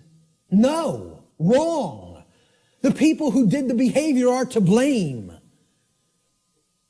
Who carried out the Holocaust in Germany? The people who followed their orders to do it. That's who carried it out. Order followers is the answer. Who carried out the purge of political dissidents in Soviet Russia? Order followers. And they're always in the form of police. Why do you think they call a totalitarian system a police state? Why don't they call it a banker state? How come they don't call it a politician state? What about a lawyer state? How about a judge state? Why not call it any of those things? You want to know why? Because none of those people are ultimately responsible for bringing that condition into manifestation through their behavior. They're the order givers. The order followers carry out their commands and through their behavior make that condition a reality. That's why it's called a police state. Because every police state that has ever existed has always been created by police who follow their orders because they don't want to take responsibility and think for themselves and know the difference between right and wrong for themselves like an adult. Instead, I want to be a child who obeys daddy because I have daddy issues. All right? And that's what it's really about, folks. We're going to get to that. There is such a thing as blame for the commission of actions which have resulted in harm or loss to others. This is what culpable means. It comes from the Latin culpa, meaning fault or blame. It means at fault or deserving of blame. Now, who's more morally culpable? The order giver or the order follower? And please recognize I've underlined and capitalized the term more. I'm not telling you the order givers are not morally culpable. They are. That's not the question. Are any of these people morally culpable is not my question. My question is, look at the full question. Who is more morally culpable? The order giver or the order follower? Always. Always. At all times and places. At all times and places. I put this meme up on Facebook, and I got some hate back for it. Okay? People don't want to hear this. Like I said, I'm not here to be popular, to make friends. I'm here to tell people what the truth actually is, and they have to accept it or reject it on their own. I made this meme and put it up on Facebook, and it had politicians on the left that said, my actions, underlined and capitalized, didn't cause that. And then there were some soldiers or Marines, whatever they are, order followers on the right side, and they're also saying the same statement. My actions didn't cause that. And then at the bottom, I just put this question. I'm sorry. Looks like, I'm sorry. At the top, I put this question. Who is lying and who is telling the truth? So who's lying here? And if people can't see, I hope that they can see this horrific picture. This is the result of, bombings that took place in the Middle East around Iraq. And it's a father carrying his dead child in his arms, okay? Maybe if bombs were raining down on our children, we might think differently about going in and waging imperialism on other nations. I don't know. Maybe we might think differently about it, right? But when it happens to somebody else's child, that's okay. That's done in the name of freedom, okay? Well, who caused this? Did they cause it? No, they didn't cause it. They are not the actual cause of this. Because you know what all they did? They signed some pieces of paper, wearing their expensive suits, okay? And they told these guys, they said, well, you're under our orders now. Go and bomb these people. And you know what these people did? Say, yes, sir, and go and drop the bombs. And fire off the ammunition. Okay? These are the people whose actions create things like this, not these people. All they're doing is speaking into somebody else's ear. All they've done is speech. Speech, not actions. See, again, really look. My actions didn't cause that. Yes, it is. If these people are saying my actions didn't cause that, they're lying. Very, very, very painful and difficult thing for people to comprehend and accept. I'm not telling you shouldn't feel bad hearing this, but I'm telling you it's true. The painful truth, the order follower always bears more moral culpability than the order giver. For the reason that the order follower is the one who actually performed the action, and in taking such action, actually brought the resultant harm into physical manifestation. Order following is the pathway to every form of evil and chaos in our world. It should never be seen as a virtue by anyone who considers themselves a moral human being. Order followers have ultimately been personally responsible and morally culpable for every form of slavery and every single totalitarian regime that has ever existed upon the face of the earth. That's the painful truth that people don't want to accept because they want to believe the absolute nonsense that order following is a virtue of any kind. And it needs to be obliterated from the face of the earth. Because it's not the way to any kind of virtues or order. It's the pathway to evil and annihilation. That's what it is. Responsibility versus abdication. So why don't these people want to think for themselves? It's too easy. It's too easy to just follow the orders of somebody else. They believe somehow magically this absolves them of personal responsibility to choose right from wrong. An individual's personal responsibility to choose right action over wrong action for themselves always belongs to that individual. And that responsibility can never be given to another person or passed along. One can only claim and imagine that they can abdicate their personal responsibility for such choice to someone else. It can never actually be done in reality. You're only making a claim. I'm not responsible for that behavior because this person told me to do it. That's just a claim. And moreover, what it really is it's just a damn lie. Okay? More simply put, an individual is always personally responsible for their own actions, period, and the end. If you did it, you're responsible for it. There are no cop-outs. Stop trying to make excuses or justifications for criminal behavior. Own up to personal responsibility. If you did wrong action, you did it. You caused it. I like how David Icke words this. He says, accept responsibility for yourself and your actions, thoughts, and words. You alone make these choices, so you alone are answerable to the consequences of your behavior. The feeble excuse that your boss required it, that the establishment expected it, holds no truth or justification. What is the point of having principles if you allow others to dictate your behavior? Really, those who allow others to dictate their behavior don't have principles. And there's a reason they don't have principles, because they hate themselves. They're in psychological self-loathing, and there's a reason they're in that state, which my future work is going to cover in depth, in extensive depth and detail. At the end of the day, you will judge your performance and the contribution you've made to creation. It will not be based on what another expected of you or what you did because you felt trapped. Like, oh, there's no other way. I can't envision my way out of this. I can't envision doing something else. I might have to get another job. I might have to read and learn. I can't envision becoming a different person than the identity I've already forged for myself. How could I possibly imagine that? I have all my eggs in this basket. My whole ego identity is all wrapped up in my job and what I do. That defines who I am. I can't go against that. It's all nonsense. It's all what people are doing just because they feel trapped and they can't imagine that there's another way. Most people erroneously believe, this is the second part of the abdication of responsibility on the part of the people. Most people erroneously believe that they can hand over their natural law right to defend themselves to another individual, group, or entity.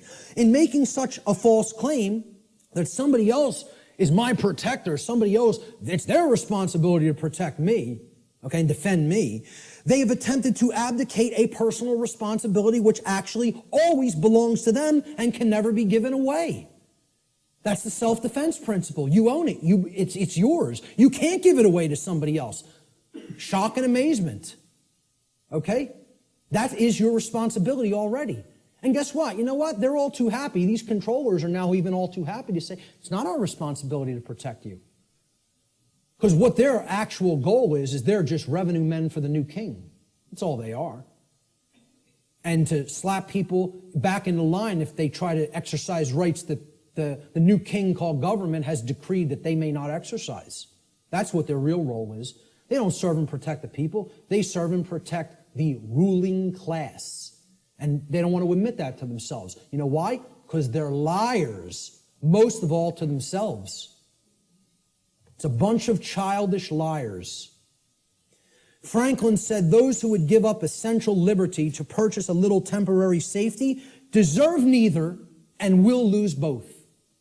And this addresses the fear of chaos and the desire to abdicate your personal responsibility to defend yourself to other people just because you're afraid and you don't want to take the responsibility of doing it yourself. You want to stay in that mindset? I'll give up my freedom to be safe? Well, enjoy your safe slavery. I, for one, will take my dangerous and chaotic freedom. Okay? I'll take the absolute cannibal lurking around every corner, and I'll take my chances. Thank you very much. Give me my freedom and my assault rifle, and I'll take my chances. Thank you. Okay? So the idea that you just want to be kept safe and you'll give up your freedom to do so, it's just a child. That's how a child thinks. And that's what this is really about. Not wanting to grow up and become adults. And again, there's a reason for this. This is the underlying psychological reason, but there's an even deeper one. But I'm going to touch on this one first. Self-respect versus self-loathing. People who don't want to take personal responsibility and become an adult are in this psychological condition. It's called self-loathing. What it means is you hate yourself. Nobody who wants to perpetuate slavery can possibly like themselves. They cannot love themselves. It's impossible. You are already in a state of self-hatred if you believe in government, if you believe in its legitimacy. Okay? Because you believe in slavery, and therefore you're in that slavery system and you want it to continue. How could you possibly love yourself? It's not possible.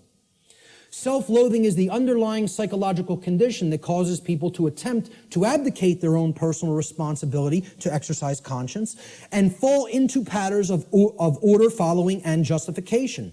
Just as it is not possible for an order follower to truly be exercising conscience, it is not possible for an order follower to truly love themselves.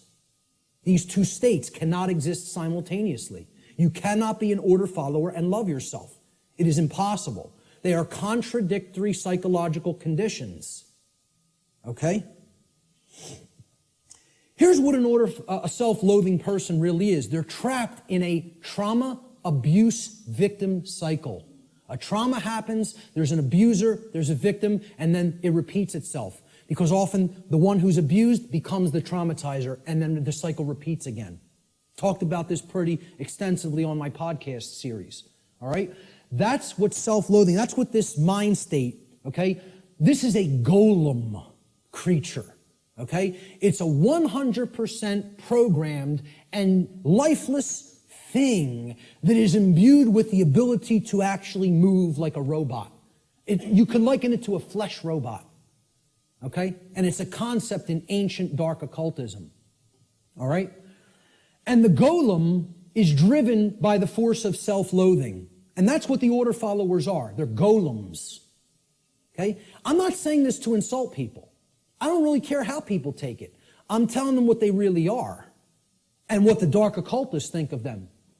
They call them their dogs and their pets. That's their name for the police and the military. I did a whole series on that. Okay? And I'm not telling you that from book knowledge. I'm telling you that from their lips to my ears. That's what they call them. The golem is in this mindset. Since I have suffered, I will cause suffering to others. Since I can't deal with my nested psychological traumas and childhood issues and inadequacy issues, okay, I'm going to take out all of that nested subconscious psychological frustration on other people that I have no right to take it out upon. That's the golem mindset. Self-loathing is created when an earlier trauma has been suppressed and buried deeply into the subconscious. That's the role of the subconscious, to protect the conscious mind from traumatic experiences so that the conscious mind doesn't keep reliving it and therefore re-experiencing it in the physiology. However, if we never bring up that shadow material to the conscious level, it builds and builds and builds until it ultimately destroys us, psychically and spiritually. All right? Instead of confronting, dealing with, and healing that trauma, people don't want to do that work. It's too hard to dredge up that shadow material. It's hard work. Believe me, to come out of the mind state I was in, I had to do that shadow work for years. Years of more suffering and pain, saying, what do I have to look in the mirror and confront about myself? And then work to change and admit thousands and thousands and thousands and thousands of times, I was wrong, I was wrong, I was wrong. I don't know how many thousands of times I had to look in a mirror and say that to myself. Sometimes to a point where I was so depressed I couldn't get out of bed for days. I would just sit and lay in bed and play doom metal all day. Literally, endlessly, repetitively. And just sitting there in that condition of total self-loathing and total depression because of what I know I took part in. And that I know was still my mental makeup, was still my psychological makeup that was going to take years to get out of. And I'm trying to explain this to prevent people from having to go through all that suffering. This knowledge can be gleaned without having to go down that path. It can be done. I'm not telling you that's easy work, but it is possible. Such trauma could take the form of feelings of inadequacy, whether they are real or imagined.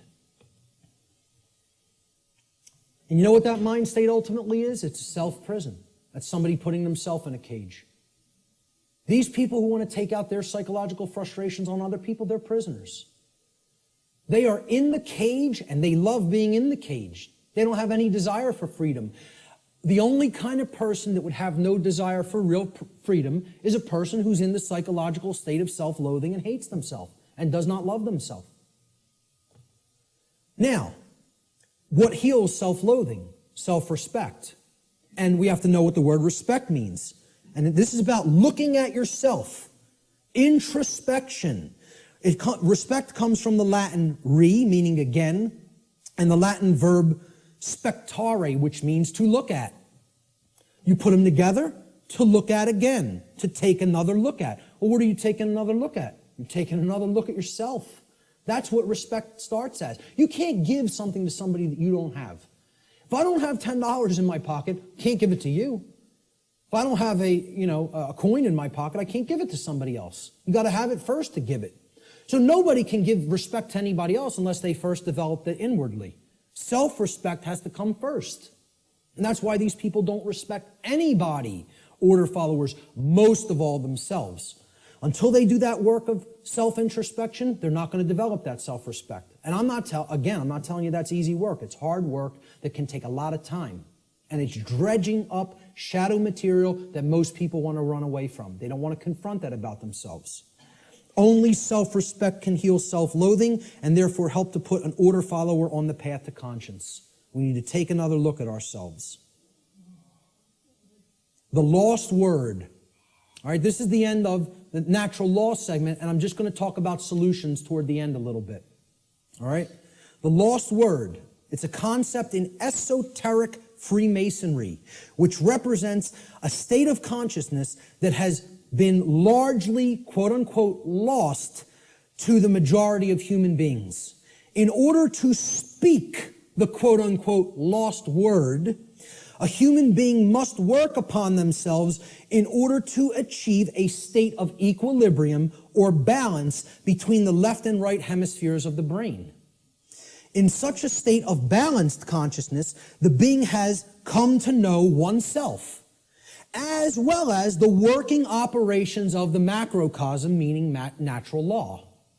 In doing so, that person has also come to understand the objective difference between right and wrong, or as these concepts are referred to in the tradition of Freemasonry, they have come to understand the difference between light, which is right, and darkness, which is wrong.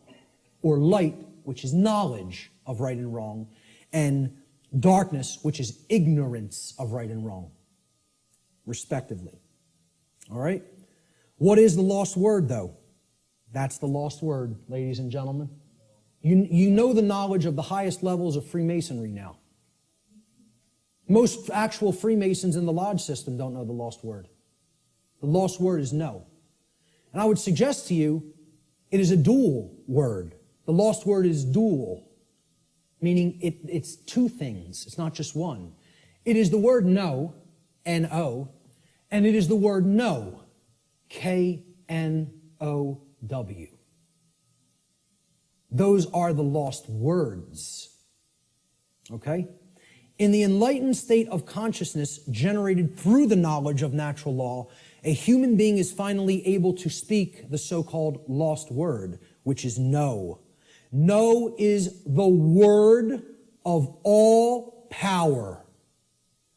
Only when we say no to those who would claim to be our owners, those who would claim that it is they who will decide which rights we have or do not have, do we stop externalizing our power to anyone outside of ourselves, and in doing so, reclaim all of our rights, all of our property that has been taken without right.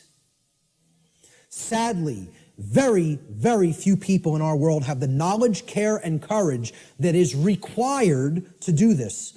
This is why this all-powerful word is considered lost.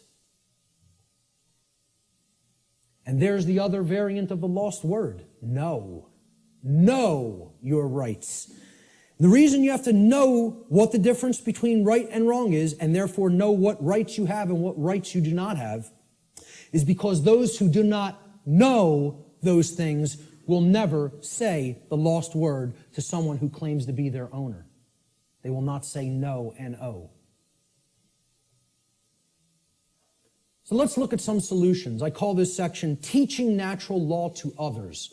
Because as we're talking about, education is the only solution. Knowledge is the solution. The propagation of that knowledge is education, which means to lead out from. Educare in Latin means to lead one out from something. And what is education? It means to lead one out of darkness, out of ignorance. That's what a real teacher does. You know, doesn't push somebody out. It says, I'm going to go first and show you the way.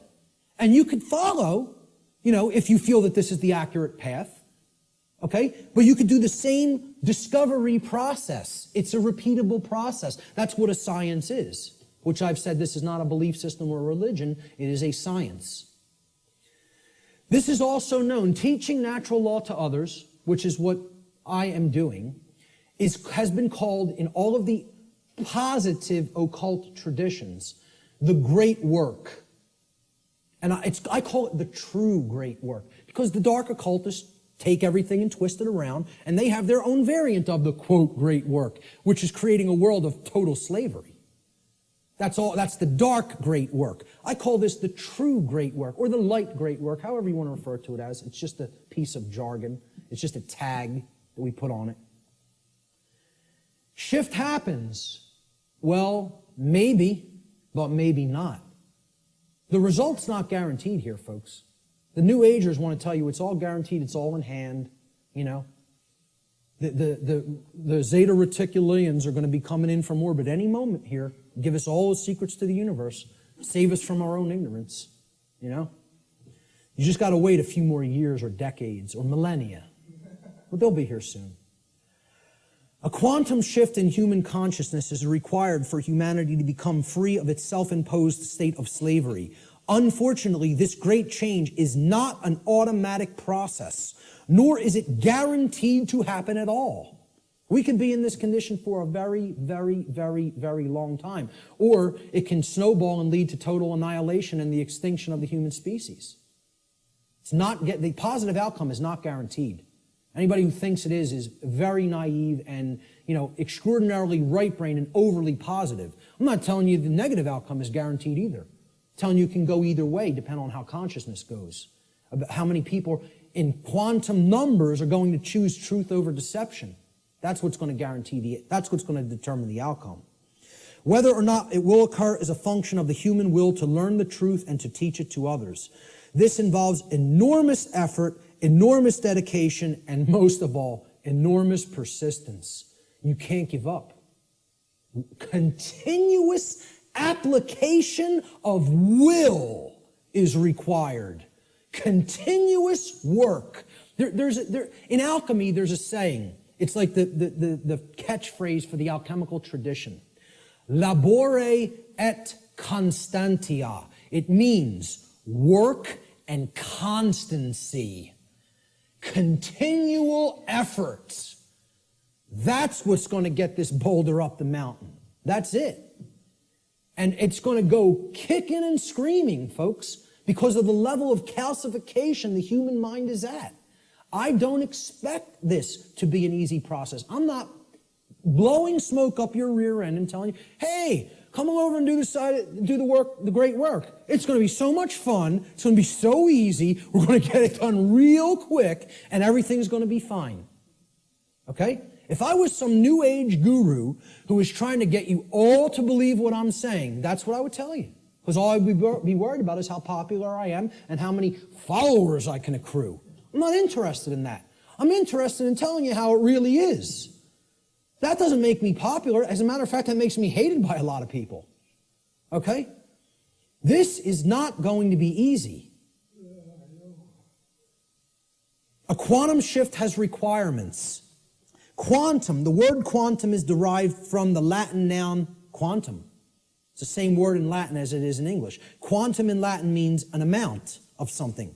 In order to tip the scales of truth and justice back to balance, a certain amount of people actually need to be doing the great work to help others to receive truth. If we don't have enough people doing that, those scales are not going to tip in the opposite direction. Got news for you. We need to hit a critical mass number. Numbers are required. The New Age movement wants to tell you, no, numbers aren't required. A tiny, tiny, tiny, tiny portion can make great, great, great change happen. Nonsense. It's not called a quantum shift for no reason. It's called a quantum shift because quantum means an amount. Okay? You need to put enough force on that scale to get the truth to tip in the other direction. If you don't have that amount, it's not going to tip. All right? So, individual behavioral choices, they are either based in harmony with natural law or opposition to natural law. They combine in their energy and effect, and in the aggregate, meaning in the sum total, they influence the quality of the manifested shared human experience. That's how reality is created. We're not very contradictory to the New Age notion. Each individual is not creating their own reality. In the aggregate, humanity is co-creating the collective shared experience that we are all undergoing. We collectively create our shared experience.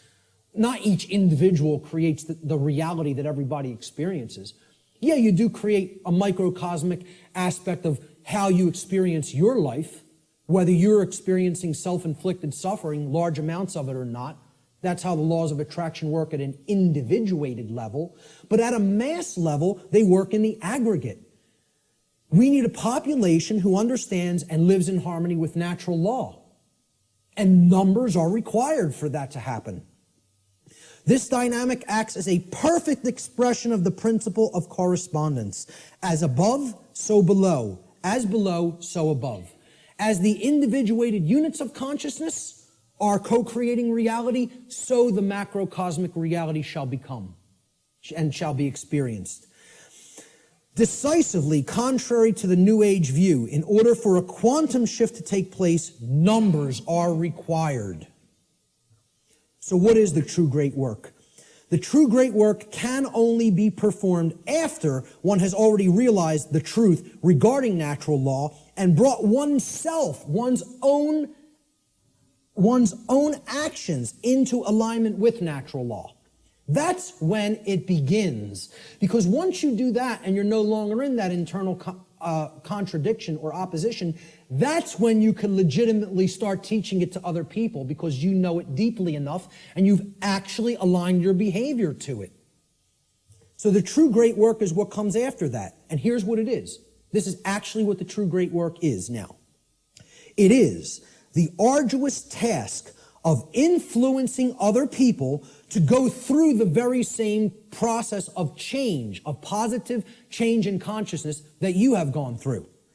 It is to help them to realize that in supporting and condoning the legitimacy of authority and government, in other words, man's law, that what they have actually been supporting and condoning is the legitimacy of slavery, and that they were immoral for having done so.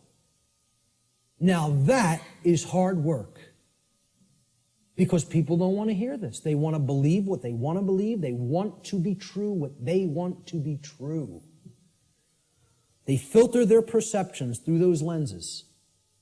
In short, what the true great work comes down to is to actually get people to abandon their religions, their false religions, really, I should make this slide say. The false and dogmatic beliefs which hold back the progress of consciousness by impeding the reception of truth and natural law.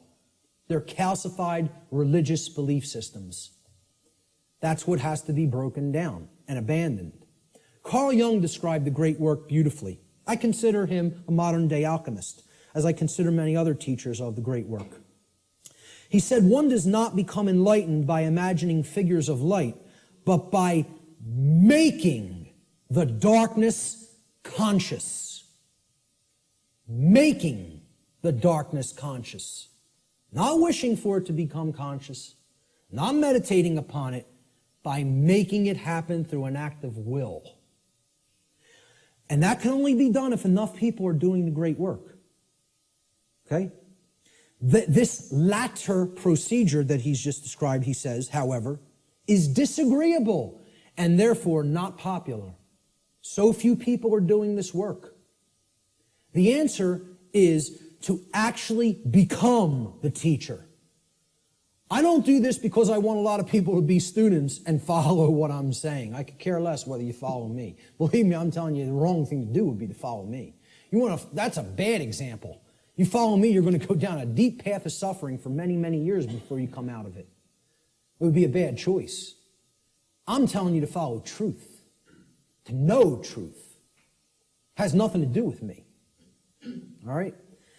When people hear that's what the great work is, to help change other people's minds, once you change your own, it's like this. Let me run away from that as fast as possible. Are you crazy? You want me to do what? That's the hardest thing there is to do. Exactly. That's why so few people are doing it. Many hands make light work. If we had more people involved in the effort, it might go smoother. It might go faster. Jefferson said, educate and inform the whole mass of people. That is the only sure reliance for the preservation of our liberty. Education is the answer.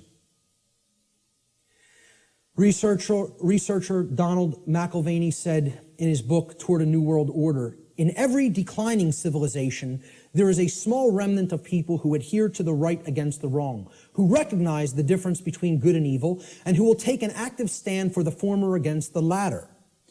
There's a small group who can still think and discern for themselves and who will courageously take a stand against the political, social, moral, and spiritual decay of their day. Brilliant. The words that are attributed to Jesus in the Gospel of Matthew, and many people will never have heard this quote. He says, "Do not suppose that I have come to bring peace to the earth. I did not come to bring peace, but a sword. For I have come to turn a man against his father, a daughter against her mother, a daughter-in-law against her mother-in-law. A man's enemies will be the members of his own household." We're going to talk about who the enemy really is. "Anyone who loves his father or mother more than me is not worthy of me. Anyone who loves his son or daughter more than me is not worthy of me. And anyone who does not take his cross and follow me is not worthy of me. Whoever finds his life will lose it, and whoever loses his life for my sake will find it." These are words attributed by Jesus, but what you want to put in place of Jesus is the word truth. The way, the truth, the light, knowledge. Knowledge of natural law, Christ consciousness, okay? He's telling you there are going to be people in your own family that aren't going to align themselves with right over wrong. They're going to continue to choose slavery. They're going to continue to advocate slavery. These aren't people who you want to continue to align yourself with if you have made an effort to truly explain what's really taking place. See, this is the concept of true forgiveness and turning the other cheek. It doesn't mean turn the other cheek and continue to ignore evil and excuse evil indefinitely while it destroys you. It means you have to give people who you're close with and you have an affinity with more chances than you would give just somebody who you don't know to learn the truth. It's like saying, because I really care about this person personally, I'm going to keep going back, and I'm going to keep hitting them with the truth. And eventually, if they come over to the side of truth and right, fine. But what he's saying here is eventually, this spiritual war is going to go hot, so to speak. And the people, even who are closest to us, if they don't align themselves with right, are the people who are ultimately continuing the evil in the world. They're the real spiritual enemy. What will this battle really be against, this spiritual war? Well, I say it will really actually be against inner demons that exist in the psyche of mankind. And these inner demons are egos that are hardened into what I've referred to as negative knowledge, emotional mind control, and the fear of true freedom. So negative knowledge is the concept that somebody already knows. They don't want to look at something because, hey, I already know what's really going on. Okay? It's the illusion of knowledge. The greatest enemy may not be ignorance, but rather the illusion of the actual knowledge. And people don't have the truth. And not only don't they have the truth, so they're at zero there, right? They're at their 0 point there because they haven't really started looking into truth for themselves, but they're attached to all this stuff that isn't true. So that puts them in the negative. They got to do work to get back to zero of knowing nothing. That's why I call it negative knowledge. Got to do hard work to get back to a clean slate, to start taking in some good stuff. Many people are in that state, and the people who are in that state largely are the overly intellectual, the super left-brained, the left-brain prison folks. Emotional mind control is the second inner demon. I encounter this all the time through people with my work. Because many people don't have the thick skin to listen to somebody like me. And that's okay. That's all right. Again, what Art talked about is that in the ancient traditions, they talked about reserve the meat for the strong men and furnish the milk for the babies. All right? I'm not here to convert the babies. I don't have the patience for that. I don't have the energy for that. What I'm trying to do is get the other teachers ready who might have the energy and patience for that. Because that's not me. And I'm being 100% perfectly honest with you that that's not me. I'm not here to do that. Okay? I'm hoping to bring some other people that are most of the way there, all the way there, so they can start doing that on a wider scale. You know, they're going to be the people who are going to work with people like that, not me. I'm just being honest with you about it. Emotional mind control comes in a couple of forms. Well, if this is unpleasant, the New Age variant is this right here. If it's unpleasant, I don't want to hear it, I don't want to see it, and I certainly won't want to tell others about it. See no evil, hear no evil, speak no evil. I'll just ignore it and it'll go away on its own.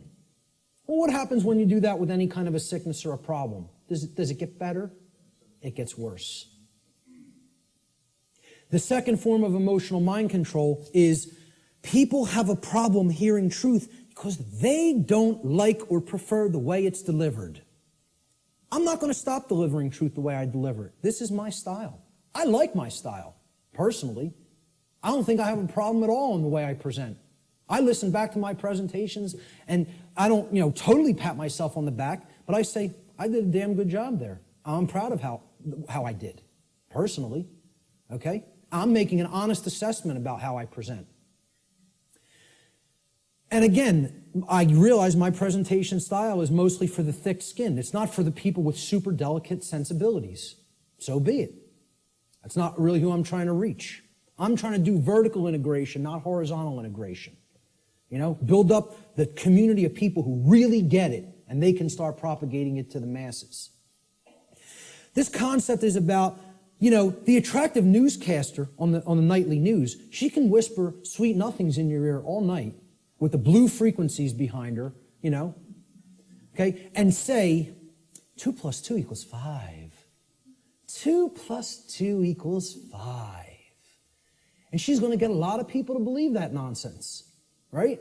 But the person who's actually telling you the truth, that you might not like the sound of his voice, you might not like the harshness that he comes to you with the truth with, he might be screaming through a bullhorn and saying, hey, you're in danger. You are actively in danger. There is an imperative here, okay? There is a time consideration here. You don't have all the time in the world to correct this, all right? People say, well, I don't like the way he said that. That comes off as negative to me. I think he's fear-mongering or making a bigger deal out of this than it is. They're not interested in the content, the actual information. They're saying, the way that was said offended me. I don't prefer the sound of his voice or the tone he just took. Well, does that have any damn thing to do with whether the information was true or not? The people who are in this mind state are under emotional mind control. They believe you can determine the veracity of informational content based upon how it makes you feel. And this is a logical fallacy. That cannot be done. You cannot think with the emotions, and I'm not telling you to disregard the emotions. They're unbelievably important. They are our compass for morality in our lives. They're the compass through which we should set the direction of our behavior. But you can't come to determine and analyze and break down what's true or not and make a filtering system based on just how the information made you feel when you heard it. Okay? You have to actually think with the mind, with both hemispheres of the brain, with true intelligence to come to filter and determine what's true. Okay? No matter how much anybody wants to, give you that soft, sweet, pleasant, emotional voice, okay? That person's still lying to you. And no matter how much the person who comes with an abrasive, harsh, nasty, or scratchy voice might keep telling you 2 + 2 = 4, and you don't personally like their tone, guess what, folks? It still equals 4 at all times and places. That's the truth. No amount of pleasantry or wrapping up the lie is ever going to make this statement on the left here true. Ever. But yet, that's what people would rather prefer to hear if it's told to them in a nice, pleasant tone. Truth is belligerent, as I said at the beginning of the presentation. It is, by its very nature, at war with the forces of falsehood and deceit. Brecht. We literally believe that we are in the right to ignore a message of truth if the messenger is somehow distasteful to us. I would argue this to be a symptom of total madness. That's an anonymous quote I also found on a forum. And that's a great piece of wisdom. That's a gem of wisdom right there. It is total madness to disregard truth just because we don't like the way it was said. It's called emotional mind control. It's been a big part of my work that I've tried to explain to people. Where does the fear of true freedom come from? All right, and this is going to lead into my future work, which is a whole nother series of presentations. I'm going to go deeply into this in the future. It's very difficult to see here. There's actually a tree there. It's kind of in a deep red because I'm going to put some text over top of it. I should have started it in a more bright red and then faded it into the background, but forgive that on this slide. You can look it up here at the top of the tree. There's the leaves, all right? The leaves are one's refusal to own their own personal responsibility. Now, you would think, oh, that's way down at the root. No. That's the symptom that's manifesting up at the top of the tree. That's actually the leaves on the tree, the leaves and the twigs, right? Then we get down to the big branches and the trunk of the tree. We're getting closer to the heart of the real psychological issues that are at work driving the negative aspect of the problem, all right? And this we've already talked about, self-loathing due to lack of self-respect. Now, what am I really describing here? What have we actually been describing? What kind of people want to live in perpetual refusal to own personal responsibility because they have some nested traumatic issues that have led to self-loathing and lack of self-respect? What am I really describing there? What? Well, yes, it's a slave mindset, but there's something else that I'm describing. What kind of person is that? A child. Thank you. We're talking about people who are psychologically, emotionally, and spiritually immature. They have not grown up. They have not accepted personal responsibility, which is a hallmark of true adulthood or maturity. And this is due to the trauma that they've undergone that's led to self-loathing, okay, and the lack of self-respect, which is why they don't want personal responsibility. They want to remain an eternal child. Now, let's find out what is at the root of this tree of evil. Because until we go into this space, into this causal factor of these other manifesting psychological conditions, we're not actually hitting the actual root of the problem. If a child doesn't like themselves, they hate themselves, they feel they're not good enough, they're not worthy, they have all these imagined feelings of inadequacy and self-loathing, okay? And that's expressing their refusal to grow up and take personal responsibility for themselves in their adulthood. What kind of trauma specifically has that child more likely than not psychologically undergone? They've gone through a specific type of childhood trauma. And I would argue that most people on earth have gone through this type of trauma. And that type of trauma is called abandonment. The human species is suffering from very deeply seated parental abandonment issues that lie at the very core of the psychological condition that we call the human condition.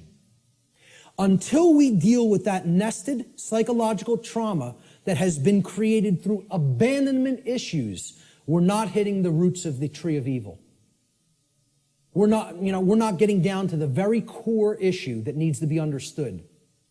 My future work, I'm going to be presenting this on December 12th in Philadelphia, for anybody who's in the Philadelphia area. It's going to be what I would call a synthesis, an explanatory synthesis of why this is the root psychological condition of humanity. I call it cosmic abandonment. And this is going to be one of the biggest aspects of the next part of my work. I think it's going to really set my work apart from others in the truth and freedom community and the alternative research community. Until we wrestle with those psychological abandonment issues, we're not getting to the heart of what's causing these other problems in the human psyche, like self-loathing, the lack of the development of self-respect, and the refusal to own the responsibility for one's own actions. And I'm going to connect this with human origins. And I'm going to make the case that it has always been like that. It has always been like that. We have been children on this planet since we have been on this planet. And we have never actually psychically, psychologically, and emotionally and spiritually grown up, because as a species, we have undergone what I term cosmic abandonment. So that's going to be coming up in future aspects of my work. What will be required on the part of those performing this great work? And you know, it is like Sisyphus rolling that boulder up the hill. We just got to get it up to the top and give it that one last push so we don't have to keep doing it again. Who knows how many times we've already tried to do this, and it's ended in failure. We need the knowledge of the real enemy, okay? And we'll get to what that is. We need to devote ourselves to service to truth, not even service to humanity. I'm not saying that's not a great virtue to have and to enact. I'm telling you we need to go beyond that.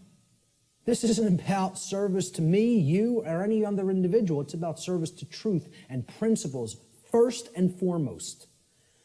And we need courage and persistence. And then we need practical real-world skills. The knowledge of the real enemy needs to ultimately come first. And this isn't it, folks. This priest class that goes and meets and has the rituals at Bohemian Grove, I'm not telling you they're not evil. I'm not telling you they're not psychopaths. I'm not telling you that we don't need people like that in the world. Okay? I'm telling you that in this spiritual war, this is a tiny,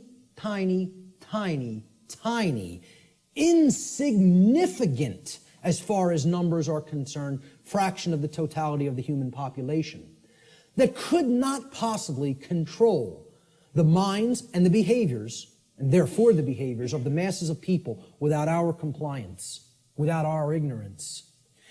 So, while I'm not telling you I, like these people, do I have respect for them as an opponent? Oh yeah, you damn well better believe I do. I don't underestimate these psychopaths. Not a bit. You want to know why I worked with them? I know what their will is like. I know what their intellect is like. And I'm telling you, don't underestimate either one. I'm telling you, don't underestimate their care. They don't have, like I said, they don't have care in the terms of compassion and the normal range of human emotions like we do, but don't think that means they don't have care. They deeply care about what they're enacting, what their agenda is, and they have the will to carry it out, and they're not slowing down. They're unified. They're on a unified front. They're on the same page. Believe it. Know it. I'm not telling you that from, like I said, reading about it or book knowledge. I've been around these psychopaths. Haven't specifically been to this psychopathic gathering, but I've been around them enough. That's not the real enemy. That is. The sleeping masses, hypnotized masses, they're your enemy. See, people will say, the Illuminati enslaves humanity. No, it doesn't. Humanity enslaves the real Illuminati. You think about that for a little bit. Do those psychopaths in the last slide really enslave us? And first of all, people who call them the Illuminati, there's no such thing. Illuminati means that you're enlightened, the illuminated ones. You want to know who's the enlightened ones? They're in this room. We're the Illuminati. The people who know what I'm talking about here are the Illuminati.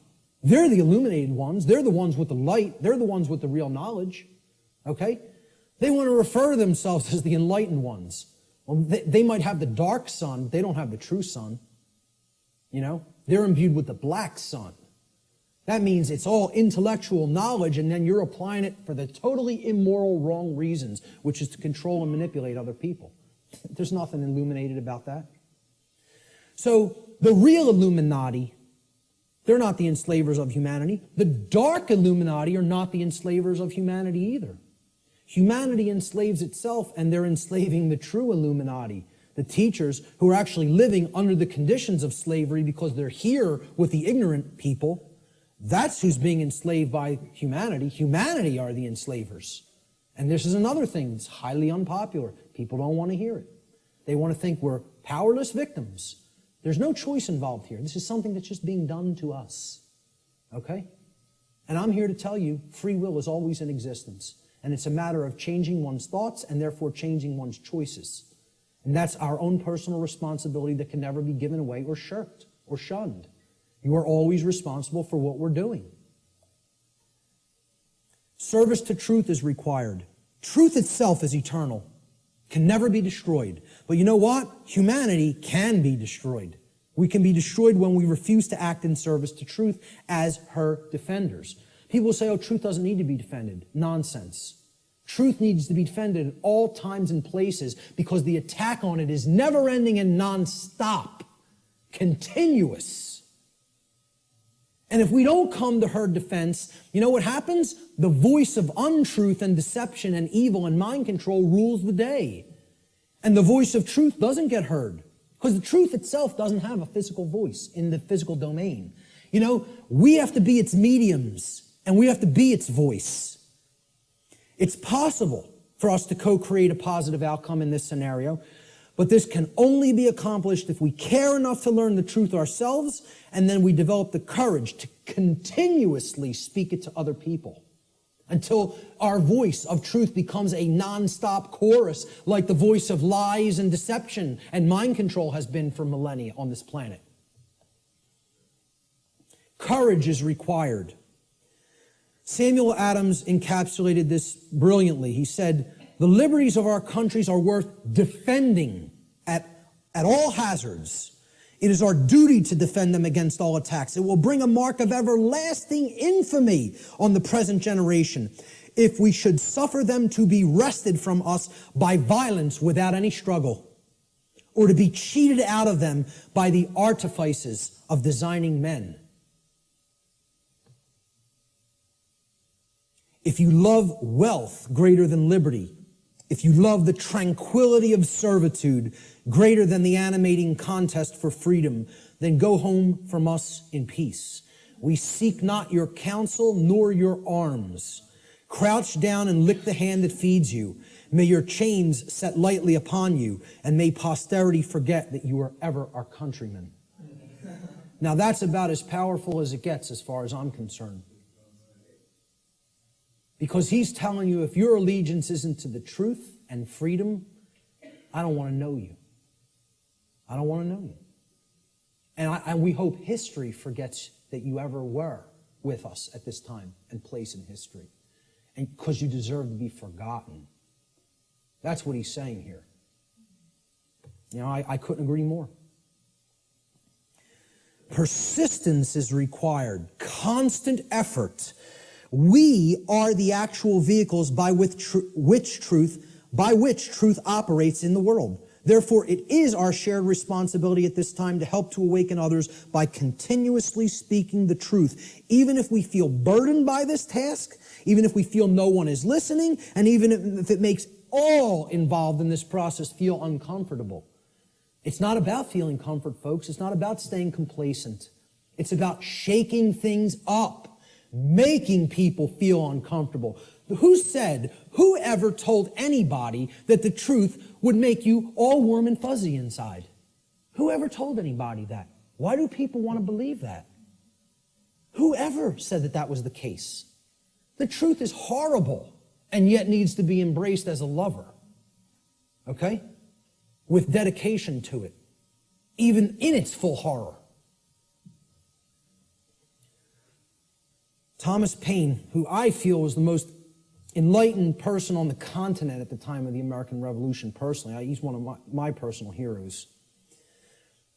And walked in the vicinity where I walk sometimes now. He said, these are the times that try men's souls. The summer soldier and the sunshine patriot will, in this crisis, shrink from the service of his country. But he that stands it now deserves the love and thanks of man and woman. Tyranny, like hell, is not easily conquered. Yet we have this consolation with us, that the harder the conflict, the more glorious the triumph.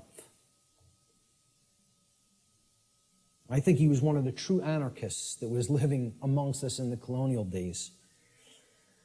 Words attributed to the Buddha, Siddhartha Gautama. He said, there are only two mistakes that one can ever make on the path to truth. Not starting and not going all the way. all the way. I wrap up a lot of my podcasts with this quote because I love it so much. It's about persistence. It's not about saying, hey, I went this far and now I'm uncomfortable to see the rest of the picture. I made it 3/4 up the mountain. That's far enough. Let me set up my base camp here. I'll pitch my tent and I'm staying here. No farther. I don't want to see the peak. Okay? Until we become fully enlightened and go all the way to the summit, don't expect things to change. Don't expect them to get better. The truth has to be taken in its fullness. We need real world practical skills. You know, this isn't just about, oh, I know this now and I don't actually need any skills. Okay? To communicate truth, skill is required. Knowledge is required. Okay? To reach a good amount of people. Yeah, you can just talk to the people around you. You can communicate, to a small fraction of people that way. I'm not saying don't do that, even if you don't have these other skills. I'm saying if you want to get it out in a big way to the masses of people, and in the new form of media, which is doing things like this, through the correct and positive and empowering use of technology.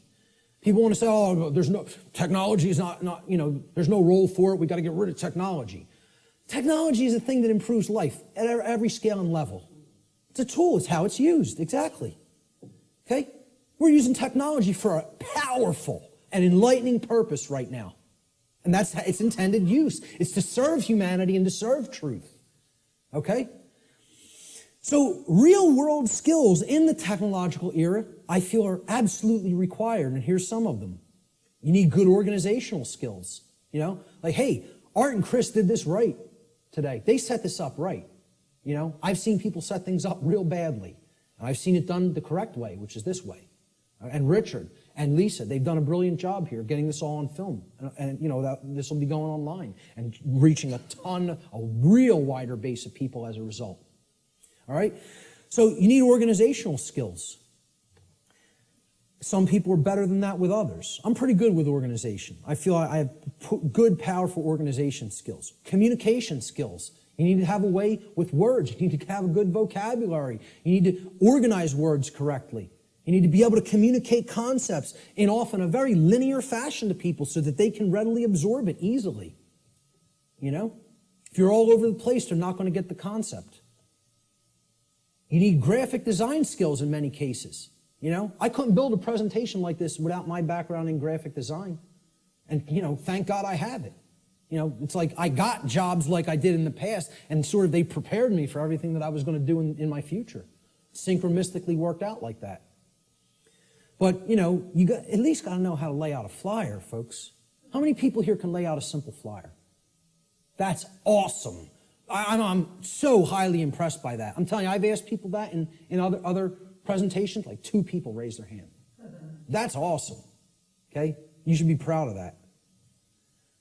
Presentation skills, like putting something like this together. How many people have basic presentation skills with a computer?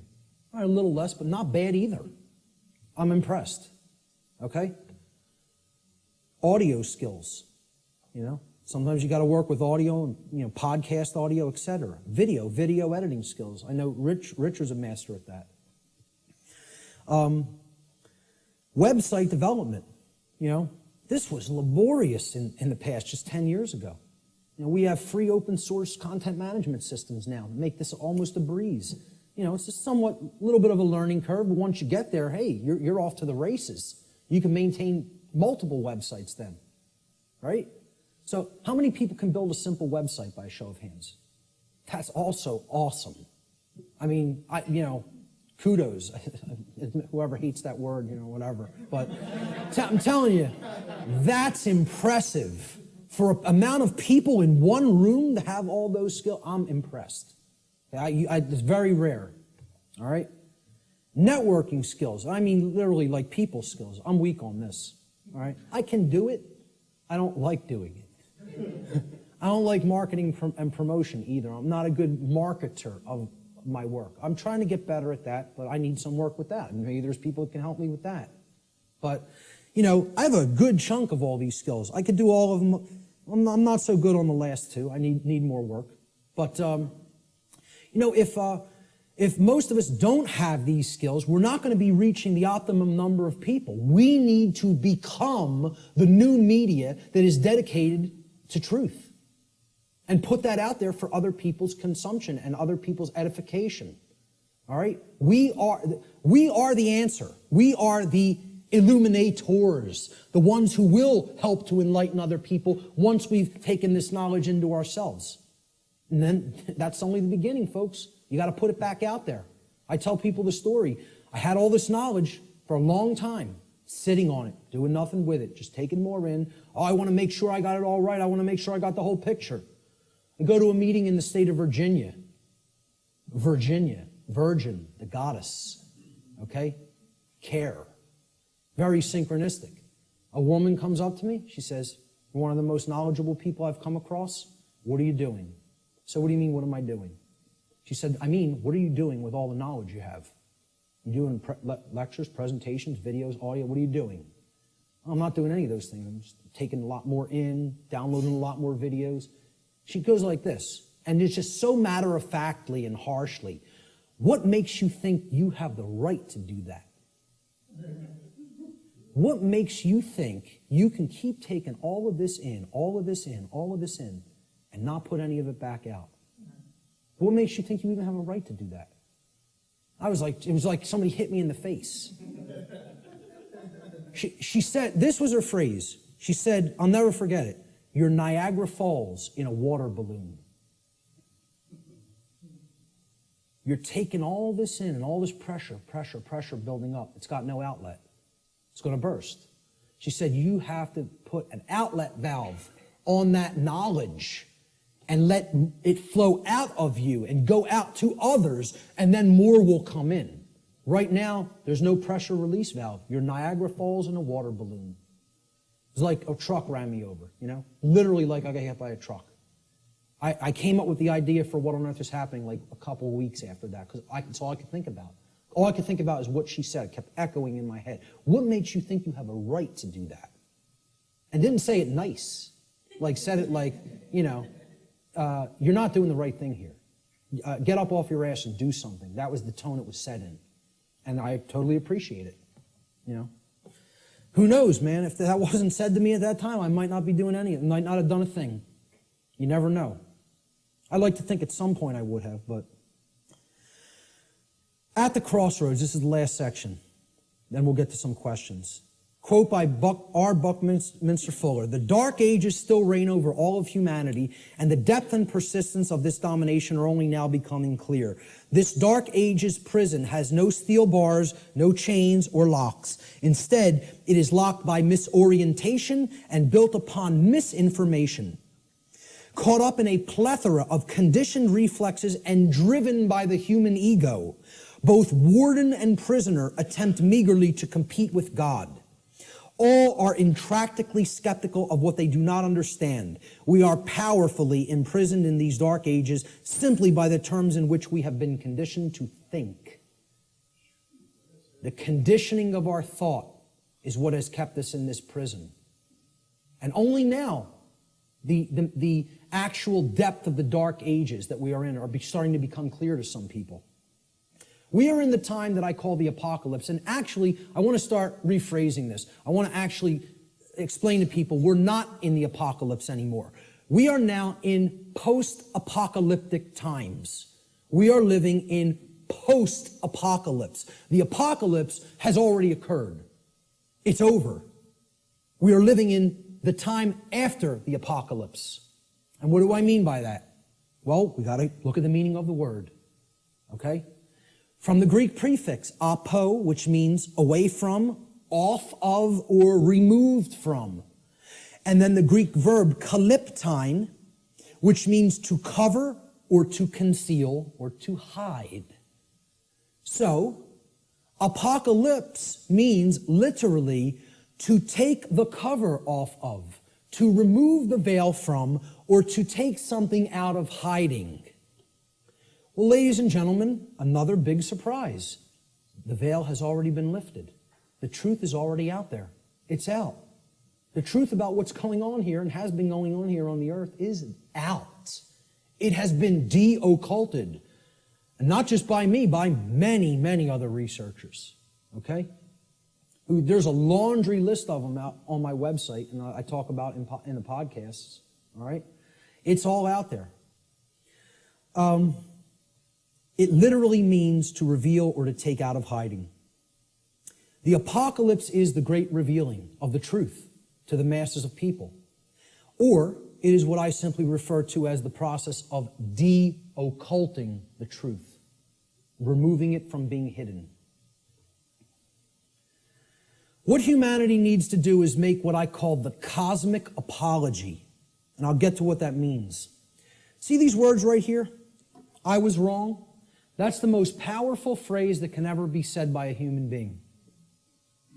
The second most powerful phrase I would acknowledge is I love you. But this is more powerful than even that.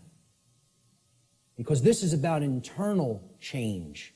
Not just a dynamic or an interaction or a relationship with another. This is about an internal metamorphosis. When you say these words, this is the phrase of all power. No is the word of all power by which we reclaim our power. But this is the phrase of power. All right? Okay. The word apology comes from Greek. Apo, meaning away from, off of, or removed from, as we've just seen. And the Greek noun logos. Logos means word. Okay? So hence, an apology, it literally means to go away from the word or to give back the word. Okay? You are taking it back. So if I make an apology, I said something, I didn't really mean it, or I want to retract it. An apology means, let me take back what I just said. Okay? I'm taking it back. I'm removing the word. All right? I'm going away from the former word or phrase that I just said. That's an apology in the standard colloquial English understanding sense. All right? Let's look at what I call the cosmic apology and where this term really comes from, what it really means. See, the Greek noun logos, which is written there in Greek script, which means word in Greek, it comes from the Greek verb lego. All right? Lego in Greek means to speak or to say. It's where we get the English word lexicon from. All right? The Latin noun lex legis is related to the Greek verb lego, to say. Again, because who put the laws into manifestation? The Creator did. How did the Creator manifest the physical universe and all the laws? Spoke it into existence. Reality and truth are spoken into existence by the power of vibration, the vibratory power of voice. Okay? So the Creator created the universe by the phrase, fiat lux in Latin. It means let there be light. Okay? The Latin noun lex legis, meaning law, is actually derived from this Greek verb lego, meaning to speak or to say. God and not man is the logos, the author of law, the one who spoke the law into existence at the creation of the universe, because natural law is the boundary conditions of the manifested reality called the physical universe. These are the boundary conditions which govern it. Humanity's work is to learn to listen to God's word. Not man's word, not man's law. Natural law, spiritual law, moral law, God's law, karmic law. I don't care what you want to call it. Call it whatever you want. Okay? Consequentialism. This is the truth. That's what, you want to talk about what all these phrases really mean? It all comes back to the word truth. That's it. It's the truth about what is, what's operating here. And humanity needs to align its behavior to this law, God's law, natural law. Without alignment of its behavior, don't expect to natural law, don't expect a thing to change here. Expect it to rapidly grow worse. Humanity must make a cosmic apology by giving the word, okay, which means the authorship of creating law. See, we think we're the authors, we're the authorities. That's what author means, right? Author. What's another word for author? This is just this is how mind control through words works, right? An author is a what? A writer. Well, what are you saying there?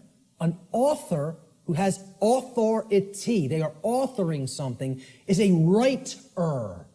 They are a rite, R-I-G-H-T-E-R. Okay? They're making it into a rite.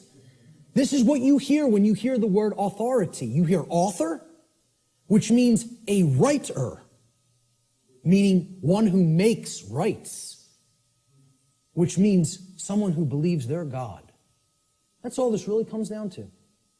In a nutshell, we're up against a class of people who believe that they can be God and own and rule everybody else.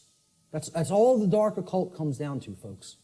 People who believe they're God. Sick, psychopathic lunatics who think they're God and are going to rule the hell of the prison world that they're going to create, that they call their dark new world order. We need to give the word back. That's what an apology is. And who it needs to be given back to is the creator of the universe, because that's the author of the law. That's its rightful owner. The word doesn't belong to us, folks. The word belongs to God. That's why it says at the beginning of the biblical text, in the beginning was the Word, and the Word was God. You know, that's what the Logos is. Natural law. God is law. You want the best definition I could ever give you for the word God? Law. People don't want to look at it like that. Very few people ever look at it like that. That's what the force of creation is. It's natural law. It's how we co-create our reality, whether we do it consciously or unconsciously. This apology is accomplished when we open our minds and hearts to truth and we start saying the lost word, no, to evil, to the presence of evil in our lives. See, this is an initiate inside what was known as the Jed or the Djed pillars, depending on how certain people pronounce it. And these Jed pillars represented stability and enlightenment. And they represent the two principles, the sacred feminine principle of non-aggression and the sacred masculine principle of self-defense. The initiate is the enlightened one who is incorporated and bridged both pillars and has come to the place of cosmic illumination, which is represented by the winged disc of Ma'at in the Comitian tradition, which is over the lintel between the two pillars. That winged disc of Ma'at. Ma'at was considered a great mother goddess in the Comitian, the ancient Egyptian traditions. Okay? She was the force. She was a personified deity. You know, the ancient Comitians didn't actually worship a physical woman. It's not what this was. It was the personification of truth and justice and order and natural law that was encapsulated as the sacred feminine essence. And she was above all the other deities in the pantheon of Egyptian deities, of Comitian deities. Ma'at, there was no god or goddess higher. And how they looked at alignment with Ma'at is if you wanted to have order and you wanted to avoid chaos, you learned the teachings of Ma'at because she was the goddess of justice and she was the goddess of righteousness. She was the goddess that brought order if you aligned yourself to her teachings, and her teachings were natural law.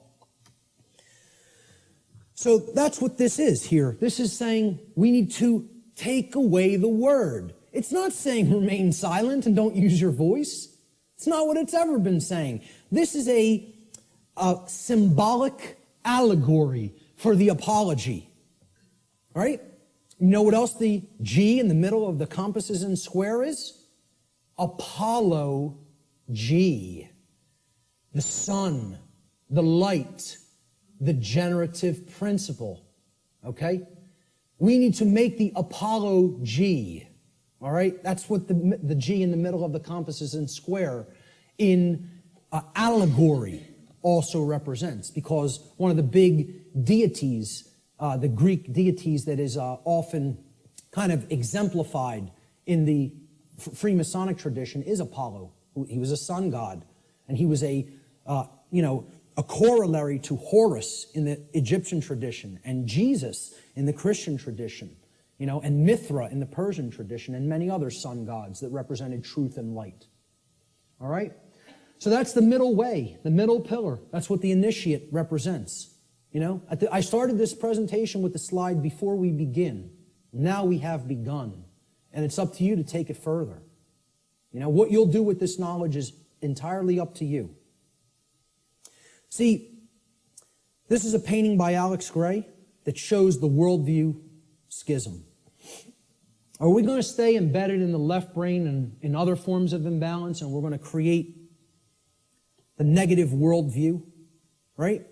Or are we going to live in harmony with natural law, which can create this path when we incorporate the creative and nurturing and sacred feminine aspect of our beings? Natural law, living in harmony with it, can only lead to these conditions: freedom, peace, prosperity, the continuation of our species, our actual physical survival, and our evolutionary progress in consciousness. That's what living in harmony with natural law leads to. Conversely, living in opposition to natural law will get us this side of the world tree. It'll bring this world, this hellish world of chaos and destruction. Because living in opposition to natural law can only lead to these states: control, enslavement, war, chaos, evolutionary stagnation, and ultimately the extinction of our species. Which will we choose? You know, that's still up in the air. I can't tell you that. Only each individual can make that decision for themselves, and then that will play out in the aggregate, in the mass consciousness, the numbers. Thomas Jefferson said, "A free people claim their rights as derived from the laws of nature." And this was also embedded in the Declaration of Independence. The laws of nature and of nature's God, and not as the gift of their magistrates. John Locke said, "The natural liberty of man is to be free from any superior power on earth, and not to be under the will or legislative authority of man, but only to have the law of nature for his rule." Former Grand Master of the Order of the Rose Cross, the Rosicrucian tradition, Francis Bacon, said, "Nature, to be commanded, must first be obeyed." If we want the forces of the cosmos on our side, we have to learn and adhere to the principles of natural law. If we do not align our behavior to that, nature will not stand with us. It will continuously stand against us, and it will itself create more strife and suffering in our lives. And we certainly won't command it. We won't command its forces with things like free energy used for any positive purpose. It'll only be used for destructive purposes. The psychologist Alfred Adler said, "There is a law that man should love his neighbor as himself." And he's referring, of course, here to the Golden Rule. "In a few hundred years, it should be as natural to mankind as breathing or the upright gait. But if he does not learn it, he must perish." And you know, folks, I would really hope this is going to take less than a few hundred years. But based on where we're at, I'm not so sure. You know? I think we could do it a lot faster than that if we accept the key that's been shown here today, that, as I said before, has the power to unlock all the locks on all the doors to all the cages. And that's what the knowledge of natural law comprises. Will we make the choice to climb the ladder of consciousness through an act of our own free will, choice, and effort? It's not a simple climb. I mean, it's a difficult climb. It's not overly complicated to learn these concepts, to learn these truths. It involves abandoning many things that we've already been conditioned with that don't serve who we are, okay? But I'm not telling you it's going to be easy, all right? It involves a lot of deep introspective work. But if we do it, we can step out of the prison that we've imposed upon ourselves by balancing the sacred feminine and masculine forces within each one of us. And by recognizing our own inherent sovereignty, and that there is no legitimacy and never has been any legitimacy to slavery and control and the external rulership of human beings as subjects. Okay? That recognition of sovereignty has to go hand in hand with our knowledge of natural law. It's a totally integrated component of it. This was the title slide. This tarot card was on the title slide. When you understand, and I've talked about this in some of my work online, when you understand the deep connection to the tarot tradition and other mystery tradition teachings, specifically its very deep interwoven relationship to the Kabbalistic tradition of the Middle Eastern mystery traditions, all right? You understand that this card right here actually represents the will of creation and what creation itself, what the mind of the universe itself ultimately wants to manifest in physical reality. Not in some other worldly dream world or fantasy realm or spiritual reality that is to come or not come. Right here in the physical domain, which is not separate and distinct from the spiritual domain. They are one and the same. This card is known as the Justice card. Okay? And it's based on the Latin word jus, which means right or law. Okay? That's where we get the English word justice. This card represents balance between the pillars, as you see on the right side of the king, holding the sword of truth in hand, and the scales of truth and justice have been perfectly balanced and are in the other hand. And it represents sovereignty. And it represents alignment with natural law. And most of all, it represents alignment with truth and the manifestation of order. That can only happen when we align our behaviors to the principles of natural law. Only then will we see the manifestation that the universe is itself wishing for us and trying to help us create, which is justice and order.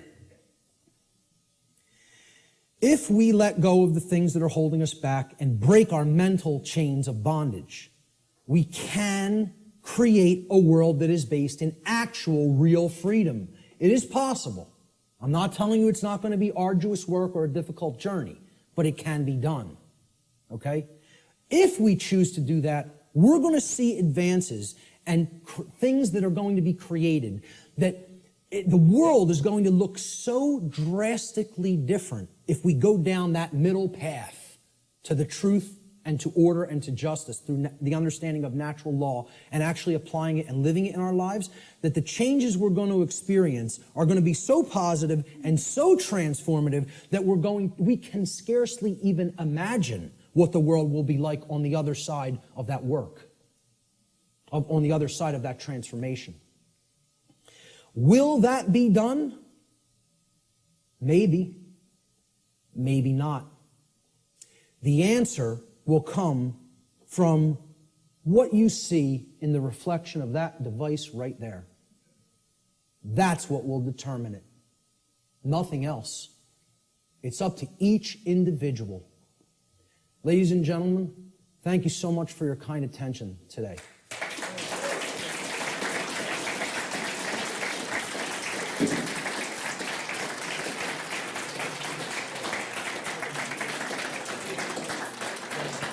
Thank you. Thank you.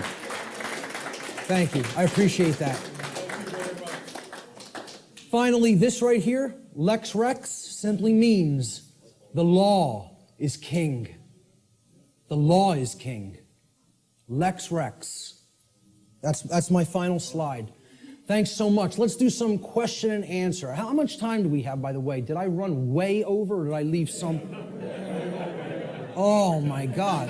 Hey, I'm very happy that the venue allowed us to go over by this much, okay? And that they didn't just come in and say, you got to get out of here. So I really did want to leave time for questions, but I think it would be, I don't know if it would be really just, intrusive and ignorant at this point to just stay even beyond this time. So maybe we should start packing it up, all right? I apologize for going so far over. I think the information speaks for itself and is worth it, and I hope I was clarified on that. Listen, I'll tell you what. If anybody has specific questions, since there's no time for questions, let me just get this across, okay? Since there's no time for questions, I'll make a personal effort, and I rarely tell people I will respond to email questions. You tell me that specifically that you attended this seminar here today in an email. And if you have a specific question, get to the specific question quickly in your email, and I will make the time over the next few weeks to try to respond to everybody. I'll promise that. How's that? Does that sound okay? All right, great. Thank you.